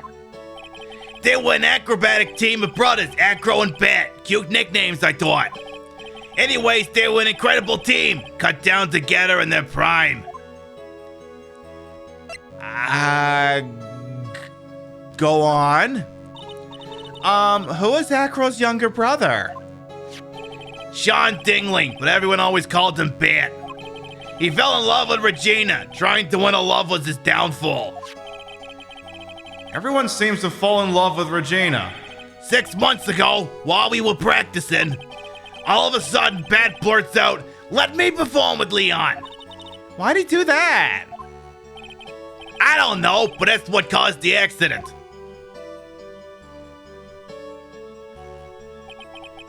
I'll never forget that moment. It was so strange. Leon had the weirdest look on his face. He was smiling. He? You mean Leon? Yeah, Leon. When he bit down, he was smiling.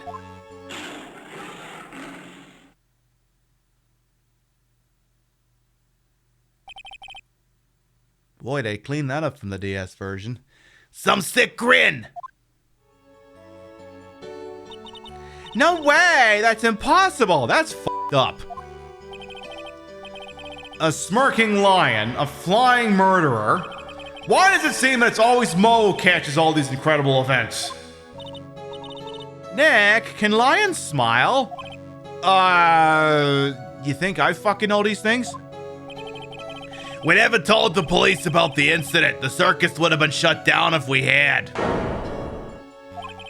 The next day, the ringmaster took Leon out and shot him with a rifle. So that's what really happened. Well, you guys were so serious. What was I supposed to do? I had to tell you. But all this truthfulness has put me in the mood for a boyga. Here, you toss some pepper. Shake it, shake it, shake it, shake it. There he goes again, acting like his normal crazy self. Achoo! Achoo! Nice! What a wonderful sneeze! Huh? You think so? You sneeze with pepper and slip on a banana peel. That's basic clownsmanship. Girlie, I know you gotta understand that. Nick, I think I make a good clown. Other than Regina, I never seen a cuter sneezer. Does Regina sneeze with pepper too? She does! Bat would always tease her with pepper. But Bat? From my point of view, those two always look so perfect together. They look perfect together, huh? Alright. Any chance I could ask you more about, Bat? When you think about it, he really was a good guy. He truly liked Regina. He would try anything to get her attention. He seems like a good guy. Back then, that girl was always laughing. But I guess that everything backstage of the circus isn't always rosy. I see. Hey, Mika, welcome on in. How you doing? Harder than you think, making people laugh all the time. Huh, okay. Well,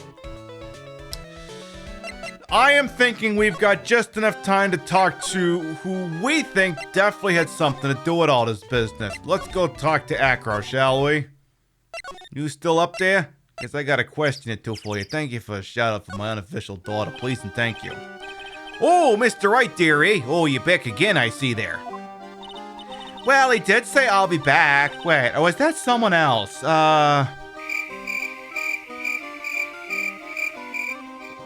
Zach, are you familiar with that Arnold S. film?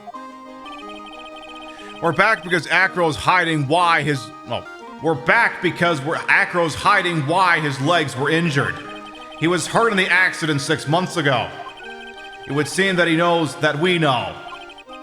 Oh, well, it seems you've got things you want to talk about, so fire away, dearie. Alright. Acro, we need to talk. Get your birds out of here. Alright. About the wheelchair.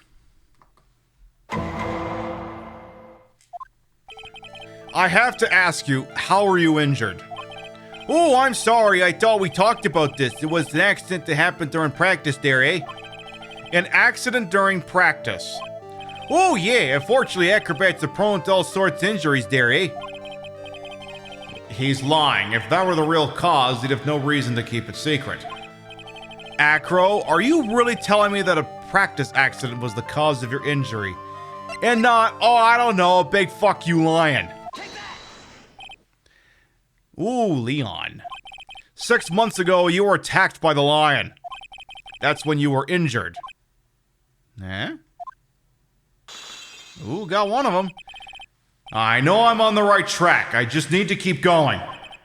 Oh, you're saying that I was attacked there, eh? Oh, by a lion? Oh, holy crap there, eh? That's what I'm saying. Oh, I'm sorry, Mr. Wright, but I'm an acrobat. I'm no animal tamer. If a lion was coming at me, I'd be running for the exit, don't you know? Okay, maybe attacked is not the best word to be using. So let me rephrase that as battled the lion. Oh, you seem to enjoy telling jokes. Why would I decide to battle a lion there, eh? Because you had to fight it. You had to fight it to save someone. Your own brother. Oh, Bet. It was a shame what happened to your brother 6 months ago. You tried to save him, didn't you? And that's how you got in that terrible injury. Got him. Oh, Mo, he must have told you there, eh? Yes, we learned about Bat from Mo. But he didn't mention anything about you in regards to the accident. I suppose it was just a slip of the tongue on his part. That's how I figured it out. Oh, a slip of the tongue. Anyways, they were an incredible team, cut down together in their prime. Cut down together. That was where he slipped, and that's how I figured it out. You two ended up at the center of the same accident together, like always. Oh, I see. But an accident is an accident, dearie. It wasn't anyone's fault. I still haven't broken Acro's last psych lock. This must be one incredibly deep-seated secret. It wasn't anyone's fault. Do you care to explain more? Acro, I know you're still hiding something from me. Maybe someone you don't seem to like much is the reason you're being evasive. You really seem to have a stick up your butt about Regina Barry. Ooh, Regina? You always seem calm and collected until you start talking about her. Saying things like she is cruel. Ooh, well done there, Mr. Attorney. You've got quite the set of legal eyes there, eh? You know, her tiger tried to attack me. Ooh, Regent tried to attack you too? Twice, actually. Oh, he wasn't serious, I'm sure. You're not trying to insinuate that I believe he spurred on Leon's attack. She has spurred on Leon to attack Bad, are you?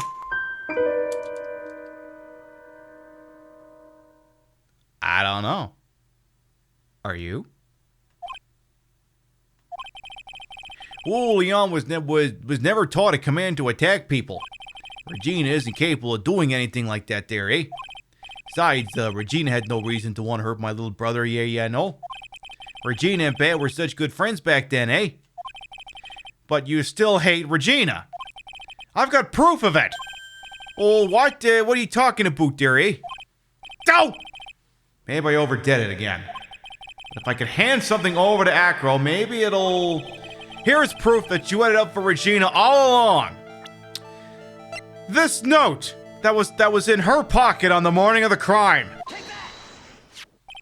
Oh, this. Where'd you get this? Regina posted on the bulletin board in the cafeteria. Before that, it was in her pocket. I guess I noticed it was in there around breakfast time. I always try to take Acro's breakfast in the morning. You wrote this and then you put it in her pocket. That's right, isn't it?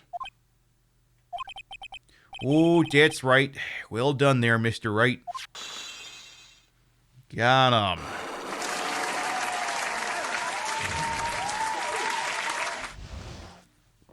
Spill it!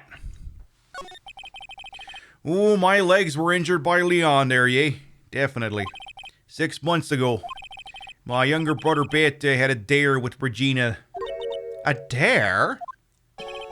An absurd dare there. If I can put my head inside Leon's mouth, though, like you do, you have to go to the movies with me on a date there, eh?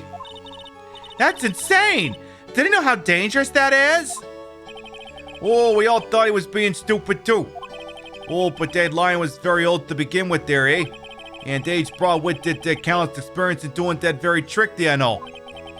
Unfortunately, this particular time, I guess Leon wasn't ready or willing there yet, no? And that's when the accident happened. He just wanted to take her out to the movies. To go catch the thing over by the matinee. Poor Bat. Oh, when Leon jumped down, I jumped towards him. Then Leon attacked me, and that's how I ended up, What about Bat? He's still in a coma. I went to the hospital yesterday to visit him there, eh? I see. I'm still waiting for him to open his eyes again. And that's the reason why I keep going. Bat and Regina. Oh, they were such great friends there. Oh, you would not believe how great the friends that they were at the time there, eh?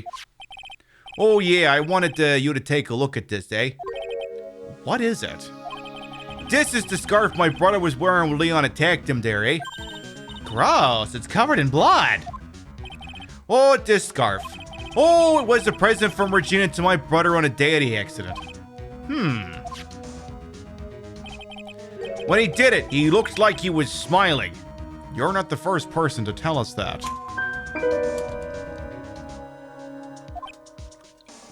He? Leon, obviously. Oh. When he bit down on Bat's head there, eh? The expression on Leon's face looked like a grin there, eh? Nick? I know, Mo said the same thing. What do you think it all means? I'll be taking that scarf if you don't mind. Miss Von Karma? I've already heard everything, so hand over the scarf. But the scarf is evidence in the trial. That is for me to decide. I think we should begin our preparations now, Acro. Preparations? I've served a summons to Acro to appear in court tomorrow as witness. Acro will talk more in the prosecutor's office. Acro, a witness? Come, Acro, let's go to the office. Oh, yes, ma'am, Neri. Let's go do some justice. Now what do we do, Nick? How are we going to handle tomorrow? Don't worry about it. I'll figure something out. Look at you, all full of confidence. You must have found something you can use. This is all beginning to come together now. Maybe. To be continued.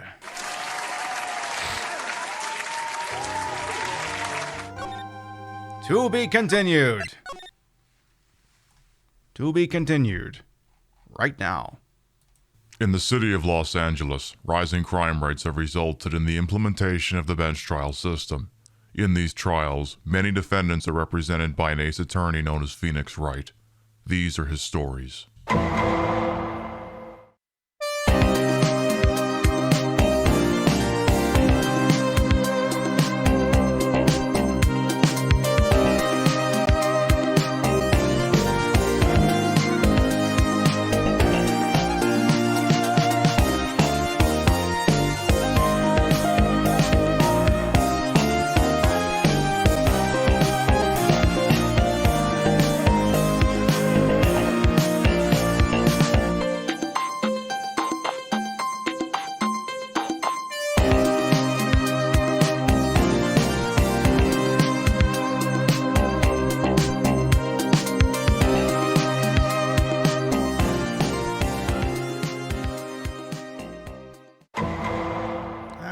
Here we go. Here we go. Here we go.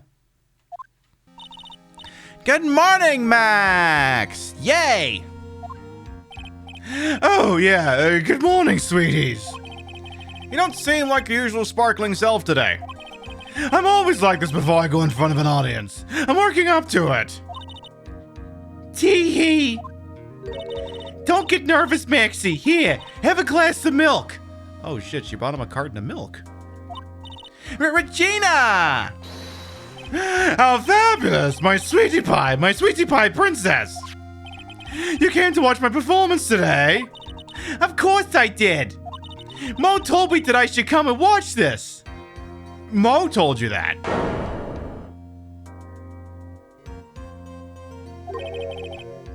Mo said that? So what kind of performance will you be putting on today? Let me guess, you'll fly at the end? It's not that kind of show. Isn't that right, my sweeties? Huh? I think my sweetie pie princess doesn't, yeah, she doesn't seem to realize what's going on. Or even where she is. Well, Max, looks like it's time to raise the curtain. I'll see you later. Today I'm just a member of the audience. Fabulous. Enjoy yourself out there. Good luck, Max. You're the best. Regina's different, don't you think, Nick? Top of the morning to ya! Everybody, let's get ready to get stuck in legal limbo. How low can you go? Mo. Top of the morning to you, governor. Top of the morning. That's the ticket. Attack of the day starts with energy in the morning. The early bird gets the worm, but then again, worms lack higher brain function as well. Hey, here, Max, I brought you a present. Here's the milk. Oh my! Thanks. How you doing today, right? Well, I've got the feeling that today I'm going to face off against the real culprit. You mean Acro? Huh? You think he did it? Be careful. He's used to putting his life on the line, literally. He's got guts to spare. If all we've got to worry about is how thin the typewriter is, I'm used to it already. Just means I won't be able to press him like I can other witnesses. What are you gonna do then, Nick? I guess today we'll just have to do without our usual psychological warfare. Today we rely on evidence. It's the only way we'll get past Acro and to the truth. You're right, but it's gonna be tough. Anyways, I want you to make sure that Regina sees it all today. It's important. Then she'll finally have to deal with the reality of what happened to her father.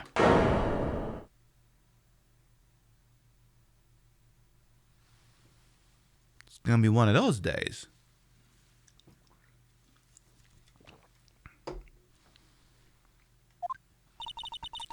You want us to make sure Regina watches? Yes, that's why I brought her here to court today. What's that supposed to mean?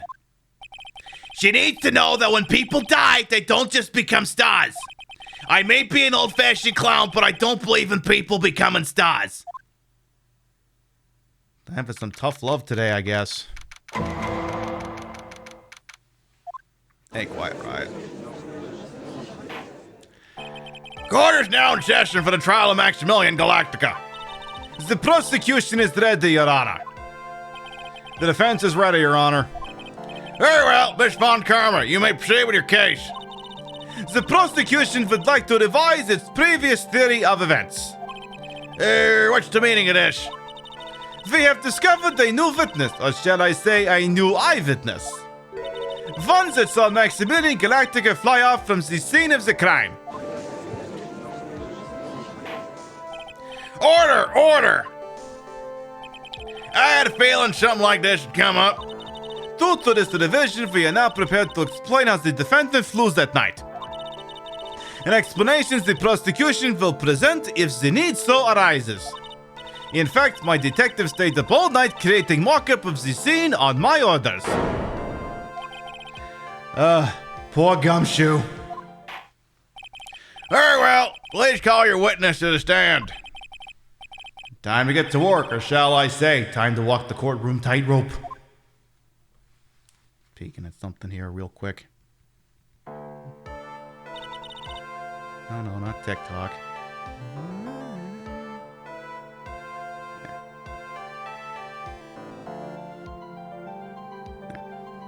So I just need to peek at a thing real quick. Name and occupation. I guess I'll hydrate as well. Alright. Ooh, I'm Ken Dingling, but everyone calls me Dear Acro, eh? I'm employed as an acrobat at the very big circus there, don't you know?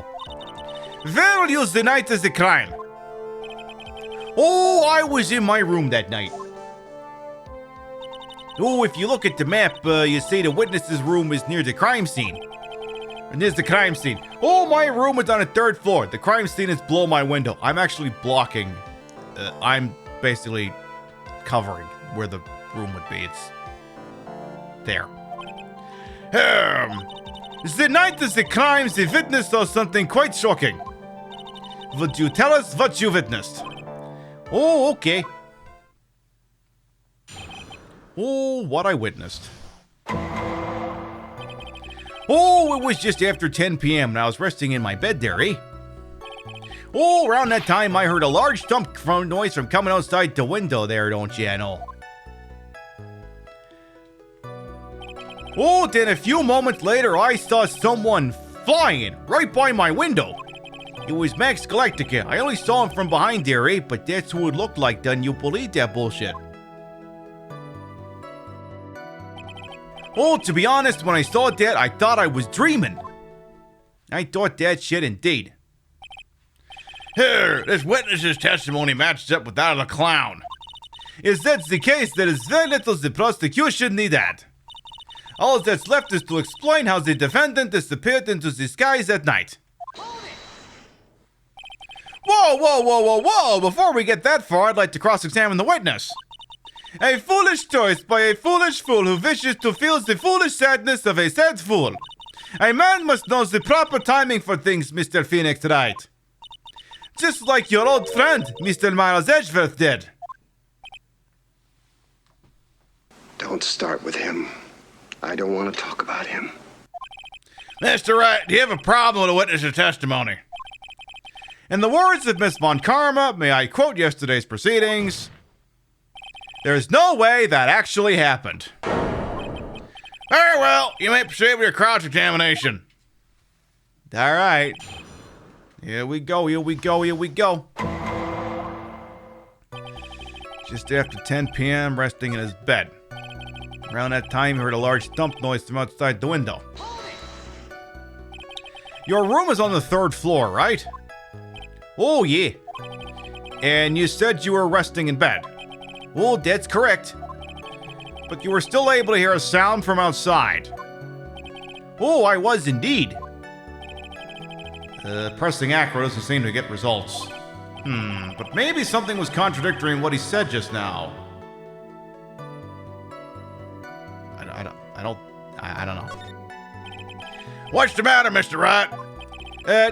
Nothing, Your Honor. So I can find a clear contradiction, I should tread lightly. Alright. A few moments later, you saw someone flying by right by your window. It was Max Galactica. You only saw him from behind, but that's what it looked like. I want to see this one. The light in your room was turned off then, right? Oh, that's true. I was going to bed after all. So with all the lights off, you were still able to clearly see a human fly by your window. Oh, the safety lights lit things up enough for me to be able to see there, eh? But honestly, there was only enough light for me to see the silhouette outside my window. It was the person's back, so I couldn't see the white roses on the front. Did you see any of the other symbols? I clearly saw the silk hat as well as the cloak wrapped around his body there, eh? I'm convinced that the person I saw was Max Galactica. The more I press him, the less results I seem to get. But maybe there was something fishy with that one. Well, here's the thing. The sticking point has been that the silk hat was left at the scene. If the silk hat was left at the scene, how did he escape wearing it? There is a huge contradiction with the testimony that was just given. Is there's contradictions, then prove it with evidence. She's right. Let's see some evidence. Do you have any evidence to support your claim of a contradiction? The hat. You claim to have seen the exact same thing Mo saw that night. Do you stand by that? Oh, what do you mean there, eh? The silk hat. Ooh, what about the silk hat there, eh? I saw it on Max's head as he flew by the window, don't you know? Well, you should have tried looking down out your window that evening. Oh, that would have been quite difficult considering the state I'm in there, eh? Just looking outside the window was a tough enough challenge for me.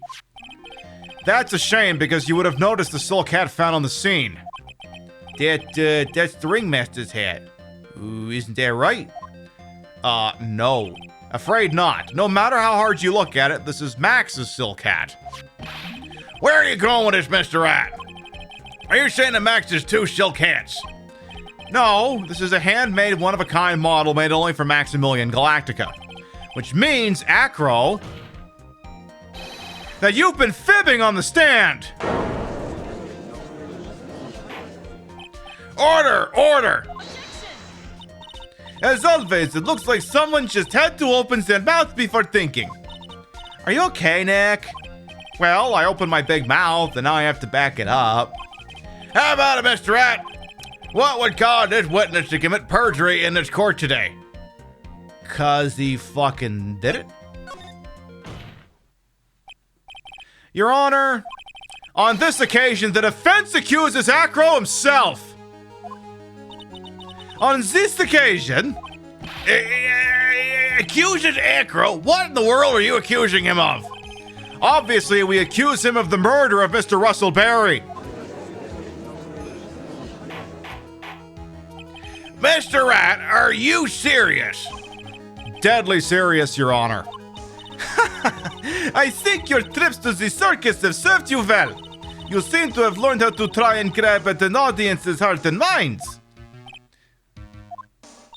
Your Honor, don't allow yourself to be swayed by theatrics. Trying to rouse the crowd with smoke and mirrors is the oldest bluff in the book. Really? Is that so? If you don't believe me, just look at the witness. He's calm enough for it almost to be scary. True. He is staying rather calm and collected. I can really do without the bird pecking me in the face, though. It's just Donald, welcome on in. Mr. Dingling, do you have any response to the defense's accusation? Oh, I don't really need to say a thing there, do I? Oh, what do you mean? Ew, everyone, take a good look at me there, eh? I can't even stand up by myself, let alone leave the lodging house. That's true. I understand that Mr. Wright is just trying to help his client there, eh? But, to do this by accusing me of the murder of all things.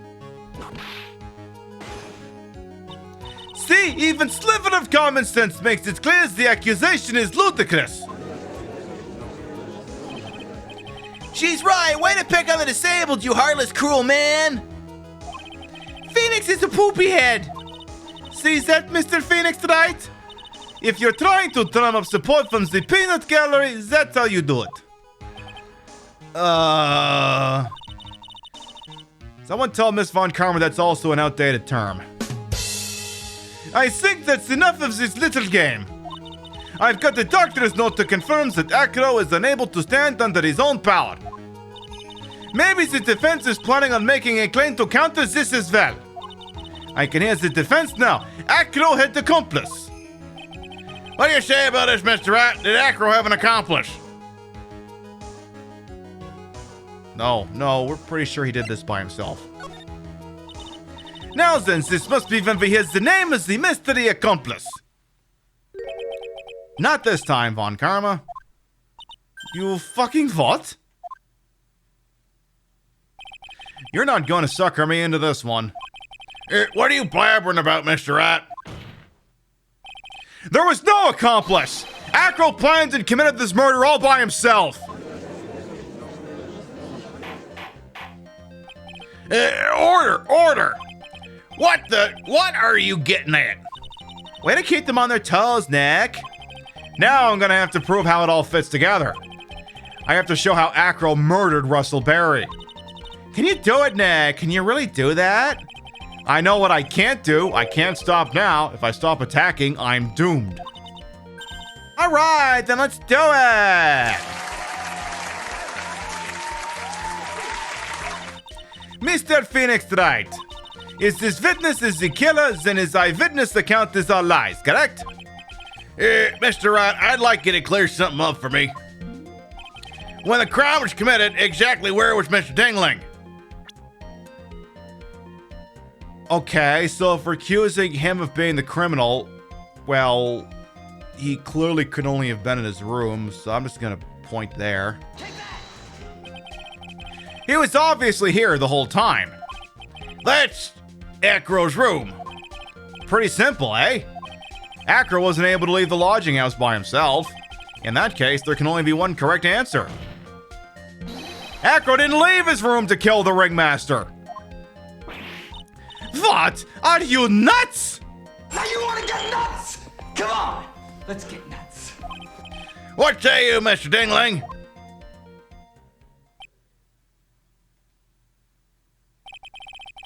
Oh, it's an interesting theory there, eh? Yeah. That's it. Oh, concerning to what you proposed impossible, yes, that is it.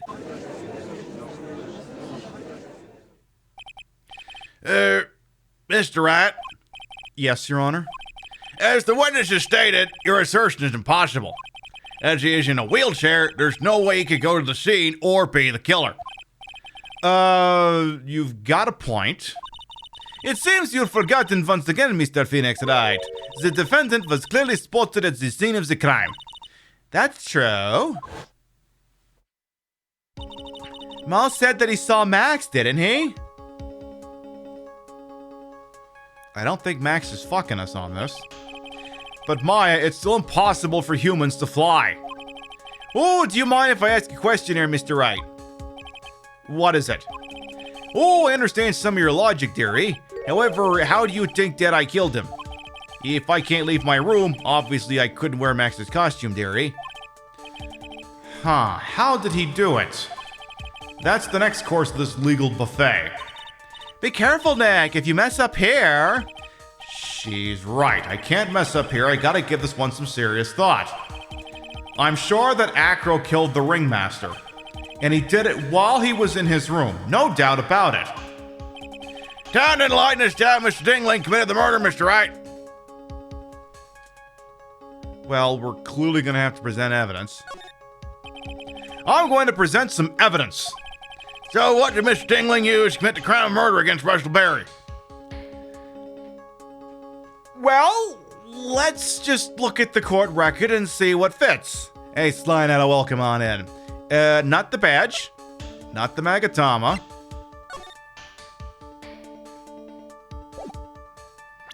Not the crime scene photo. Not the hat. Not the documents we found in the ringmaster's room. Not the poster.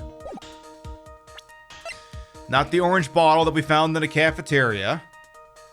Circus map. No, that's not it. It probably wasn't the monkey. It's not the lion. He's been dead. Russell's... It ain't the autopsy report. The victim was hunched over this 20-pound box that boasts a small but strong back. Keep going. Small seasoning bottle found inside the wooden box. It contains pepper. Grand Prix photo. Max of his award ceremony.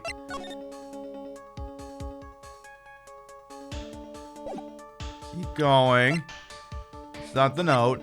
Max G. bust. Bronze statue taken from cafeteria before the crime. That even comes with its own hat.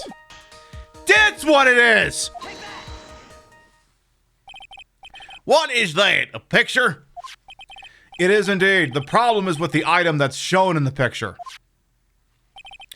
The bust? It's quite a large bust. And because it is life-size, it is also very, very heavy. Heavy? Heavy enough to guarantee a certain death. Especially if it was dropped from a third-story window. Ah! I think we're hitting a nerve. See? This is how Acro was able to kill the ringmaster. With the force of gravity and Maximilian Galactica's ample bust. Order! Order! So you're saying that the bust fell onto the ringmaster. A rather simple crime. Even if you were stuck in a wheelchair, it would be incredibly easy to commit. How could you possibly feel a wheelchair with something so heavy is impossible? Well, Acro is an acrobat. He should have more than enough upper body strength to carry something like the bust. Mr. Dingling, how do you respond to these charges? Ooh, well, Acro's at a loss for words. He should be. He knows I'm getting close to the truth. Well, Acro, you can't run. Owie! I'd watch what I say if I were you, Mr. Phoenix, right? Yeah, no running jokes. Von Karma's standards and practices shutting him right the hell up. What? Your Honor, the physical health of the witness is material to this case. I demand that we get proper testimony from the witness himself. Testimony, you say? Von Karma. She's just using this testimony as a rouse to stall for time. There is absolutely no need for such testimony. The defense has its version of the murder. The prosecution has the right to respond. The defense objection is overruled. Why can't he see things my way once in a while? Mr. Dingling, I'm sorry, but we need you to testify about your physical condition. If you have any doubts about your ability to testify, we can request expert testimony. The witness will have no problems. However, let's all be respectful towards him. Oh, thank you, dearie. I've almost synced any low to win a case. Well, so will you, boss. Let's be honest here. Acro's physical state. Oh, I suppose I could have lifted something the size of that bust. I have a strong upper body from working as an acrobat and only my legs were injured. However, lifting a bust and looking out the window would have been impossible. There's no way I could have exerted that kind of force on my lower body there, eh? That makes it impossible for me to know the location of the ringmaster's head there, don't you know? Thus, it'd be unrealistic for me to drop a bust on him, don't you think? Yeah, he makes a good point. I have no doubts in regard to this witness's testimony. It was impossible for him to lift the bust and stick himself out far enough to look. Not to mention that he could have known the location of the ringmaster's head. Could not have. A single false step would have led to even more severe injuries. That's what I was thinking. What is your opinion on the matter, Mr. Rat? I'd still like to proceed with my cross-examination. He's simply stalling. He's shameful, really. I can't let her get to me. I gotta focus. Acro's physical state.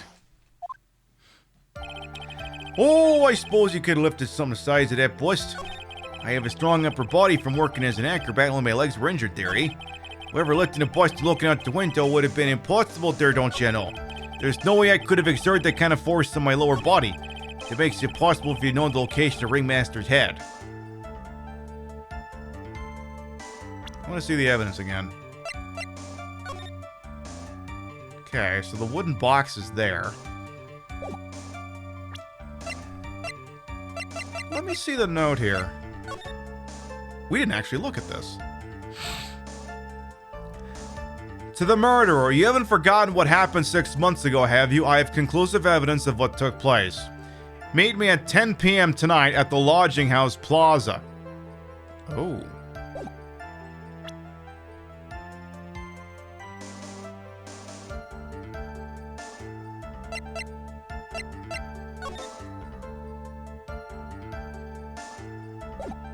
Lodging House Plaza. A giant box no one's been able to explain. It was impossible for you to know the location the ringmaster's head? What if there was a little box standing over there? Acro, you didn't really need to lean out the window, did you? What are you driving at there, eh, Mr. Wright? You already knew I had a time where the ringmaster's head was going to be. Quite precisely, I might add. Your silly hinting at things is pointless, Mr. Phoenix Wright. Enough stalling. How about you show us some evidence? She's pissed. She's slamming a desk and everything. But I did such a good job hinting. Yes. Hurry up and explain things, Mr. Rat. Maybe you should take a look at this.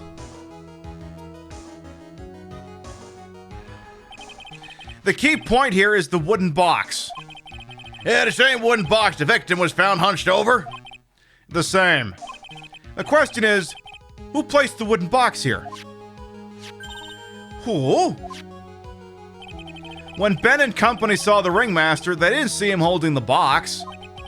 Which means that this wooden box was already placed at the scene of the crime. I have to admit that your theory makes a lot of sense. The moment that the bust came falling down was exactly the same moment that the ringmaster lifted up this wooden box.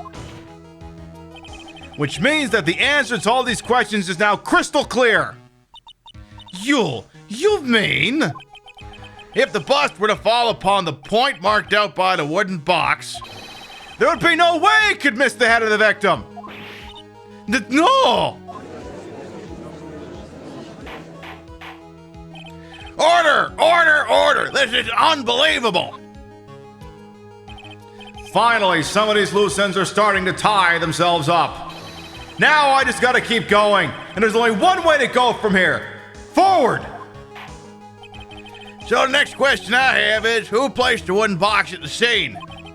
It was Mr. Dingling, of course. He connected it to a rope, and then all he had to do was lower it down. Hey, BK, welcome on in. Ow! Allow me to whip some sense into you. Mr. Phoenix Wright! Ow! The ringmaster's head could have been anywhere when he lifted the box. That's why the box was so specific, it was so specially made. This is specially made? Indeed! It had the most peculiar feature. The contents. Do you recall what was inside the wooden box? There was only a small bottle of pepper, wasn't there? Get on with it.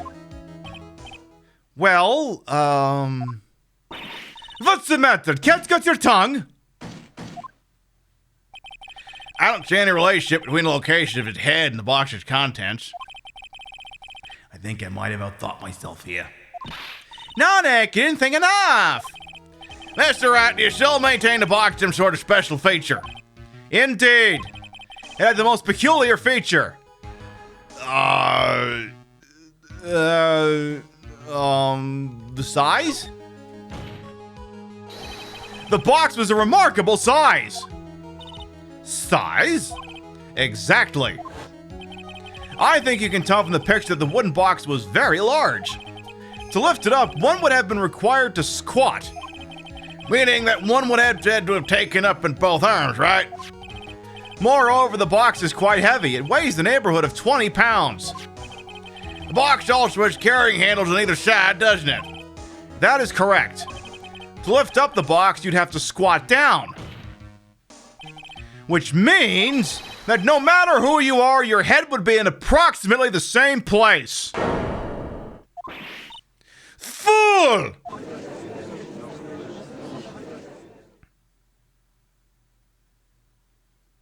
I think Disney Prince over here is in trouble. Does he even bother to listen to me anymore? Oh, I've heard what you had to say. Huh? I must admit I'm shocked that you had your imagination skills there, eh? Did you do it? Did you place this wooden box in the plaza? Mr. Wright may have a vivid imagination there, eh? But I could never have done what he's proposing there, you know? What? Ooh, Mr. Wright, you recall the original location of Max's bust? It was in the cafeteria. Of course I remember. It was on top of the table in the cafeteria. Then what happened to it? Oh, I'd like you to remember one important fact there, Mr. Wright. I could not possibly leave the lodging house by myself there, don't you know? Ah, that means... Ooh, you understand what I mean there, don't you? I may very well have been able to drop the bust from my room. However, how would I have gotten the bust from the cafeteria to my room in the first place there, eh?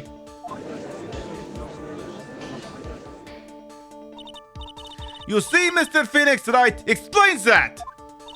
Don't forget, you said there was no accomplice. Ah, I did say that. Tell us exactly how the witness would have carried the bust from the cafeteria. Yep, we definitely have a problem here. This is no place to get perplexed. I've got to get my wits about me and prove how things happened once and for all. All right, Mr. Wright, let's hear your explanation. How did the witness get the bus from the cafeteria back to his room? Wait, he's got that monkey. The monkey who likes to gather shiny objects. And it's definitely a shiny object. Money the monkey strikes again! A monkey? Everyone knows Money. He loves shiny objects of any size. Hey, Daisy, welcome on in. Oh, like when he stole a ventriloquist ring. So, are you saying the witness that the monkey steals the bust? Of course, he didn't order the monkey to steal it. The monkey stole it on his own, and then brought it back home. Ooh. Home? Money lives in Acro's room. Acro's room? But the bust was bronze, wasn't it? Bronze isn't all that shiny. Maybe you should put the whip down sometimes and read the court record. My, those are some nice cards he's holding. Yes, and they're made of platinum, which is very shiny. Blah! Acro! Money is a strong monkey, right? It'd be easy for him to bring the bust back to your room. Ooh. If he wasn't able to handle that himself, I'd be on the market for a new roommate there, eh?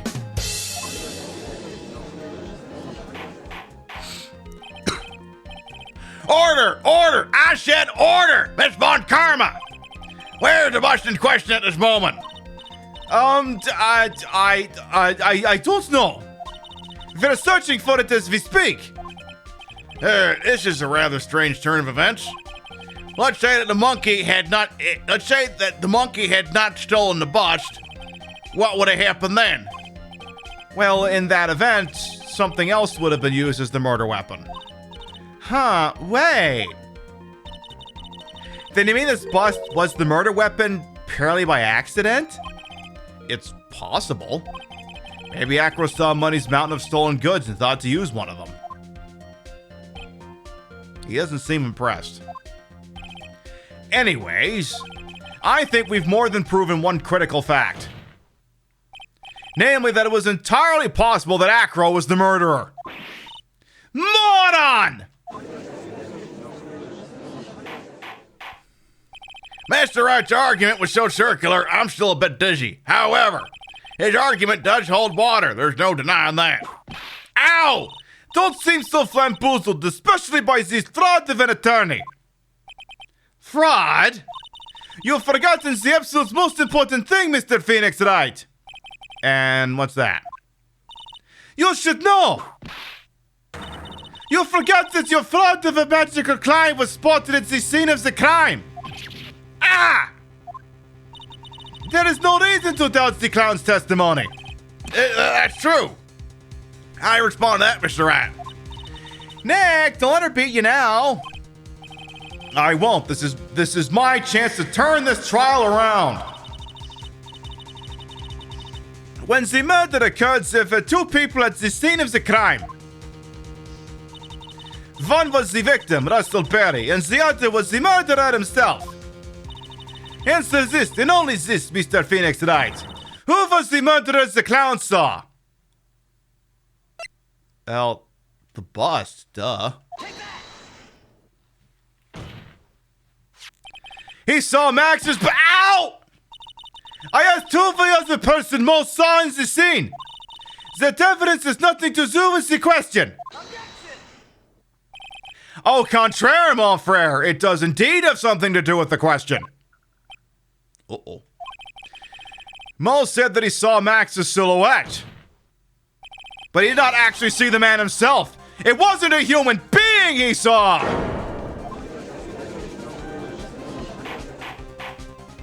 How is that possible? It's simple, really. What Mo actually saw that night was Max's bust! What are you talking about? Have you tried using your brain at all in this case? the silhouette he saw was wearing a cloak. There's no reason why you couldn't attach a cloak to the bust. It would be easy to hang one off the cards in the bust's hands. Idiot! Who in their right minds would put a cloak on a bust? It doesn't matter who put it on the bust. Just wait a minute now, Mr. Rat. Who put the cloak on the bust?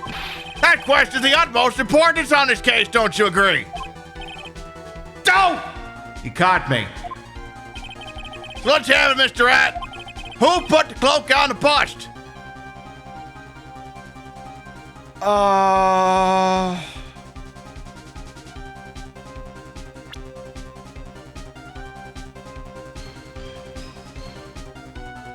Let's think this through here. Russell Berry leaves his office to go do the thing. Max said he took his cloak.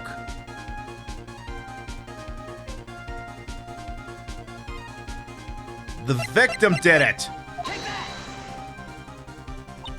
Fool! Him? You are saying it was the victim himself, Russell Berry?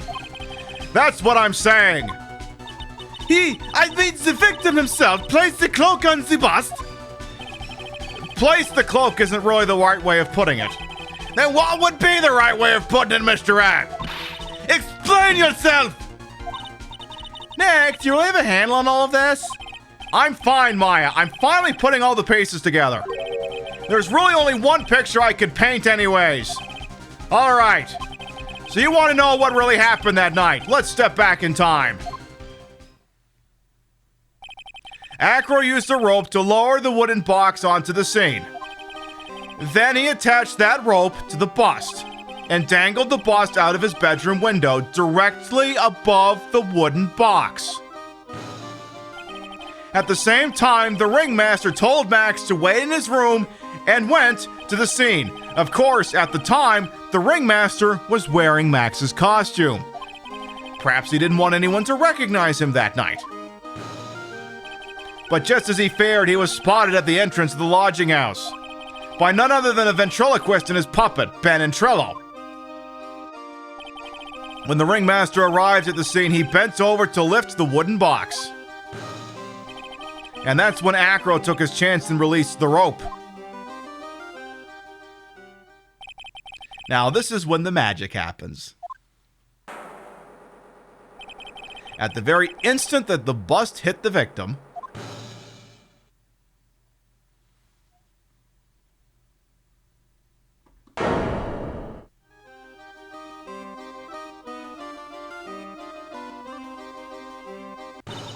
you just wait a second, then, Mr. Phoenix Wright. As much as you try, as much as you scheme, this just isn't true. It can't be. It's still a little early to be getting so upset, Miss Von Karma. The circus isn't over yet. What?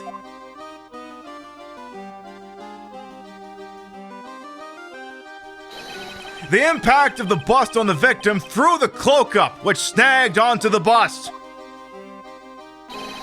That impact also caused the sound a certain witness heard, prompting him to take a look. That witness was, of course, Lawrence Mo Curls, the clown. When Mo looked out his window, the cloak had already snagged onto the bust. Now, having completed the crime, Acro naturally went about pulling up the murder weapon. Of course, he had no idea that Mo saw the bust was being raised with the cloak dangling on it. Primarily because in his wheelchair, he couldn't see out his window. So he just kept pulling the bust up.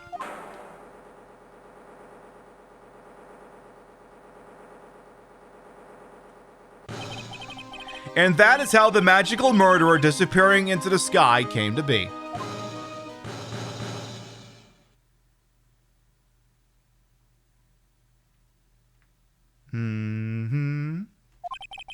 So you see, the only person who could have pulled this off is the one person who was able to drop the murder weapon from above the crime scene.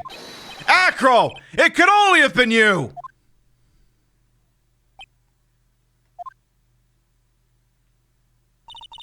Echo's been playing mind games with all of us. He sure has. But he has come to the end of his rope now. So? What now? You have graced us with a rather long-winded tale. But do you have any evidence to prove that your fairy tale is true? Evidence? In this court, only two things matter: the power of evidence and the power of my whip. Don't forget to power my gavel as well. Mr. Wright, the prosecution brings up a good point. Can we see some evidence? Nick, they say they want evidence. I just explained how there can only be one possible murder method. But there is still something unusual about Mo's eyewitness account. Unusual? A contradiction, actually. Okay, then use that and get us out of this jam.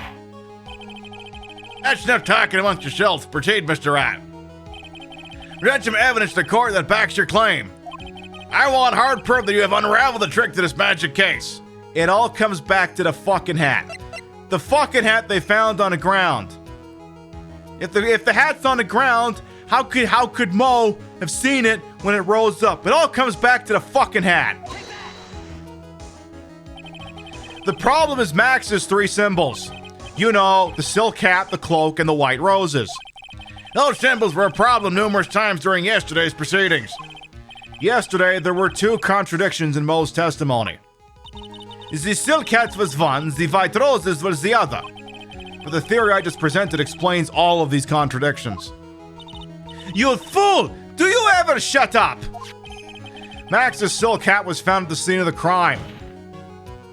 However, remember what Mo said yesterday. He testified that the criminal he saw fleeing the scene was wearing a silk hat. There's only one explanation for that. The silk hat that Mo saw was actually the bust's. Makes sense. If you look at it that way, then he did see the silk hat. Well, sort of. Fine, you've got one, but what about the other contradiction? The other contradiction? Remember what the ventriloquist said in court. He said that he witnessed white roses on Max's chest that night. But the clown's testimony doesn't match. The clown says there were no white roses. I'd like to see you try and explain that one away. Can you do it, Nick? Of course, I can explain all of it. I hope. What was that? Please recall the instant when the cloak snagged onto the bust. If the cloak snagged onto the bust, what happened to the white roses? Oh, yeah, the backwards.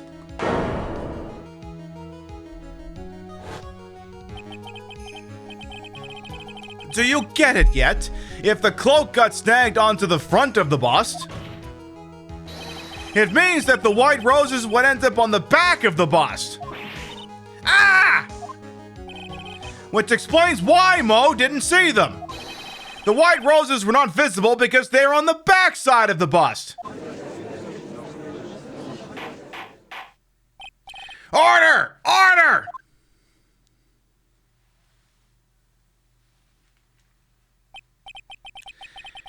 This is quite the shocking state of affairs. Mr. Wright's theory still sounds a bit absurd to me. However, let's just keep going down this road for a while and see where it leads. Let's do this, Dag, and maybe one Von Karma will finally throw in the towel.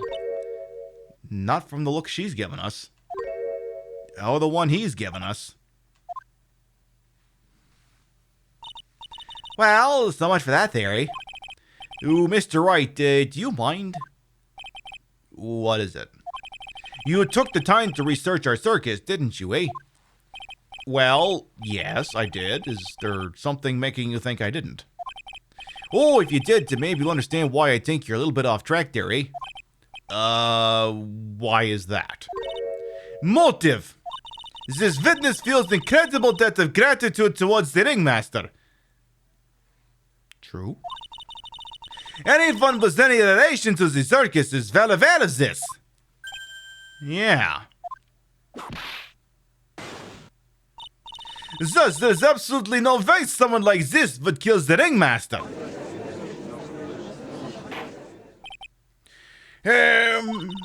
Your Honor, I'd like you to hear Acro's story. Learn about his relationship with the ringmaster and his life up until now. Well, what do we do? There's no doubting that Acro deeply respected the ringmaster. Acro's motive. Seems this case isn't over yet. Very well. However, I feel this is a good place to take a break. I will listen to the rest of Mr. Dingling's testimony after recess. This court will now take a 10-minute recess. We, however, won't. We will keep going. That's what we do.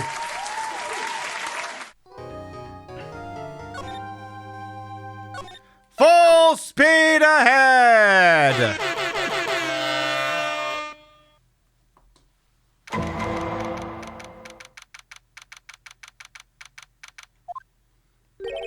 I can't believe it! Acro!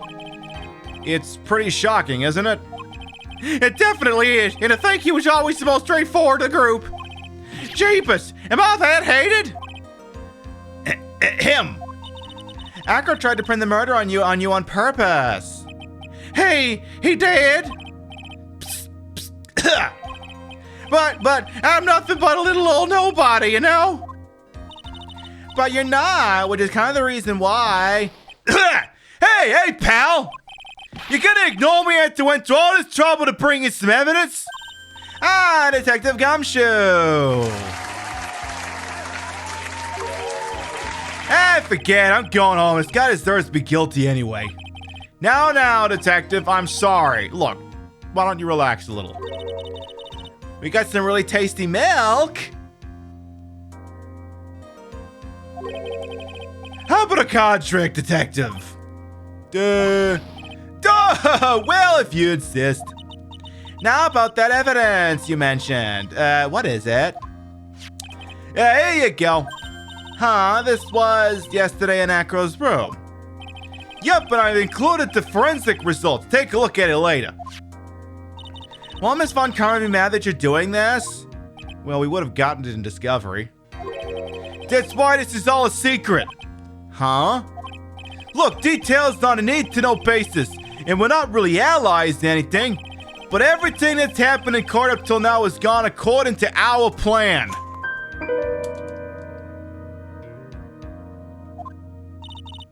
I don't know, Miss Von Karma doesn't seem to be in control of things there until just now.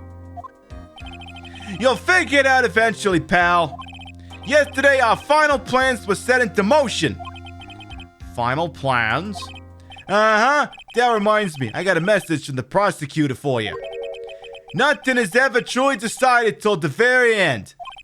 That's it, and that's it for me too, pal. I'm out of here. What did he mean by that? The very end part. I'm not sure. It was all pretty cryptic to me. Oh, one more thing. Don't scare us like that. It looks like there's a large care package from the circus for the defendant. What? For me? It's milk. The reception area looks like some kind of dairy. So hurry up and drink it all before it spoils. An entire dairy's worth of milk for me. Oh my goodness gracious.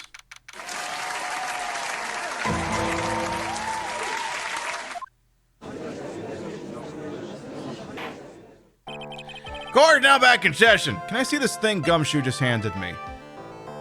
Bat scarf, stained with his blood and a small quantity of pepper.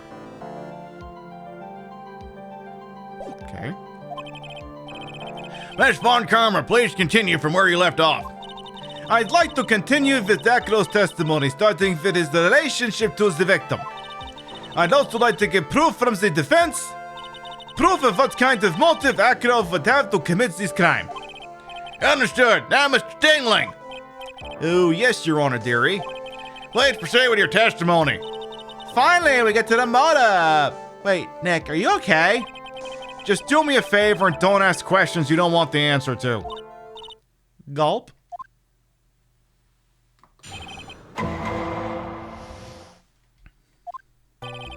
Oh, when we were little, we were abandoned by our parents there, eh? That's why when the ringmaster of the very big circus, Russell Berry, took us in there. Oh, I became an acrobat around 9 years old, you betcha. Oh, I wanted to find a way to repay the ringmaster. Oh, that was my sole purpose in life. Oh my. And these birds that keep pecking at my goddamn head. You're such a thoughtful young man. As you heard, the witness deeply respected the victim. I wonder how anyone could think that Akrov would kill the man he held in such esteem. You're absolutely right. How could anyone think that, Mr. Rat? Which is why there's no real need for a cross-examination, is there? Actually, that's the question I'm trying to answer myself. Why would Acro kill the ringmaster? This might be my last chance to answer that question.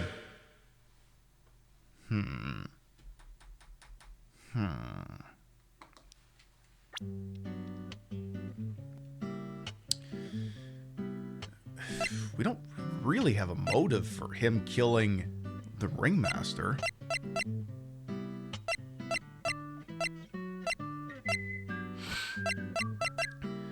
Placed by Acro in Regina's pocket the morning of the crime. Wait. Regina goes to his room. He slides the note into her pocket. She pulls it out. Says, well, I'm not a murderer. This clearly has nothing to do with me. She puts it on the bulletin board. Russell Berry freaked out. The ringmaster wasn't the target.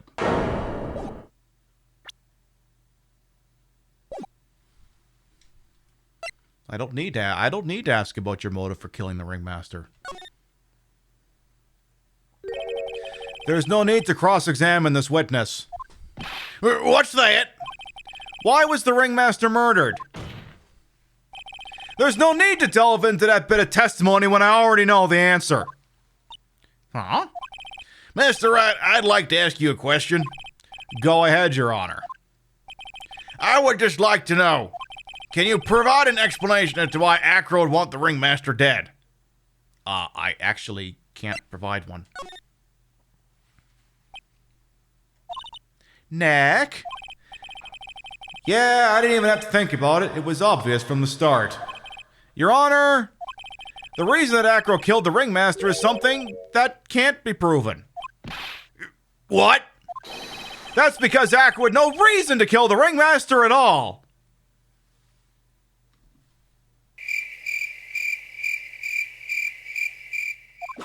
Ow!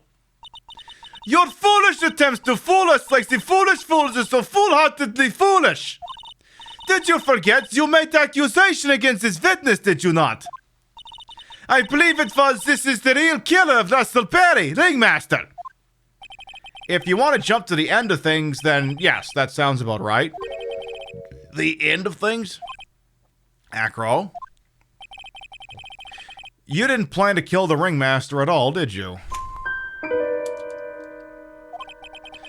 The ringmaster wasn't your target that night. What did you just say? I'm saying that the target of this witness's murderous plot was not the ringmaster. Because it was never his intention to kill Russell Berry to begin with. What? Order! Order! Bailiff, I don't care who it is, smack anyone who's loud in the face. Twice if you must. Mr. Wright, what in the world are you trying to do in my court? Ow! Mr. Phoenix Wright, what are you trying to do to his court? Are you attempting to imply that Acro was trying to kill someone else? Yeah, I am actually. He wanted the kid dead. The Regina Berry? This young girl is the ringmaster's daughter, correct? Acro, you were really aiming for her that night, weren't you? You don't need to answer that. It's the mean-spirited lead in question. He could easily answer this question. If I'm wrong, all he has to do is say you're wrong. That's it. That's it, Tom, Mr. Phoenix Wright. Enough! Mr. Right, allow me to. Ow! The only thing allowed to interrupt me is death itself. Huh?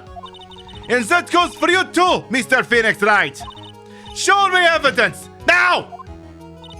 I want to know why Acro would want to kill Regina Perry. Oh, shit. Yes, me too. I demand to see some proof. Present evidence that proves Acro was out to kill this young girl. Well, he wrote the stupid thing. What do you want me to do? Acro, you remember this, don't you? Ooh, that's, it's a piece of paper that we found inside the ringmaster's tailcoat. Inside the victim's tailcoat? Acro wrote this note. It's ironically titled, "To the Murderer." Its purpose was to call someone to the plaza at 10 p.m. You're saying that he called Russell Berry with that note? Yes, but there's just one little problem. Problem? Acro did indeed place this note into someone's pocket. However, that someone was not the ringmaster. You mean it wasn't for the... That's exactly what I mean.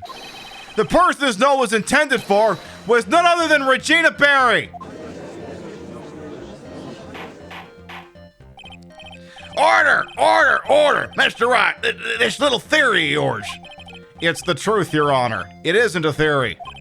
Simply put, Regina didn't think the note was meant for her, which is why, the morning of the crime, she placed it on the cafeteria bulletin board. That's when her father, I mean the ringmaster, saw the note. That's correct. The ringmaster ended up in that plaza instead of Regina.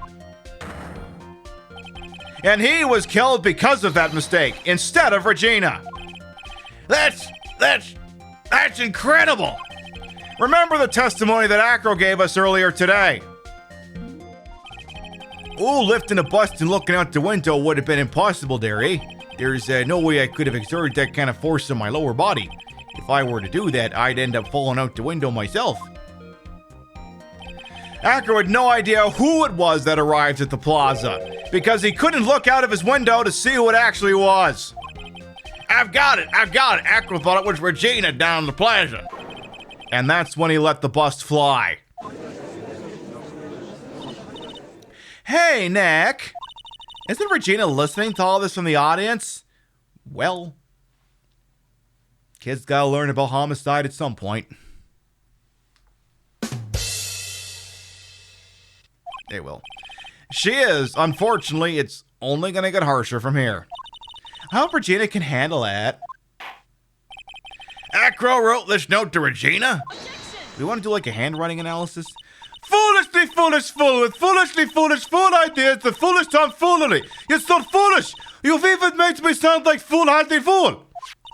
Very well, Mr. Phoenix Wright. If you're so sure, then tell us about this line.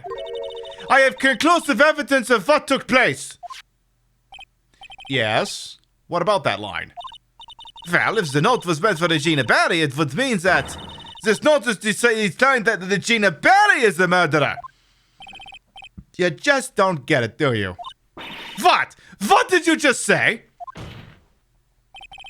The ringmaster knew what the note meant, which is why he went to the plaza. In place of his lovely daughter. Hey, hold it right there, Mr. Wright. What is this incident that is alluded to in the note? The incident 6 months ago. I know all about it. An incident occurred 6 months ago, and now I am more than ready to show this court what happened at that time. Moron! Wait, are you sure it relates to the present case? It does indeed, Your Honor. Everything in this case has had its start in what happened 6 months ago. It sure has. Really, Nick? I think so. Well then, if that's the case, hurry up and tell us about it. What is this conclusive evidence mentioned in the note? I know, I'd certainly like to know what it is. If I can't answer that question, the judge is gonna think I'm bluffing. The conclusive evidence about the incident 6 months ago is actually what was in the box. What was in the box? We've got this scarf, which was not in the box, but has some pepper on it. And then what we have, what was in the box, some pepper. Achoo!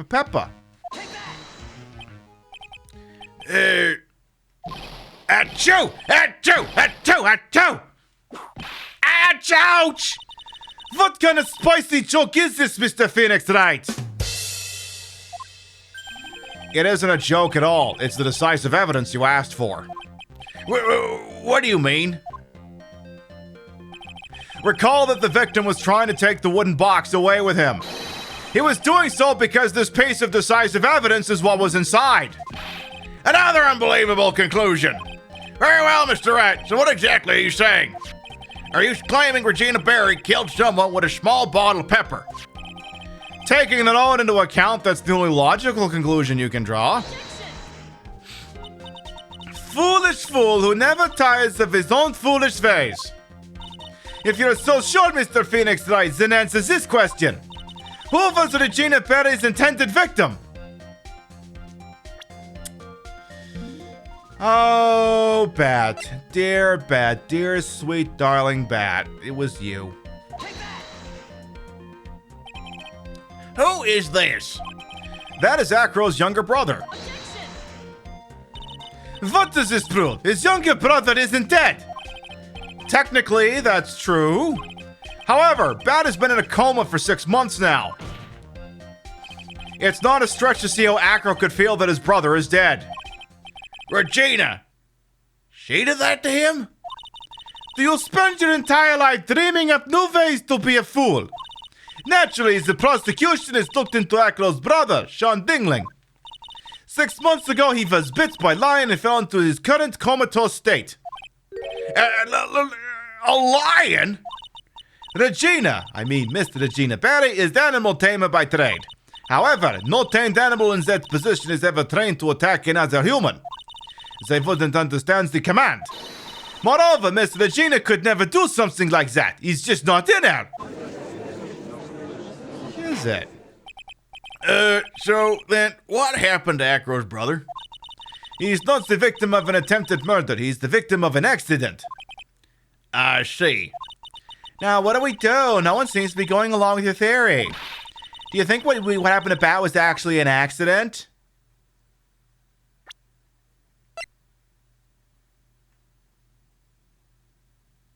Nope. It was more than that. Well, I don't know. You know,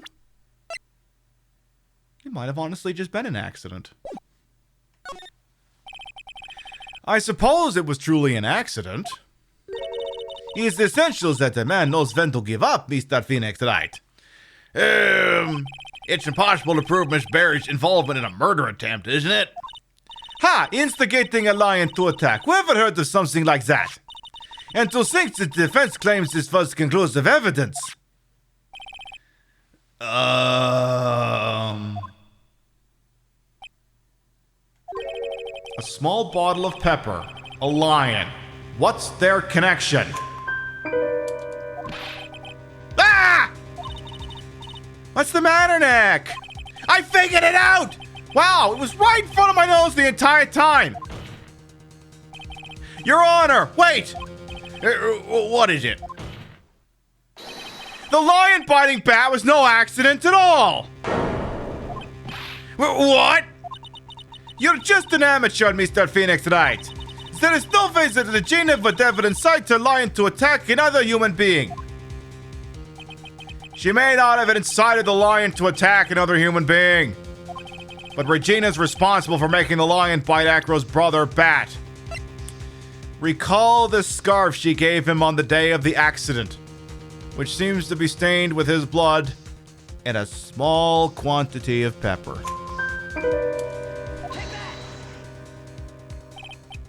That's just a scarf. Acro? This scarf is something that Bat used to wear, correct? Got his attention. Ooh, that's right. And who is the one that gave the scarf to Bat? Regina. Regina gave it to him there, eh? Regina? There is something more than just blood on the scarf, Your Honor. And what might that be? Pepper. Pepper.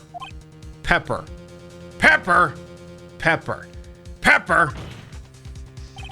Regina gave the scarf to Bat right before the accident. And she covered it with as much pepper as she could. Von Karma's just like, I don't even want to be here anymore.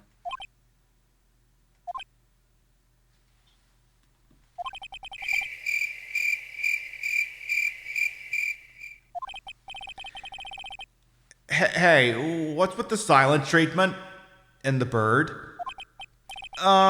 Excuse me, Mr. Rat. You've done a good job of fingering a criminal. Pardon my use of the English language here. But out of curiosity, what was her crime? Miss Barry gave a pepper-covered scarf to Bat as a present. Where's the crime in that? It still seems like the judge just doesn't get it. I think she figured it out, though.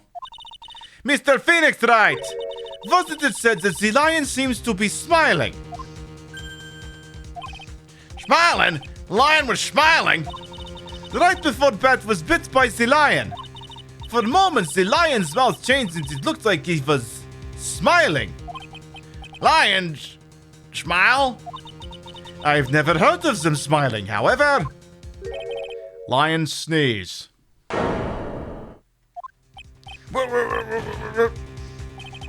Leon wasn't trying to bite Bat at all. In reality, all he actually did was sneeze.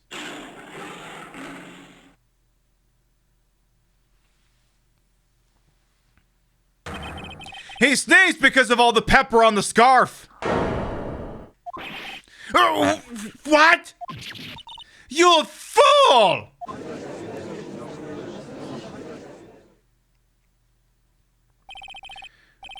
You've got to be shitting me.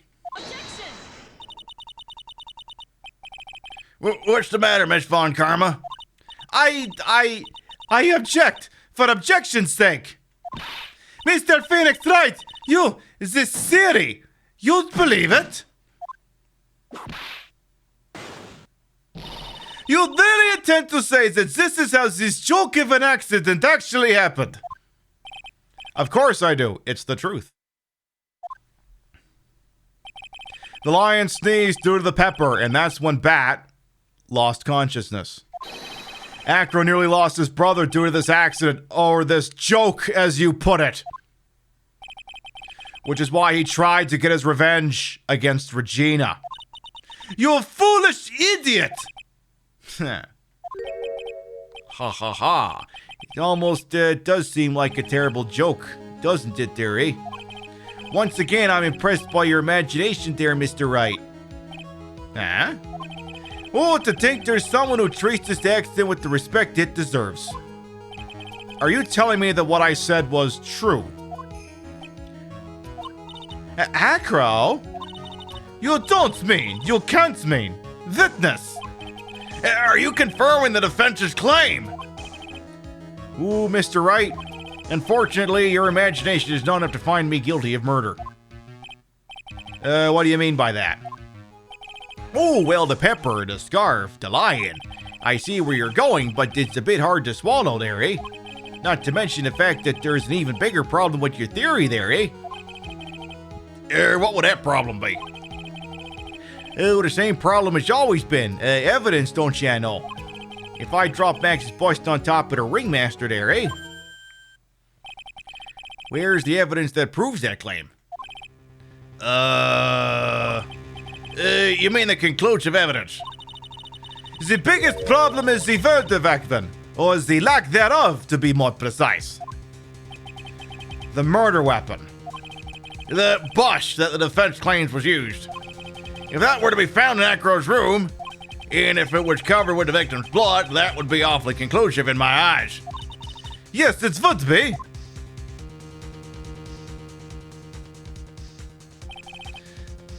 the bust. Nick, you gotta do something! This is the last step. If I get this one right, the case is won.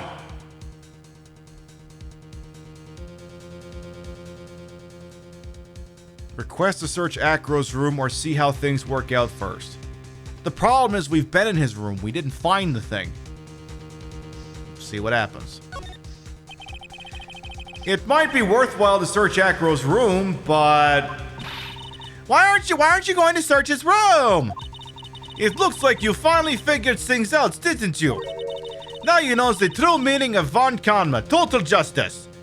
Yeah, if it was in there, she'd have found it. I guess. I figured with you, that's the least I should expect. You'd leave no stone unturned. Ow! Hey, von Kanma never leaves anything to chance. We already searched Acro's room yesterday. What did you find? There's no reason to even say it. If we found what you thought we found in that room, Acro would not be here as witness. But to put a point on it, Max's bust was not in the room. The murder weapon is still unaccounted for. Oh, you see, Mr. Wright, the bust wasn't in my room. Furthermore, Detective D comes to execute the search completely by surprise. And we took Acro directly to the prosecutor's office after that. So, end of story. Just wait a second. Something's funny about all this. Looks like you lacked the final nail to put in my coffin there, eh? But what about the scarf? What about the note? Oh, what about them, Mr. Wright? No offense, but the only evidence that is relevant here is that which pertains to the death of the ringmaster. You should know that by now, eh? Ah! Do something, Nick! Don't let this case slip away! The bust! Where is it now? Huh. Where's the bust right now? You're Phoenix Wright! You know where that bust is! I'm sure you do! There's not even a single clue. How am I supposed to know where the bust is?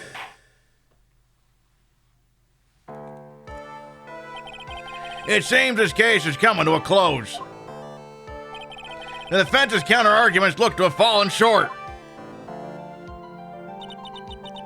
Thank you for your support. Ah! Oh, I'm terribly sorry there, Mr. Wright. I think that brings to an end the cross-examination of this witness.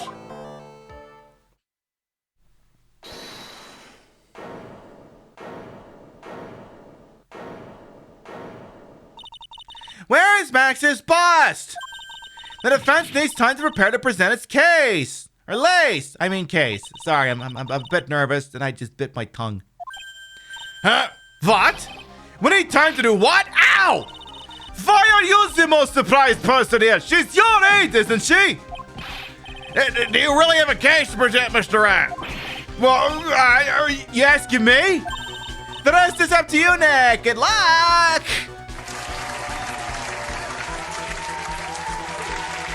Boy, no pressure. Hey, wait. You can't be serious. Acrobats always have their lives on the lines, don't they? That's how Acro's lived his life up until now. Now it's time for us to walk across our own tightrope. If we don't, we're starting to lose. Very well, the defense may proceed. Oh, he doesn't have a clue, and I don't think he'll be fine doing it anytime soon there, yeah, no? Walking the tightrope of logic, there's no room for a false step. Sink or swim, the only way through is forward. The murder weapon! Where is Max's bust now? It's not in the lodging house, they looked there. It's not in the big top, we looked there.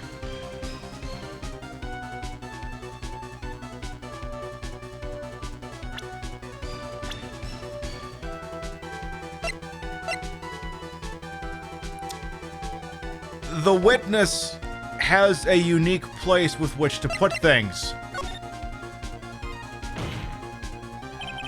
It's obvious the bust is inside this very courtroom! It's obviously where? Allow me to pinpoint the location of the bust once and for all. It's in the witness stand! Acro! I'm so sorry to ask this, but do you mind if I take the blanket off your wheelchair?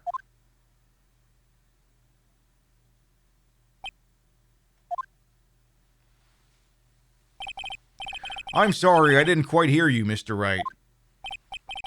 Well, you are a big guy, and you have a pretty big wheelchair because of it.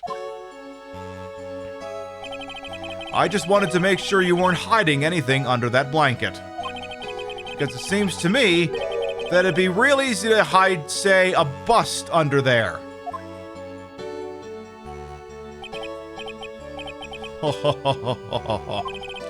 Once again, your penchant for humor hits me where it hurts, Mr. Right there, eh?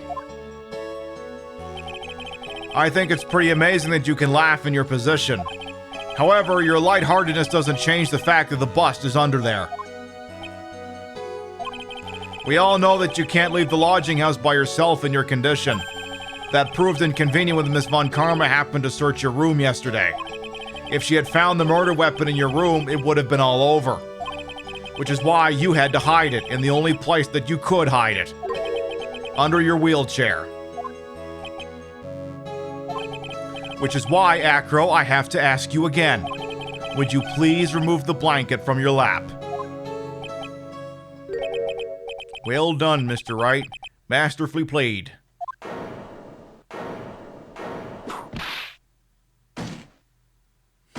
Oh, she pissed. You fool! How could you?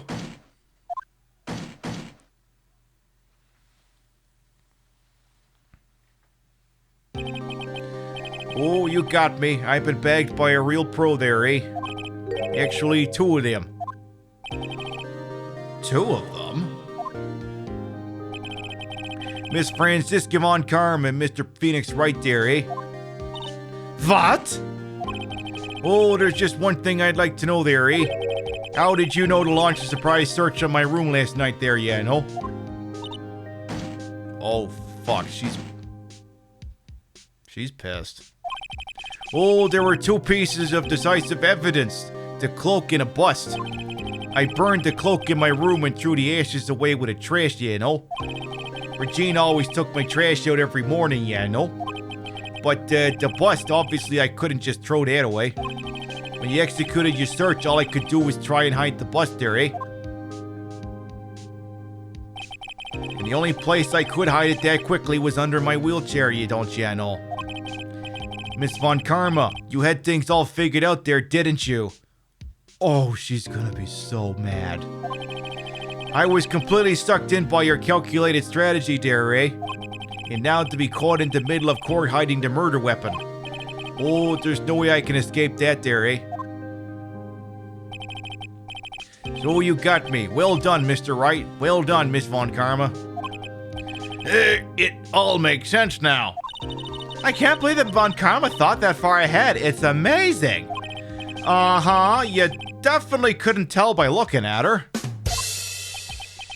I know, I sure couldn't. I can't believe it! Me! Make a mistake! Why did I alter the surprise search of your home? If only I hadn't done that! She's pissed. He would have disposed of the bust and she would have been free and clear. It seems we finally arrived at the truth. Acro. Oh, yes, Your Honor. Did you kill the ringmaster or the bear of the Berry Big Circus, Mr. Russell Berry? Oh, yes, Your Honor. I'm responsible for that crime. Acro! Exactly, congrats. She outplayed herself.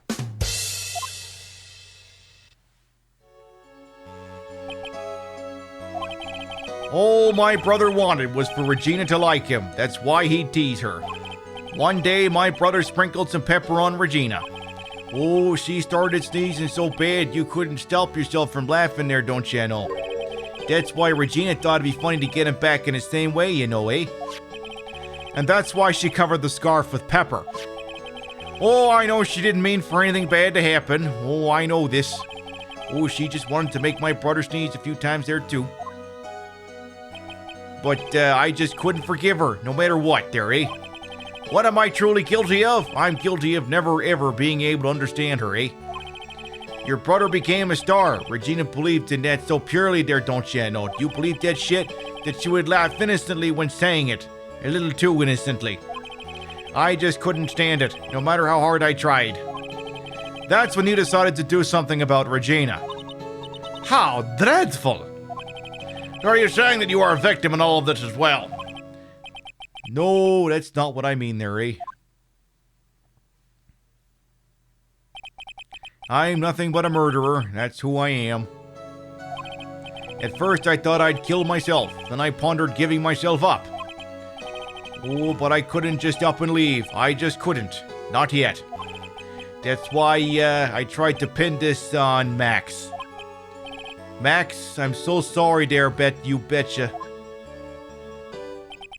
I just couldn't up and leave there yet.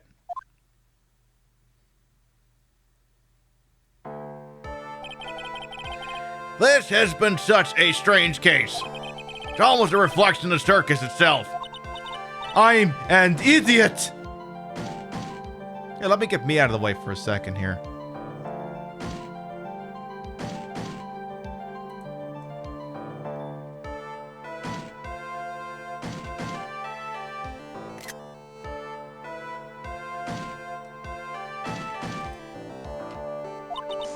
I can't believe it! You beat me! Again!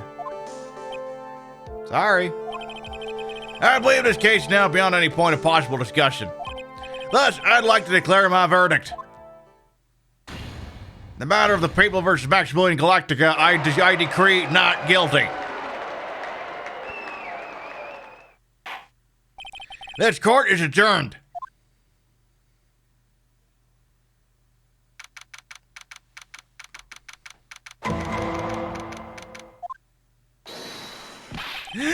Fabulous! But to be honest, I can't really be too happy about this. Acro, the ringmaster, Regina, and Bat. Not a single one of them was a bad person inside, huh? This is fucked up. That's a good question, and I don't know the answer to. Oh, many congrats, but only a max, 1 million of them!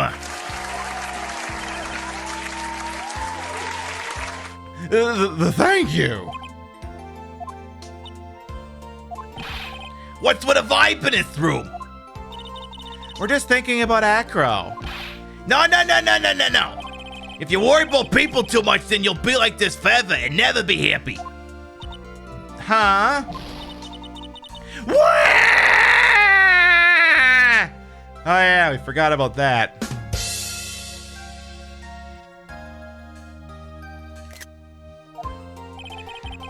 Oh, she's been like this for a while now. Wah! It's all my fault! Wah! This is a sweetie pie. Bad and Acro, they're never coming back! No! Now everyone's gonna split up! Regina? Mr. Wright, tell me something! Well, what do you want to know, Regina? Acro said something right at the end! Oh, I just couldn't up and leave yet. Does that mean that Acro... is he gonna try and get his revenge on me? No, I don't think so. Not from not from a federal prison, he's not. He's not gonna do that to you, Regina. Are you sure? Are you really sure? I can believe that? Yep. Acro doesn't have a desire for revenge anymore. If that's true, then I want to see some evidence. Eh? I want to know you're not just making that stuff up about Acro not wanting revenge! Well, it's not so much that he's mad at you, as that he still wants to be there for his brother. So that's my guess. Acro didn't want to get caught for a reason. He wanted to see his brother open his eyes again. Bat? That's right, Regina. He's still alive, you know. I never knew. But now that Acro's been caught... Uh-huh. I know. What? I'll do it. I'll stay next to Pat as long as it takes.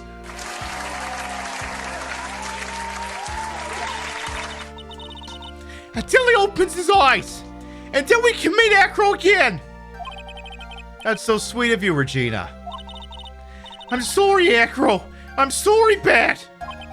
Well, hopefully this is enough to give her a little peace of mind.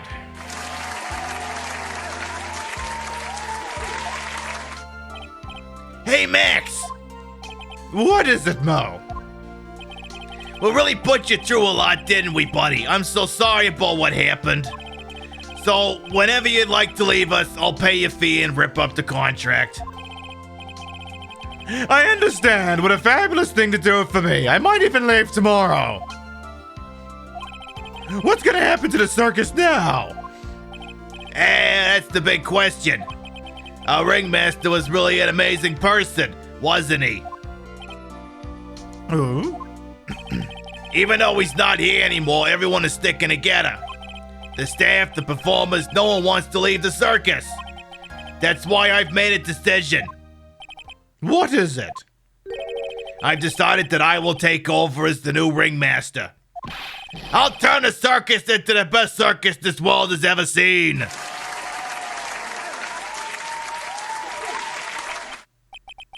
The best circus the world has ever seen?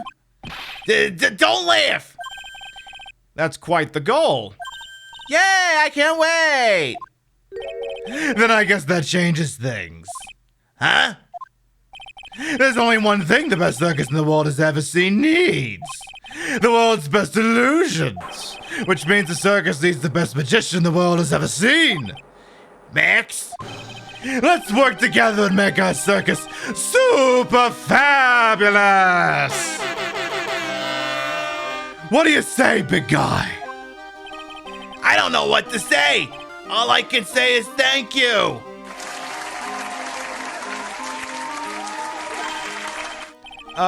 Regina, you're gonna help them out too, right? I don't know. Maybe the circus would be better off without me. What are you talking about, Regina? Why do you think that I brought you to court today? 'Cause you hate me? We gotta work together to make the very big circus bigger than it's ever been. Mo! Mo's right, sweetie pie. It can't be the Berry Big Circus without Regina Barry. Max! Nick! It seems like everything is gonna turn out alright here. I can't wait to go see the best circus the world has ever seen. We'll save you the most fabulous seats. It'll take us a while to get ready, but I'm gonna order special whoopee cushion seats.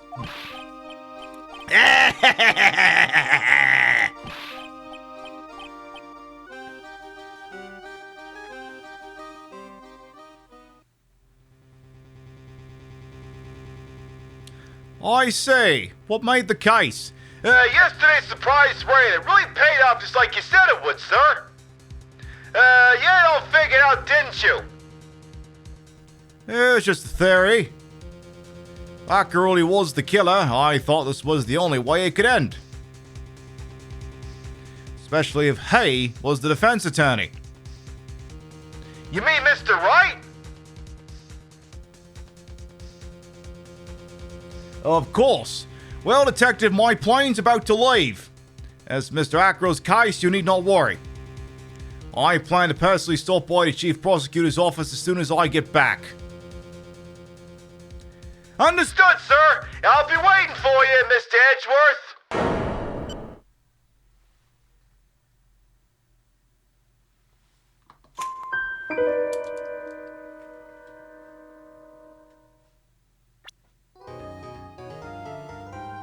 And there you go. We got another case for another day someday.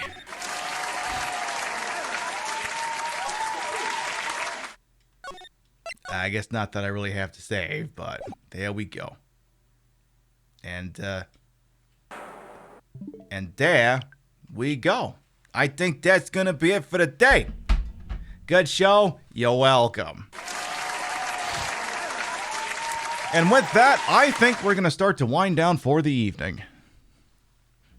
I missed my calling. That's okay. I just do it here on the TTV instead. I just do it here on the TTV. You know, maybe someday I sort out what I can do with all the voices that come out of this mouth. But until then, I'm just going to do it here on the program. You fine, wonderful, wonderful people.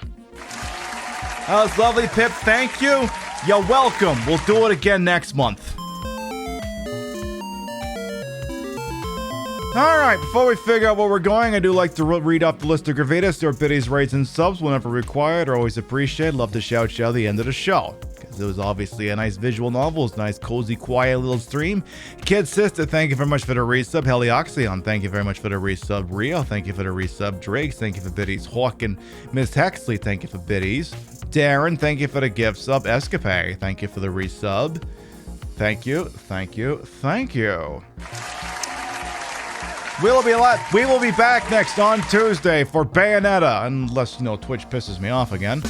If you're subbed to the channel, go ahead and grab this one, assuming it's working, and it looks like it is. If you're not subbed to the channel, go ahead and grab the other one. Let's see what's going on out there. I'm going to check around. I look real quick who's doing up what with who. I want to send y'all somewhere where I think you're going to have a good time, and then I always hit the same people in the face, like to spread around the love just a little bitty bit here. Alright. Let's see, how long has this person been live? Let's see how long they've been live. Here's what we're gonna do. Alright. Ooh, they haven't been live for long. Well, isn't that just perfect? Well, I'm hoping we are playing Bayonetta on Tuesday. If I gotta play it pissed off, then I will play it pissed off. But for the time being, we're gonna go say hello to Nemesis Network. They're doing their bargain bin horror show where they play a bunch of inexpensive horror games that are like scary and funny and shit like that. So we're gonna go say hello to Nembly. They may be in follower only mode. You don't take it personally. It's just what we do on this platform sometimes when we're getting fucked over by trolls or something like that. We'll be live next Tuesday, 7 p.m. Eastern. Bayonetta, for real this time. I really promise.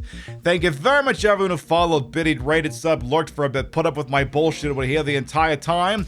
You all continue to contribute to the ongoing success of this shit show we call the Pip Show. Thank you very much for stopping by, and we'll see you next time. Mwah! Good night, everybody! And with that, I'm gonna go order some supper and have a goddamn margarita. Good night, everyone. Mwah!